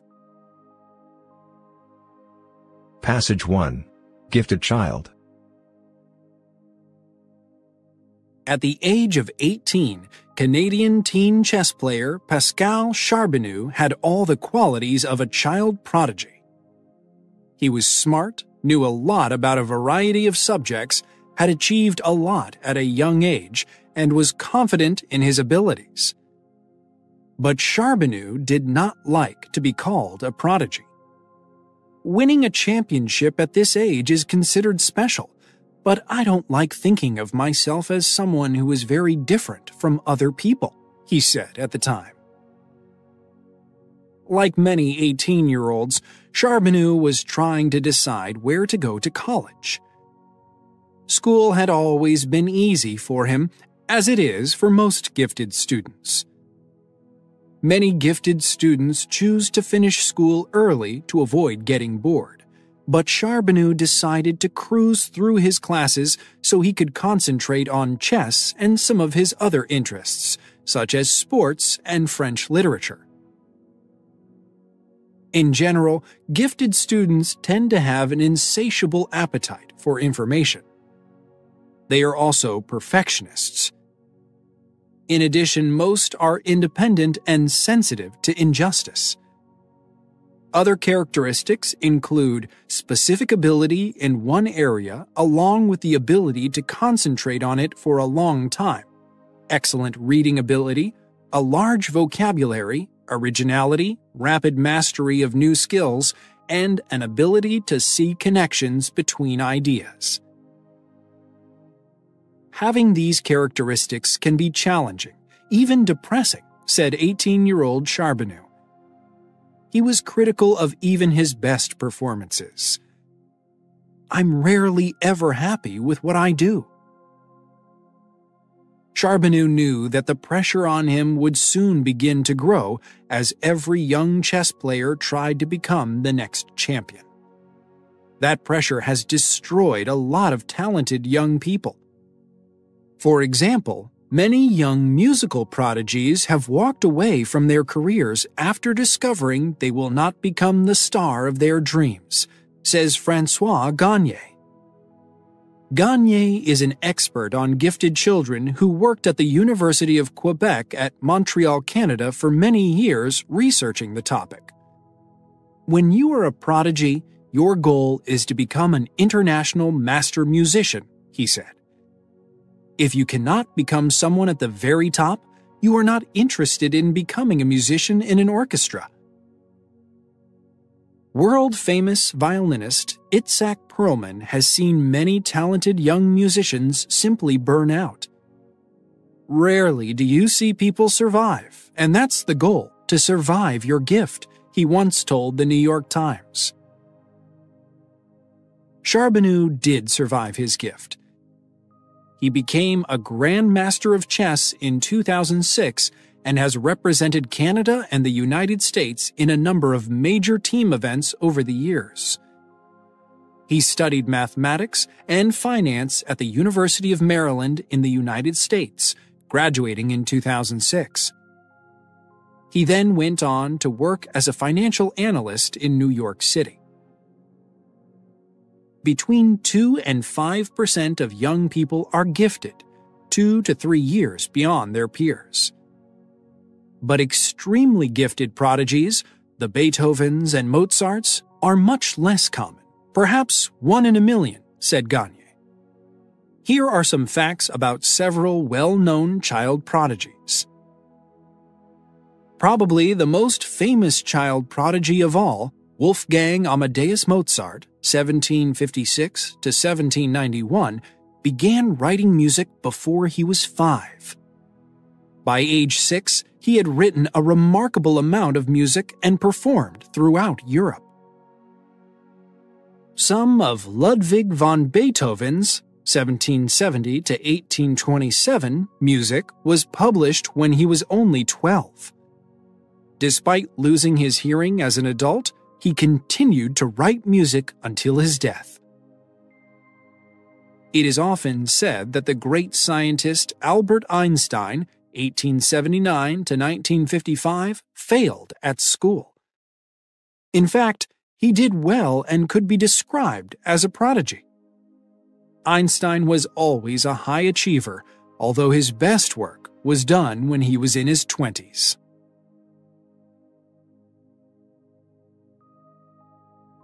Passage 2. Bullying in schools. A middle school student is regularly threatened and beaten by his classmates. A 15-year-old girl drops out of school after she receives hundreds of text messages telling her that she is stupid. These are just 2 examples of an ugly side of school life: bullying. Dr. Dan Olveus, an expert in bullying from Norway, studies aggression in schools. On his website, bullying is defined as aggressive behavior that is intentional and that involves an imbalance in power. Most often, it is repeated over time. Notice that the definition includes the word aggressive rather than violent. That is because not all bullying is physical. Often, it is emotional. In a recent report on bullying in the United Kingdom, 44% of students from 13 to 20 years old reported that they had been bullied at least once a week. In studies conducted in the United States, 25% of students reported that they had been bullied. Who are the bullies? They can be male or female, and they are often popular among their peers. They do not have low self-esteem or anxiety. Instead, they have a strong need for power and domination. According to Dr. Olveus, too little love and care in childhood and too much freedom are conditions that strongly contribute to the development of bullies. Bullying is not affected by a family's economic situation. Bullies come from both rich and poor backgrounds. And the victims? Based on his research, Dr. Olveus claims that the typical victim tends to be more anxious and less secure than his classmates and usually has a negative attitude toward violence. In surveys, parents of male victims report that their sons are often cautious and sensitive at an early age. In addition, often they are not physically strong. This makes it easier for bullies to pick on them. There are several types of bullying. First, there is physical bullying. Physical bullying involves violence. There is direct contact between the victim and the bully, such as hitting, kicking, and scratching. Both girls and boys can be victims and aggressors, but physical bullying more often involves boys. Second, there is verbal bullying. Verbal bullying involves face-to-face insults. The bully often says he is just joking, but his goal is humiliation. Both girls and boys are involved in verbal bullying, but some research shows that it is more harmful to girls. Third, there is social bullying. Social bullies do not interact with their victims face-to-face. Instead, they talk about them behind their backs and do not include them in social activities. Girls are often the victims. This is probably because, according to research, girls are more sensitive to their social position. If we examine the data, we see that social bullying and physical bullying are equally harmful to the victim's emotional health. Finally, there is cyberbullying, which is the newest form of bullying. It involves the use of social and electronic media such as text messages, instant messaging, and gaming websites. Cyberbullying is indirect, and the bullies are often anonymous. Because cyberbullying is new, there is not much data on its long-term effects. There are several differences between cyberbullying and traditional bullying. First, cyberbullying is usually anonymous. Second, it is not limited to a particular place, such as school. This means that the victim has no safe place. The cyberbully can always find him or her.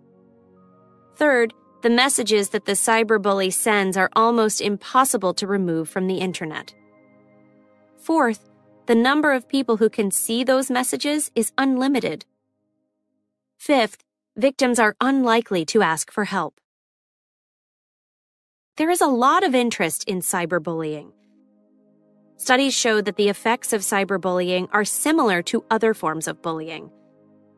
Victims tend to have low self-esteem and higher rates of depression and anxiety than those who have not experienced bullying. Interestingly, cyberbullying does not appear to have created a new type of victim. Victims of cyberbullies share the same characteristics as victims of more traditional bullying. On the other hand, some studies show that cyberbullying has created more bullies. This is probably because cyberbullying is indirect and anonymous. It is easier to hurt someone who you do not see and who does not see you.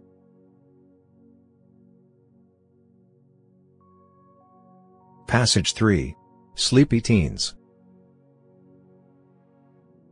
When school superintendent Russell Dever enters the local coffee shop at around 7:20 a.m., it is crowded with students.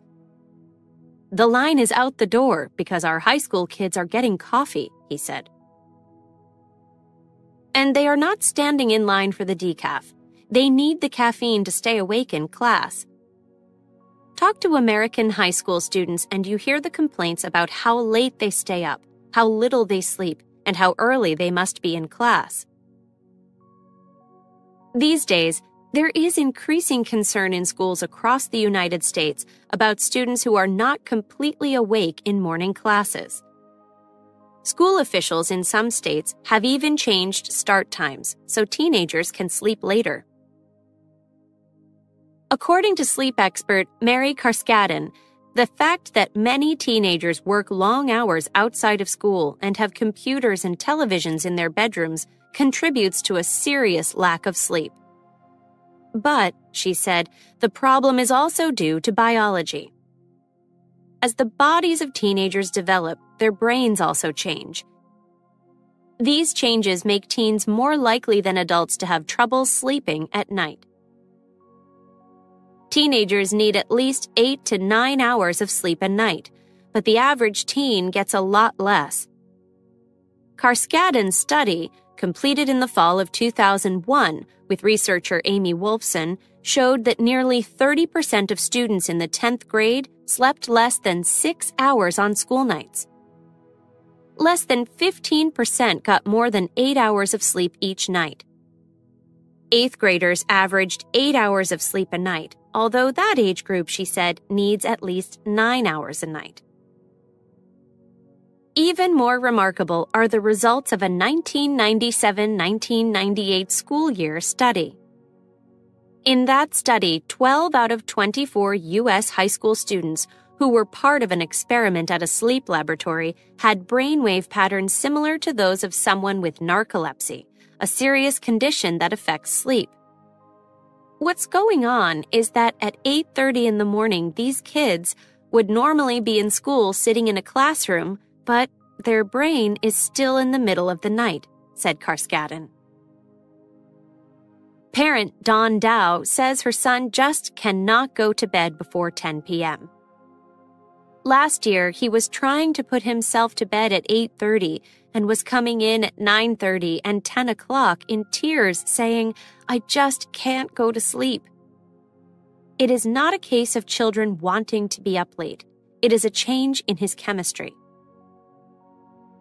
So, would letting teenagers wake up later make a difference? Kyla Wallstrom of the University of Minnesota in the United States studies the effects of changing school start times. She has looked at students in Edina and Minneapolis, two cities in Minnesota, where public school officials have moved high school starting times past 8:30 a.m. In Minneapolis, the middle school begins at 9:30 a.m. She said the later starting times have reduced student absences. They have also lowered dropout rates by 8% over 4 years. In addition, she said, teachers report that students are not sleeping at their desks during the first 2 hours of class anymore. She said 92% of parents from Edina reported that their teenagers were easier to live with. The students reported that they were feeling less depressed and were getting better grades. Big changes in school start times may not be possible in some areas. However, Wallstrom said her research shows that even small changes can contribute to a solution to this serious problem.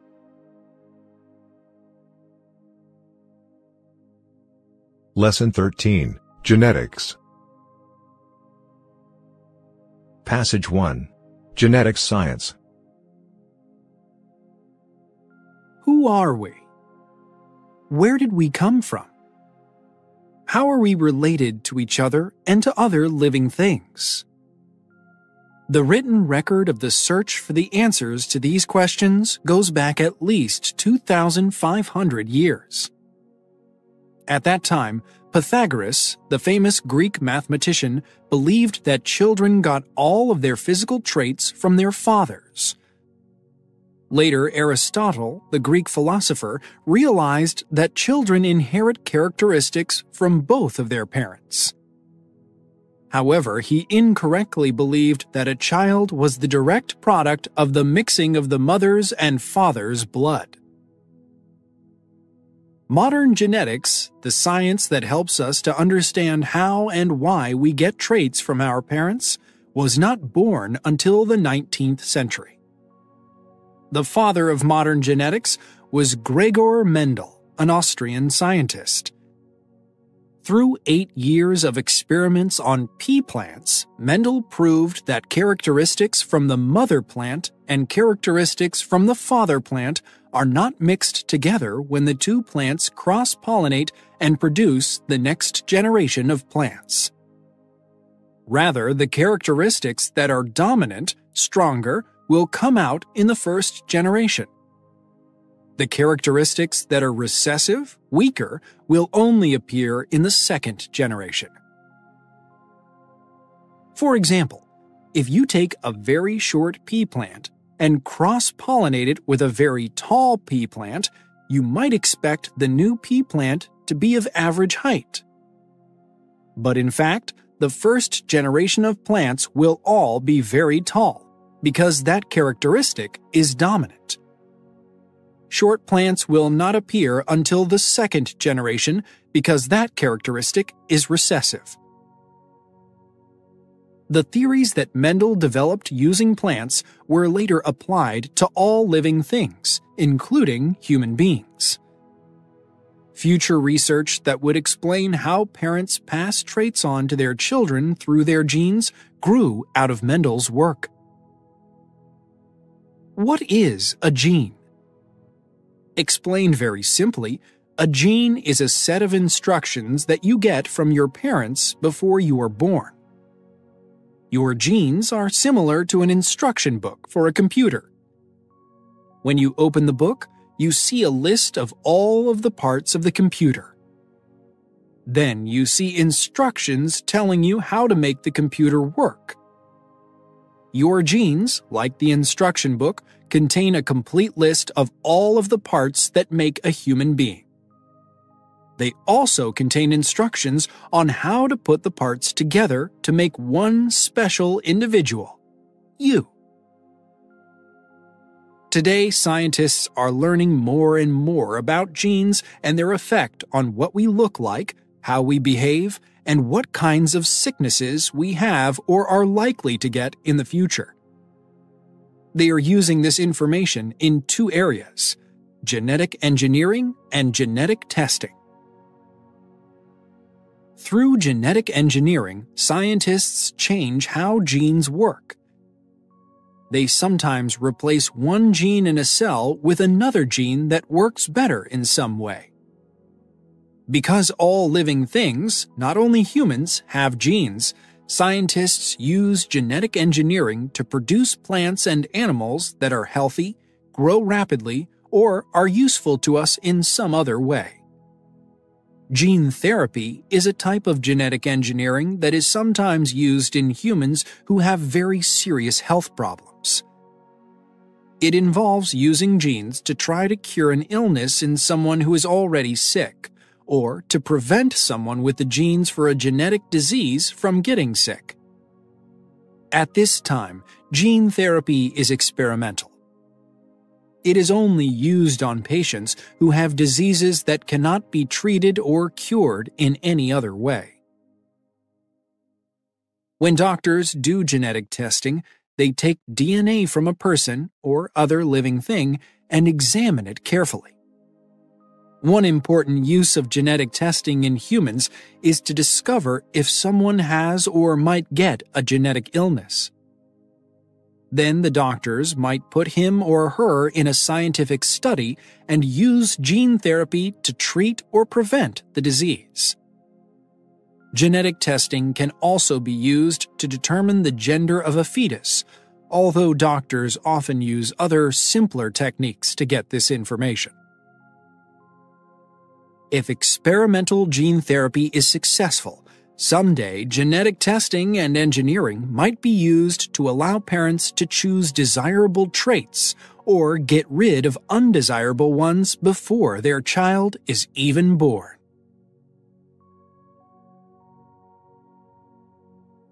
Passage 2. A terrible inheritance. If you had a risk of developing a genetic disease, would you want to be tested for it? What factors would affect your decision? If there were no way to prevent, treat, or cure the disease, would you still want to be tested? As gene research progresses, these are questions that a growing number of people are facing. As many are discovering, there are no easy answers. Meet Catherine Moser. Moser is an occupational therapist at Terence Cardinal Cook Healthcare Center, a nursing home on the Upper East Side of Manhattan. In 2002, Moser's maternal grandfather died at Cook. He had Huntington's disease, a severe genetic illness that attacks the brain. Victims of the disease usually begin to show symptoms when they are 40 to 50 years old. Early symptoms can include emotional changes such as depression and behavioral changes such as aggression. As the disease progresses, victims suffer from a loss of control over their movements, difficulty in thinking and talking, and severe emotional complications. After 10 to 20 years of suffering, victims lose all ability to move and finally die. There is no special diet that you can follow to prevent Huntington's. There is no medicine that doctors can prescribe to treat it, and there is no operation they can perform to fix it. If one parent suffers from Huntington's, his or her children have a 50% chance of inheriting the gene that causes the disease. And if you have the gene, you will definitely develop the illness. There is no effective treatment. All of its victims get worse and then die. No one has ever recovered from it. At the age of 23, Moser made the decision to be tested for Huntington's. Her decision was unusual. Since there is no treatment or cure, most people at risk for Huntington's do not see any benefit to being tested. And knowing that you will one day get the disease can be harmful to your mental health and your relationships. In fact, Moser's own mother did not agree with her daughter's decision. If her daughter had the harmful gene, it would mean that she had it too.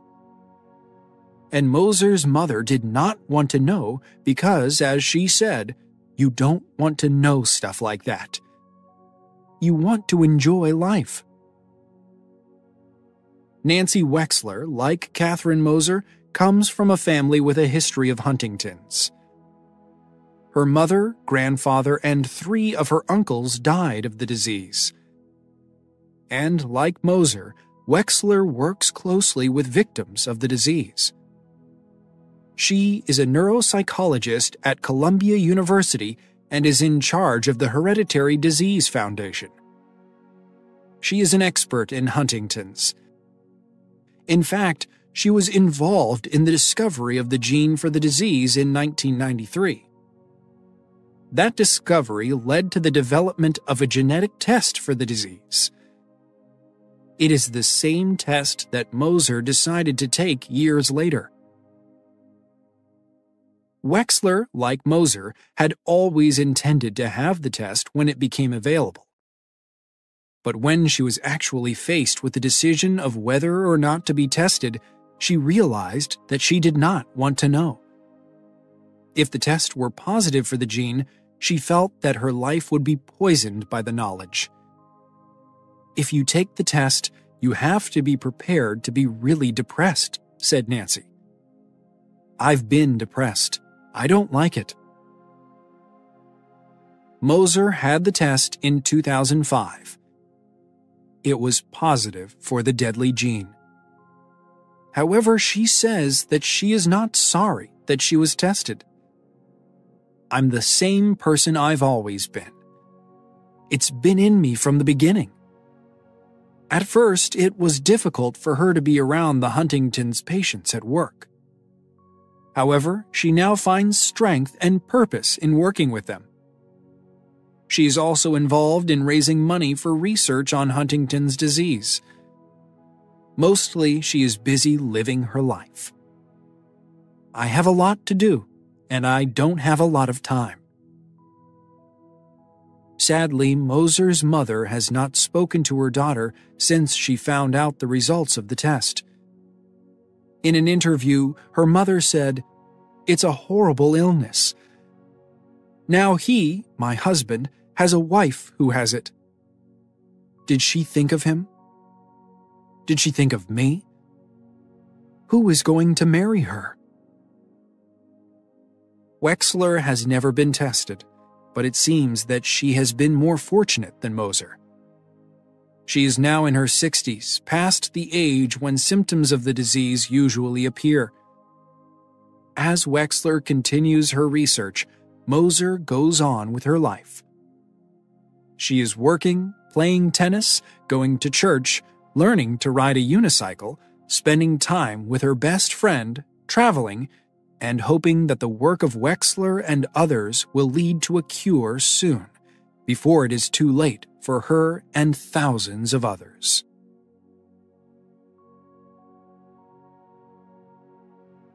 Passage 3. Designing the Future. A young couple has decided that it is time to have a baby. So, what is the first thing they do? They go shopping. But not for clothes or furniture. That will come later. Before anything else, they must decide whether they want a girl or a boy. Next, it is time to consider their future child's intelligence. Do they want a gifted child, or would a child with an average level of intelligence be acceptable? And what about personality? Do they care if their child is shy? Is kindness important to them? Finally, it is time to consider physical traits. what eye color would they prefer? What about height and weight? Do they want an athletic child so that he or she can play tennis with mom? There are so many features to choose from. Actually, the situation described above does not happen today. But a recently developed technique in genetic engineering has led many scientists to believe that changing a human embryo's DNA, and thus its traits, is scientifically possible. If this sounds more like science fiction than science, think again.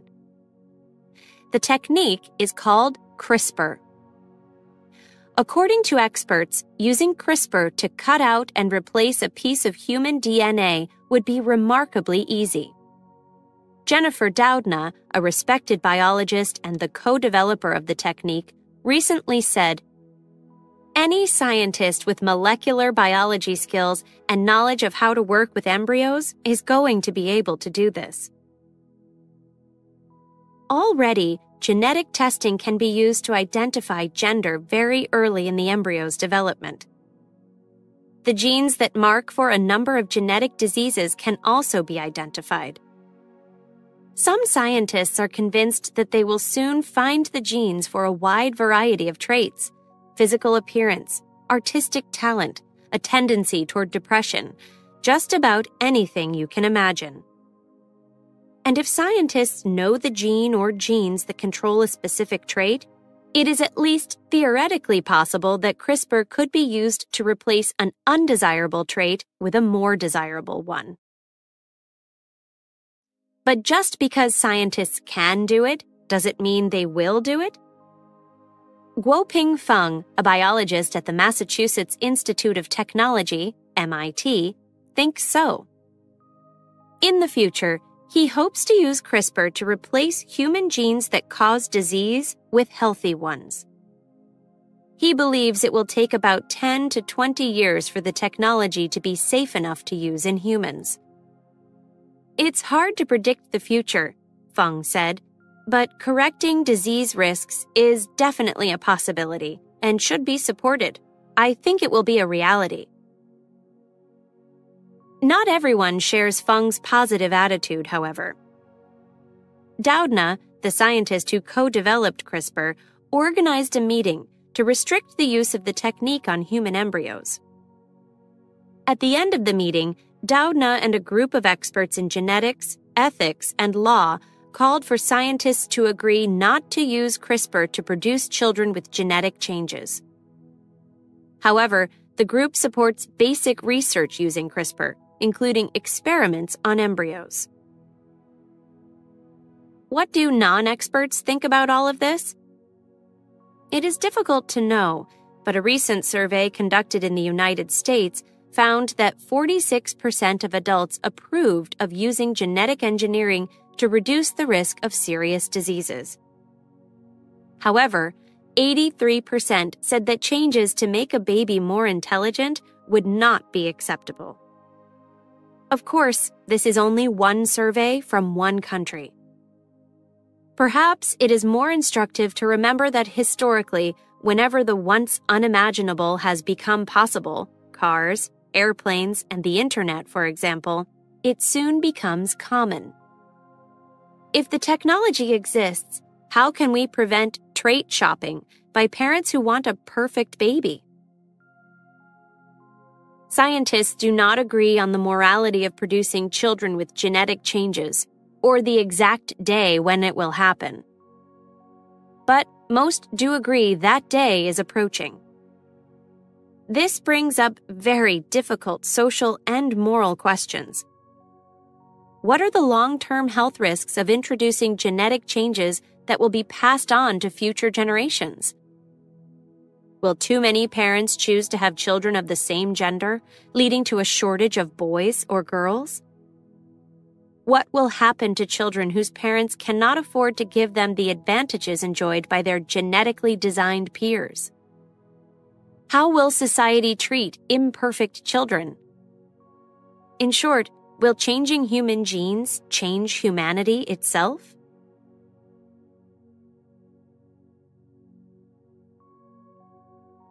Lesson 14, Emotions. Passage 1. Expression of emotion.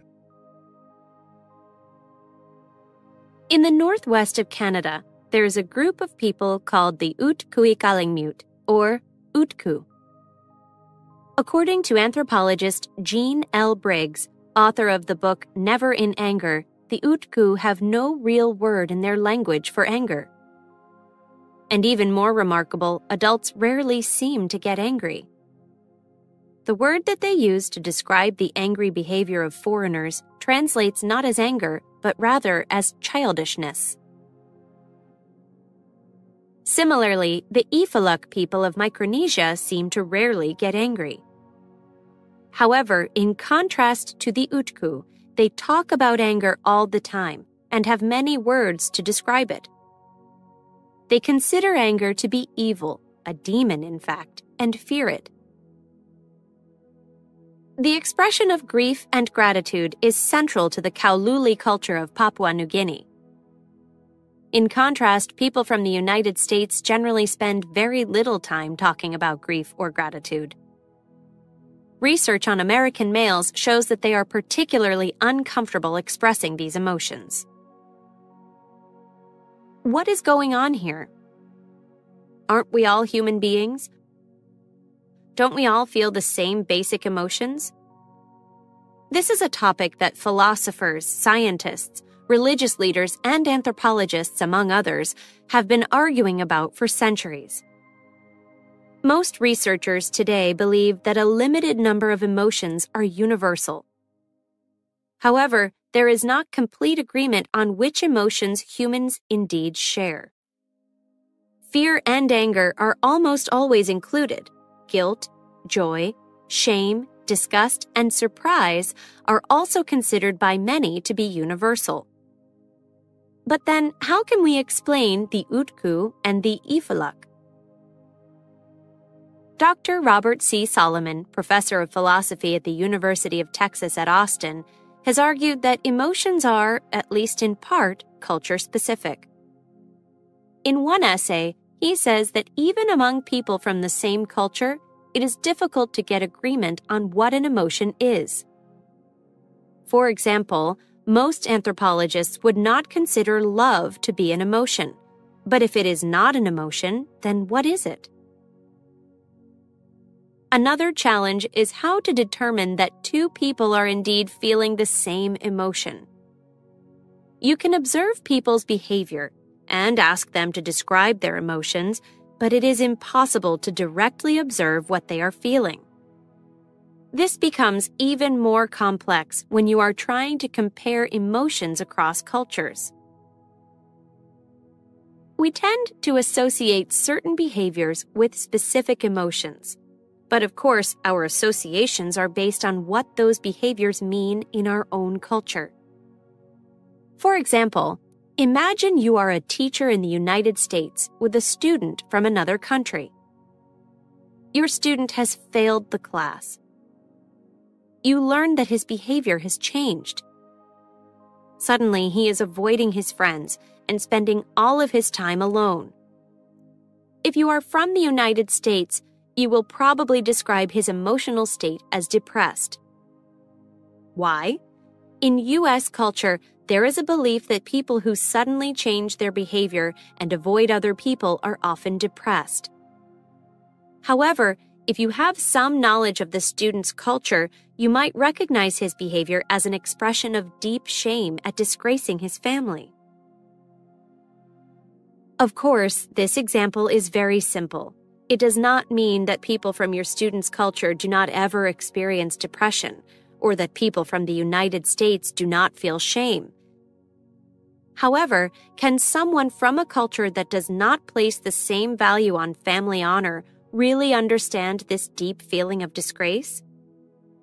In other words, is shame really the same emotion in all cultures? Another reason to believe that not all emotions are universal is the fact that different languages characterize emotions in different ways. For instance, in the ancient Indian languages of Sanskrit and Bengali, emotions are described as being either sattva, lightness, rajas, movement, or tamas, heaviness. Interestingly, two of the examples of sattva, cheerfulness and nobility, are not generally considered to be emotions in English. Is this just a language difference? Or does it reveal that people across cultures do not share a similar emotional experience? The mystery of whether emotions are universal or culturally specific is one that most likely will never be solved. That probably contributes to our fascination with the subject.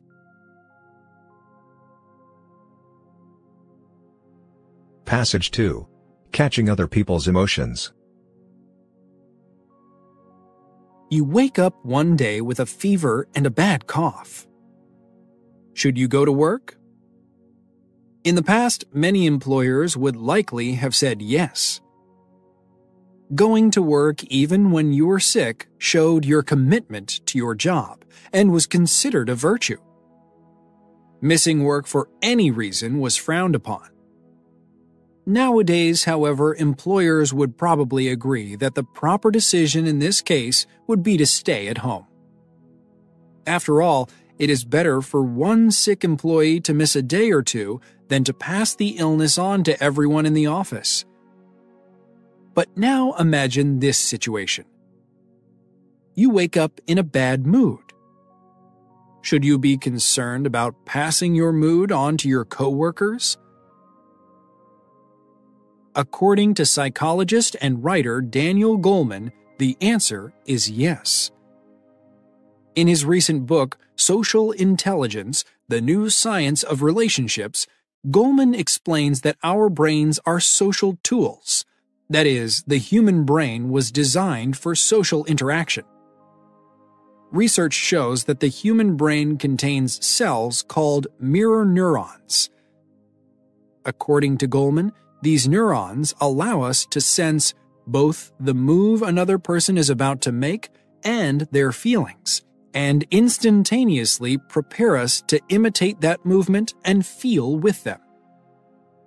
Goleman goes on to say that mirror neurons link brain to brain. If you put a person in a meeting who is either purposely upbeat or downbeat, it changes the whole group's collective mood for better or worse. One example of passing one's emotions on to others is through laughter. One person starts laughing out loud, and even though we have no idea what the person is laughing at, we begin to laugh as well. When people are alone, on the other hand, they rarely laugh out loud, even when they read or hear a very humorous joke. This suggests that laughter is meant to be shared. When someone laughs out loud, it is easy to recognize his or her emotional state. But most emotions are not expressed in such an obvious way. How are we able to recognize them? Brain research has shown that our ability to sense others' emotions is in our genes. We may not be conscious of it, but we are particularly good at reading others' facial expressions. Even the most reserved people reveal some emotion on their faces. For example, a movement as small as a raised eyebrow can communicate a world of information. Psychologist Paul Ekman is considered the world's leading expert on facial expressions. He has spent years identifying the muscle movements that make up the thousands of facial expressions that we use to communicate our emotions. Interestingly, Ekman's research has revealed that our facial expressions are not only a mirror of what we are feeling.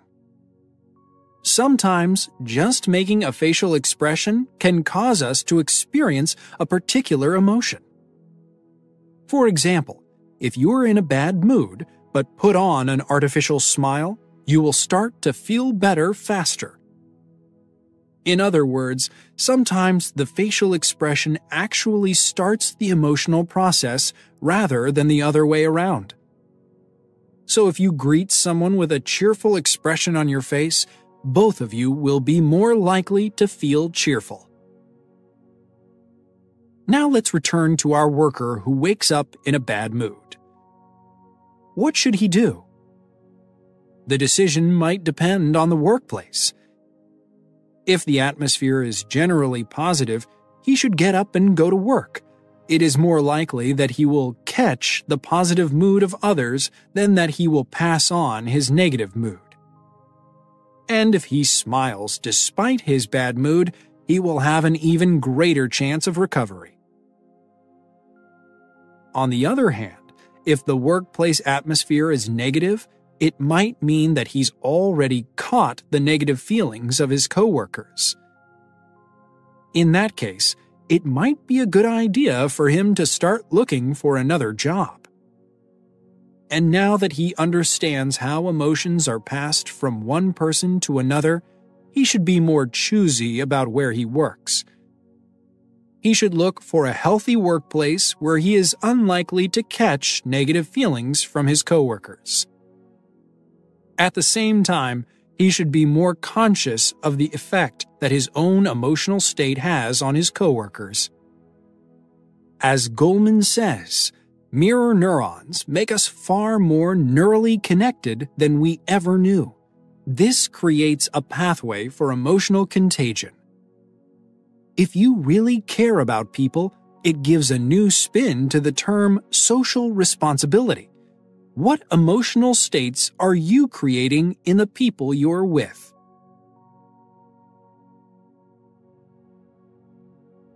Passage 3. Microexpressions.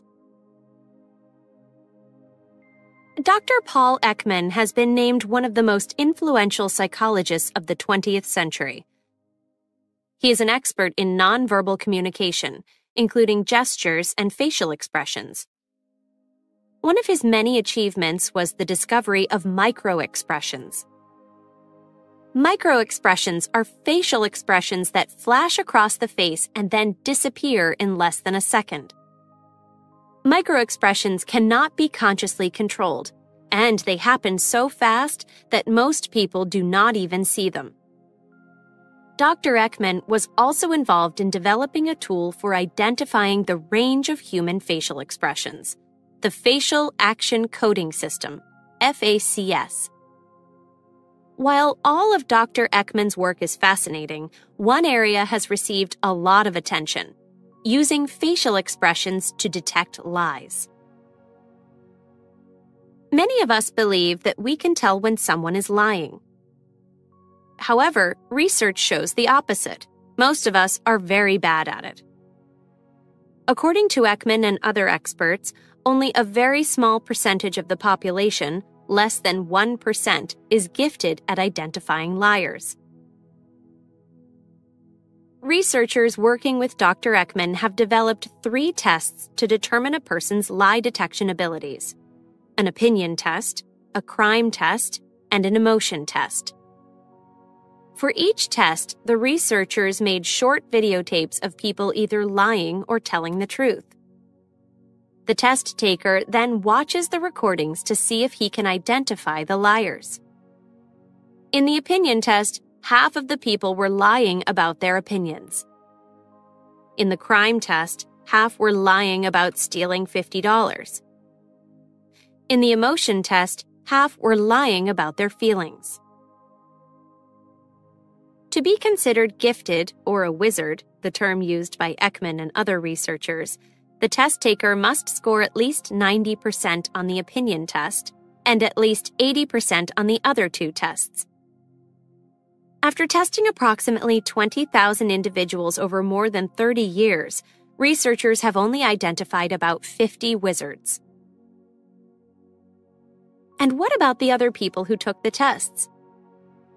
Most people scored 50% or lower, almost the same result they would get if they were guessing. However, a small percentage of individuals scored 80% or higher on at least one of the tests, while doing poorly on the others. The test that they scored highly on was almost always related to their profession. For example, More police officers scored well on the crime test, while a higher percentage of therapists did well on the emotion test. This is understandable. After all, experience in a profession should lead to the development of skills related to that field, shouldn't it? Surprisingly, however, most people did not even score well on the test related to their profession. So, how do the wizards do it? According to Dr. Ekman, when people are hiding the truth, their faces leak information. That is, their facial muscles move in ways that a wizard or someone with special training can detect. For example, anger is an emotion with a characteristic feature, a tightening of the lips. However, the micro-expression for anger flashes so quickly across the face that you can easily miss it. Also, people often smile when they attempt to hide anger. This makes it even harder to catch that brief tightening of the lips before the smile. Wizards, however, are able to identify and interpret these micro-expressions immediately. That is how they can tell when someone is lying.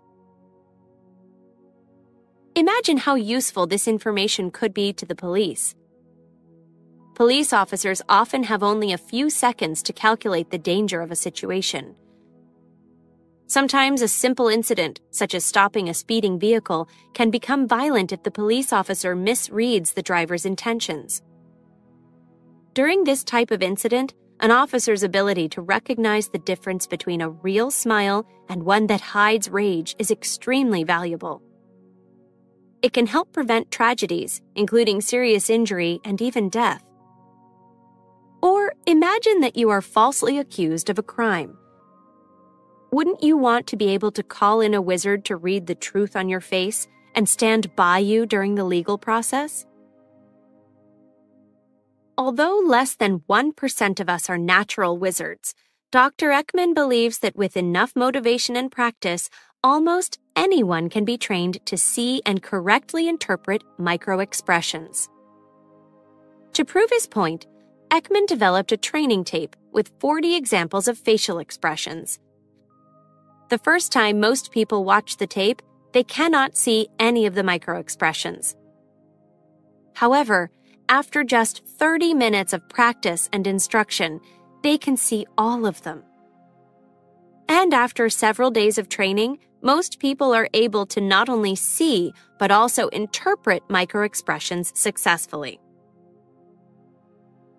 However, identifying and successfully interpreting micro-expressions does not tell you what someone is lying about. It only tells you that the person is lying about something. To find out exactly what happened during a crime, for example, interpreting micro-expressions is only one tool among many that can be used. In 2004, Dr. Ekman retired from his position as professor of psychology at the University of California, UCSF, Medical School, and started his own company, the Paul Ekman Group, PEG. PEG conducts trainings all over the world and also develops online interactive training tools. PEG's clients have included police departments, the Central Intelligence Agency, CIA, the Federal Bureau of Investigation, FBI, healthcare professionals, security organizations, and business leaders. Interestingly, there are also many individuals who take the training to improve their personal relationships.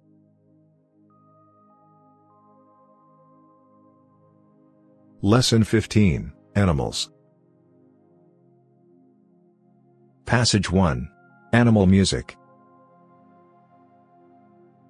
It has long been said that music is universal, but now science is proving just how deeply true that statement really is. Like most people, scientists cannot define exactly what music is, but they know it when they hear it. One group of scientists has shown that human appreciation of music may be shared by whales, birds, and even rats, that it is remarkably ancient, and that studying why animals and humans appreciate music may help us better understand how the brain works. In research published in the journal Science, several scientists have shown that in very basic ways, other species share music appreciation, and that this appreciation may be one of humanity's oldest activities. Through such research, scientists hope they may come to understand the human mind better. Perhaps they will even learn key information about how to deal with damage to the auditory system. Yella Adama is a biologist and co-author of one of the science papers. Like several of the researchers involved in the science papers, Adama is both a scientist and a musician. In addition to his work in biology, he plays the flute. He has carefully made exact copies of ancient bone flutes in order to play them. He wants to determine the kinds of sounds that early humans may have made. Do musical sounds in nature reveal a profound bond between all living things? Asks one of the papers. There is a lot of evidence that perhaps it does. For example, the general structure of whale music is remarkably similar to that of human music. Indeed, the songs of one type of whale follow many of the same precise rules that are nearly universal in human music. The two species share a similar tonal scale, and their songs involve the introduction and variation of a central theme. Many species of birds sing in ways that also follow the rules of human song. They use note scales similar to those used by humans, even though an endless variety of such scales is possible.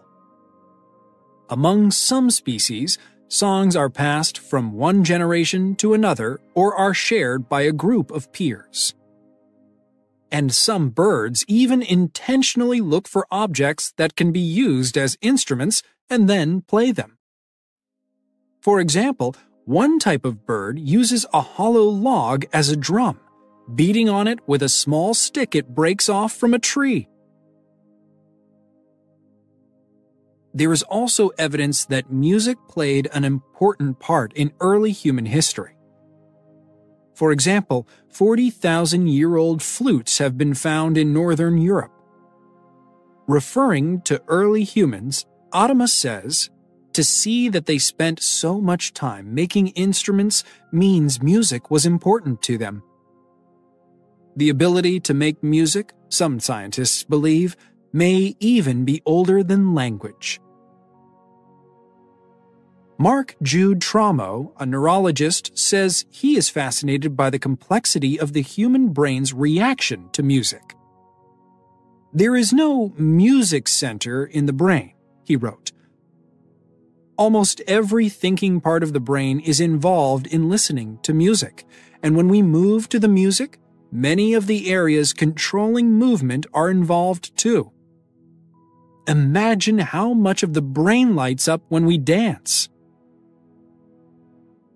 Tramo sees the research on music as a process that will lead to a better understanding of how the brain works.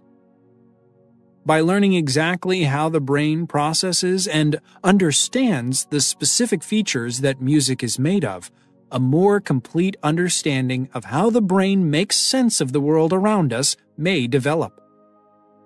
Other scientists are conducting similar research on how the brain reacts to visual arts. One of their motivations is to understand how the human visual system works. Tramo believes that understanding is going to help scientists in their efforts to help the deaf to hear and help the blind to see. Passage 2. Human's best friend. Most of us are familiar with the saying, "Dogs are man's best friend." But is the feeling mutual? Do dogs consider humans their best friends? Recent research could provide an answer. The latest scientific evidence shows that dogs likely evolved from wolves much earlier than was thought before, perhaps as many as 35,000 years ago. This gives support to the theory that humans and dogs evolved together. According to the theory, humans were involved in the evolution of dogs, and dogs were involved in the evolution of humans. This is called coevolution. A key piece of evidence for coevolution is the fact that humans and dogs share a surprising number of genes. And some of those genes are involved in behavior. One similarity between human and dog behavior is the frequency and purpose of eye contact. Researchers noticed that dogs spend a lot of time looking at their owner's eyes. From a scientific point of view, this was very surprising. Why? Direct, sustained eye contact signals aggression in most animals, including wolves, dogs' ancestors. For dogs, in contrast, gazing into their owner's eyes does not lead to aggression. Rather, it appears to signal a close, trusting bond with their human companions. But why would dogs' behavior be so different from that of other species? Researchers thought that it might be related to the hormone oxytocin. Oxytocin is often called the love hormone. Why? It is released when people hug or gaze deeply into each other's eyes, and it produces pleasurable feelings. The connection between sustained eye contact and the production of oxytocin is particularly important to the establishment of a strong bond between human parents and their newborn babies. To test this idea, scientists measured the levels of oxytocin in dogs and their human companions before and after they gazed at one another. They found an increase in oxytocin in both the dogs and the humans. And the longer the dogs and humans looked at each other, the more oxytocin was produced in both. Scientists then performed this same experiment with wolves that were raised by and lived with humans from birth. Interestingly, they found that the wolves did not gaze back at the human parents who had raised them, and there was no increase in oxytocin production. This difference between wolves and dogs was striking. For a long time, researchers believed that dog behavior resembled the behavior of their genetic ancestors, wolves. Is it possible that due to coevolution, dog behavior is actually closer to human behavior? To answer this question, researchers turned to another area of study: the ability to read body language, including facial expressions. In an experiment at the University of Veterinary Medicine, Vienna, scientists taught dogs to distinguish between happy and angry faces. After training, the dogs could very easily tell the difference between pictures of happy and angry people that they had never seen before. This is evidence of another similarity in human and dog ability and behavior. Yet another experiment shows how similar dogs are to human children. Researchers found that dogs perform tasks better when their owners are in the room with them. This is similar to the way that human children behave. In the experiment, dogs played with toys under 3 conditions: when their owners were present and talking to them, when their owners were present but silent, and then when their owners were not present. The dogs played with their toys much more when their owners were present, regardless of whether the owners spoke or not. However, when their owners were not present, the dogs were much less likely to play with their toys. They did not seem to be interested in performing for strangers. The conclusion? Similar to human children, dogs are much more likely to perform tasks successfully for their human parents, their owners, than for strangers. What can we conclude from all of this research? The fact that humans commonly refer to dogs as man's best friend reveals the human point of view. However, is the feeling mutual? Based on the evidence available at the moment, the answer appears to be yes.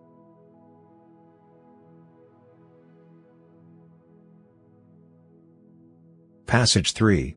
The mind of the chimpanzee. In the middle of the 1960s, Beatrice and Alan Gardner started a project that, along with other similar research, taught us a lot about the chimpanzee mind. They bought an infant chimpanzee and began to teach her the signs of ASL, the American Sign Language used by many of the deaf in Canada and the United States. The Gardners achieved remarkable success with their student, Washo. Not only did she learn signs easily, but she quickly began to put them together in meaningful ways. It was clear that when she saw or used a sign, she formed a picture in her mind of the object it represented. If, for example, she was asked in sign language to get an apple, she would go and find an apple that was out of sight in another room. When news of Washo's achievements were first announced to the scientific community, there was a lot of protest. The results of the research implied that chimpanzees had the ability to learn a human language and suggested that chimps might possess intellectual skills similar to those of humans. Although many were fascinated and excited by the Gardners' discoveries, many more bitterly criticized the whole project. The controversy led to many other language projects, and the resulting research provided additional information about the chimpanzee's mind. The fact that chimpanzees have excellent memories surprised no one. So it was not particularly remarkable when Washo gave the name sign of Beatrice Gardner, her surrogate mother, after a separation of 11 years. Actually, it was no greater an achievement than the memory of dogs who recognize their owners after separations of almost as long. Chimpanzees also possess pre-mathematical skills. They can, for example, easily tell the difference between more and less. They can put things into specific categories according to a particular characteristic. Therefore, they have no difficulty in separating a pile of food into fruits and vegetables at one time and at another dividing the same pile of food into large and small, even though this calls for putting some vegetables with some fruits. Chimpanzees who have been taught a human language can combine signs creatively in order to describe objects for which they have no sign. Washo, for example, puzzled the people taking care of her by asking many times for a rock berry. Eventually, they discovered that she was referring to a sweet type of nut that she had been given for the first time a short time before. Another language-trained chimp described a cucumber as a green banana, and another referred to an Alka-Seltzer as a listen drink. They can even invent signs. One chimp had to be put on a leash when she went outside.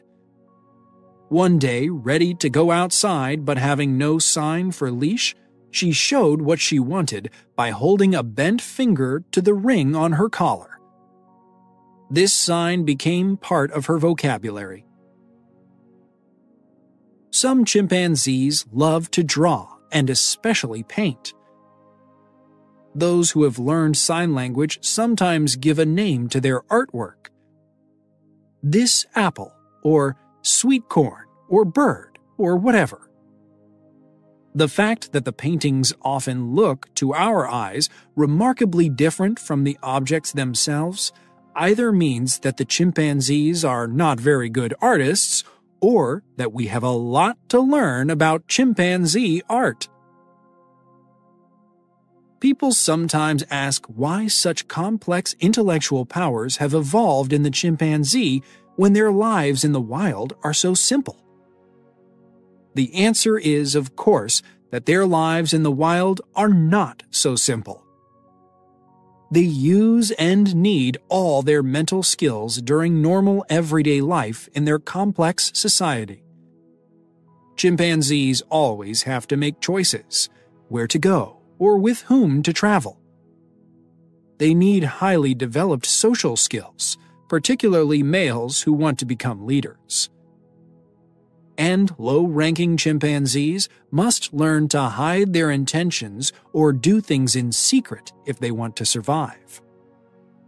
Indeed, the study of chimpanzees in the wild suggests that their intellectual abilities evolved over thousands of years to help them deal with daily life. It is easier to study intellectual skill in the lab where, through carefully designed tests and the proper use of rewards, chimpanzees can be encouraged to stretch their minds to the limit.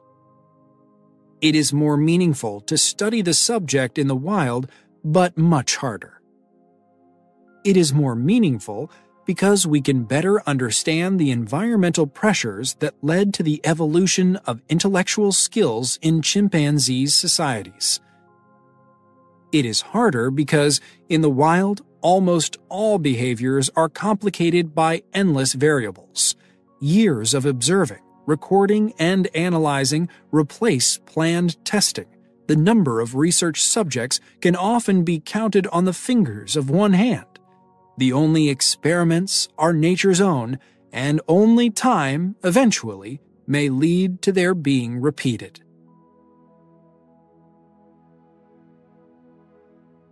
Lesson 16, Scientists. Passage 1. The Life of a Scientist. The attractive, well-dressed woman holds up a pair of gloves. There seems to be nothing remarkable about them. But there is a story behind these gloves. It involves a war, a little girl who wanted to be a housewife, a determined mother, a talented student, 3 prestigious universities, and a unique ability to see the big picture. Jung-hwa Choi was born in 1946 in Seoul, Korea. The only girl in a family of 4 children, Choi lost her father in the Korean War. Her mother went to work as a nurse to support her family. In Korea at that time, it was unusual for a woman to work outside the home, and as a child, Choi was very sensitive to her mother's absence.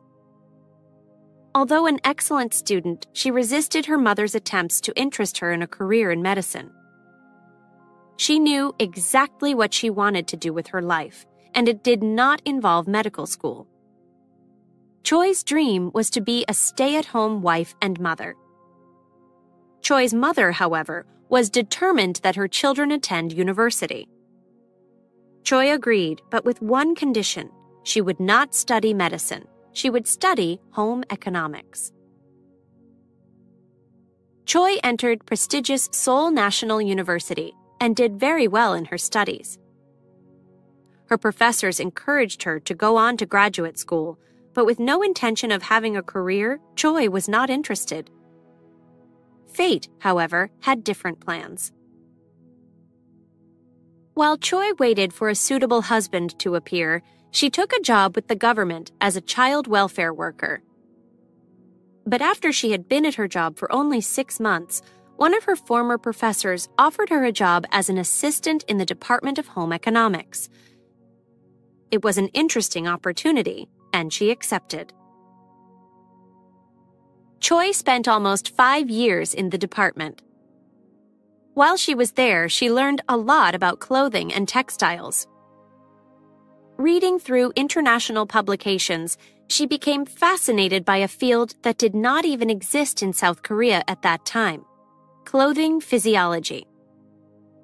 Clothing physiology is the study of the biological function or work of clothing, specifically how clothing can contribute to or interfere with the healthy functioning of the human body. Although she had always dreamed of being a wife and mother, Choi accepted the fact that perhaps it was not her fate to marry.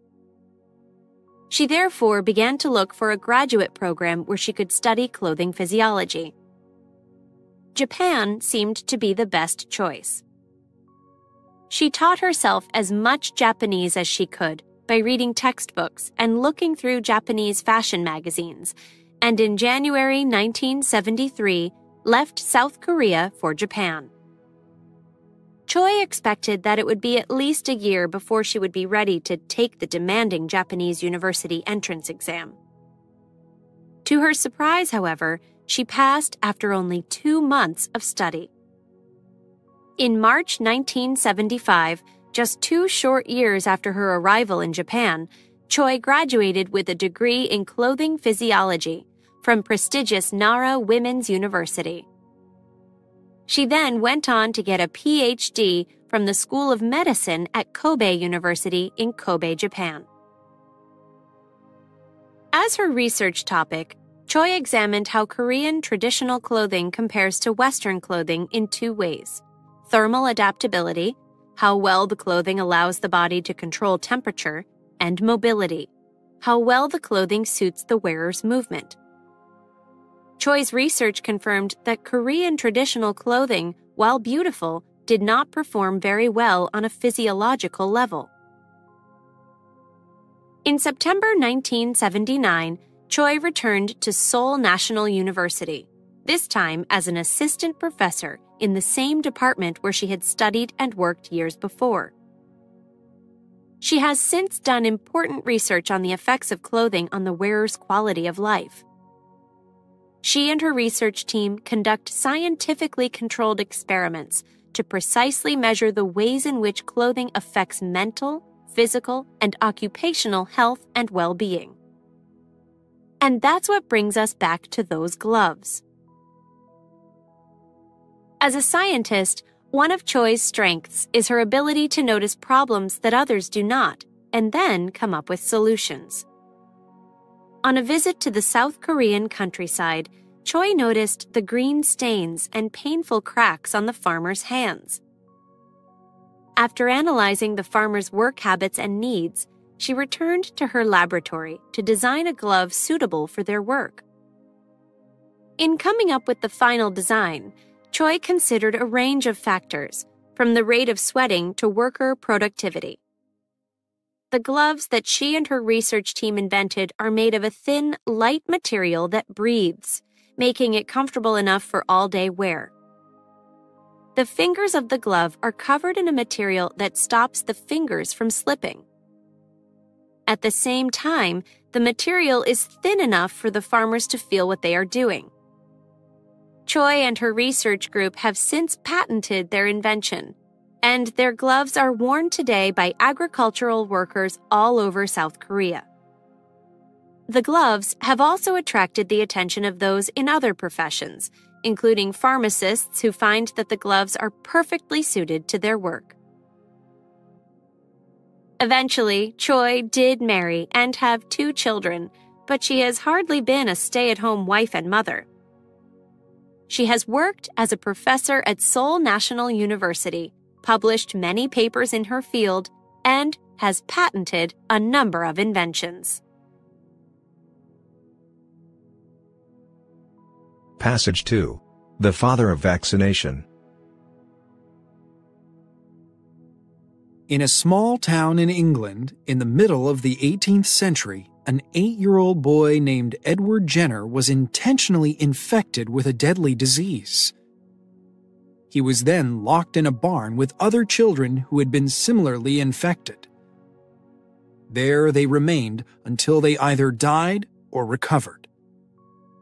Fortunately for humanity, Jenner survived. Child abuse? No. Variolation.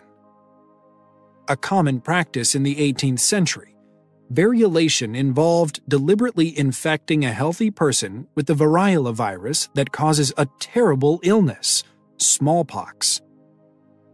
To infect the healthy person, doctors would take the pus from a person sick with smallpox and intentionally inject it into the healthy person. why would a doctor do this? Variolation was the only effective means of fighting smallpox, a deadly disease that was regularly killing between 10 to 20% of the population of Europe at that time. Among children, the death rate was even higher. 1 in 3 infants and children who caught smallpox died. Although almost everyone who was variolated caught the disease, the death rate among variolated children was only about 10% as compared to more than 30% in children who caught the highly contagious disease directly from another person. And most importantly, almost everyone who survived variolation never caught the disease again. It is possible that variolation saved Jenner's life, but he would never forget his terrible days in the barn. Perhaps that is what led him to choose a career in medicine. In 1761, at just 13, Jenner began his medical studies. By 1770, he was studying anatomy and surgery under John Hunter at St. George's Hospital in London. With Hunter, Jenner was trained in the scientific method, which his instructor described simply as, "Why think? Why not try the experiment?"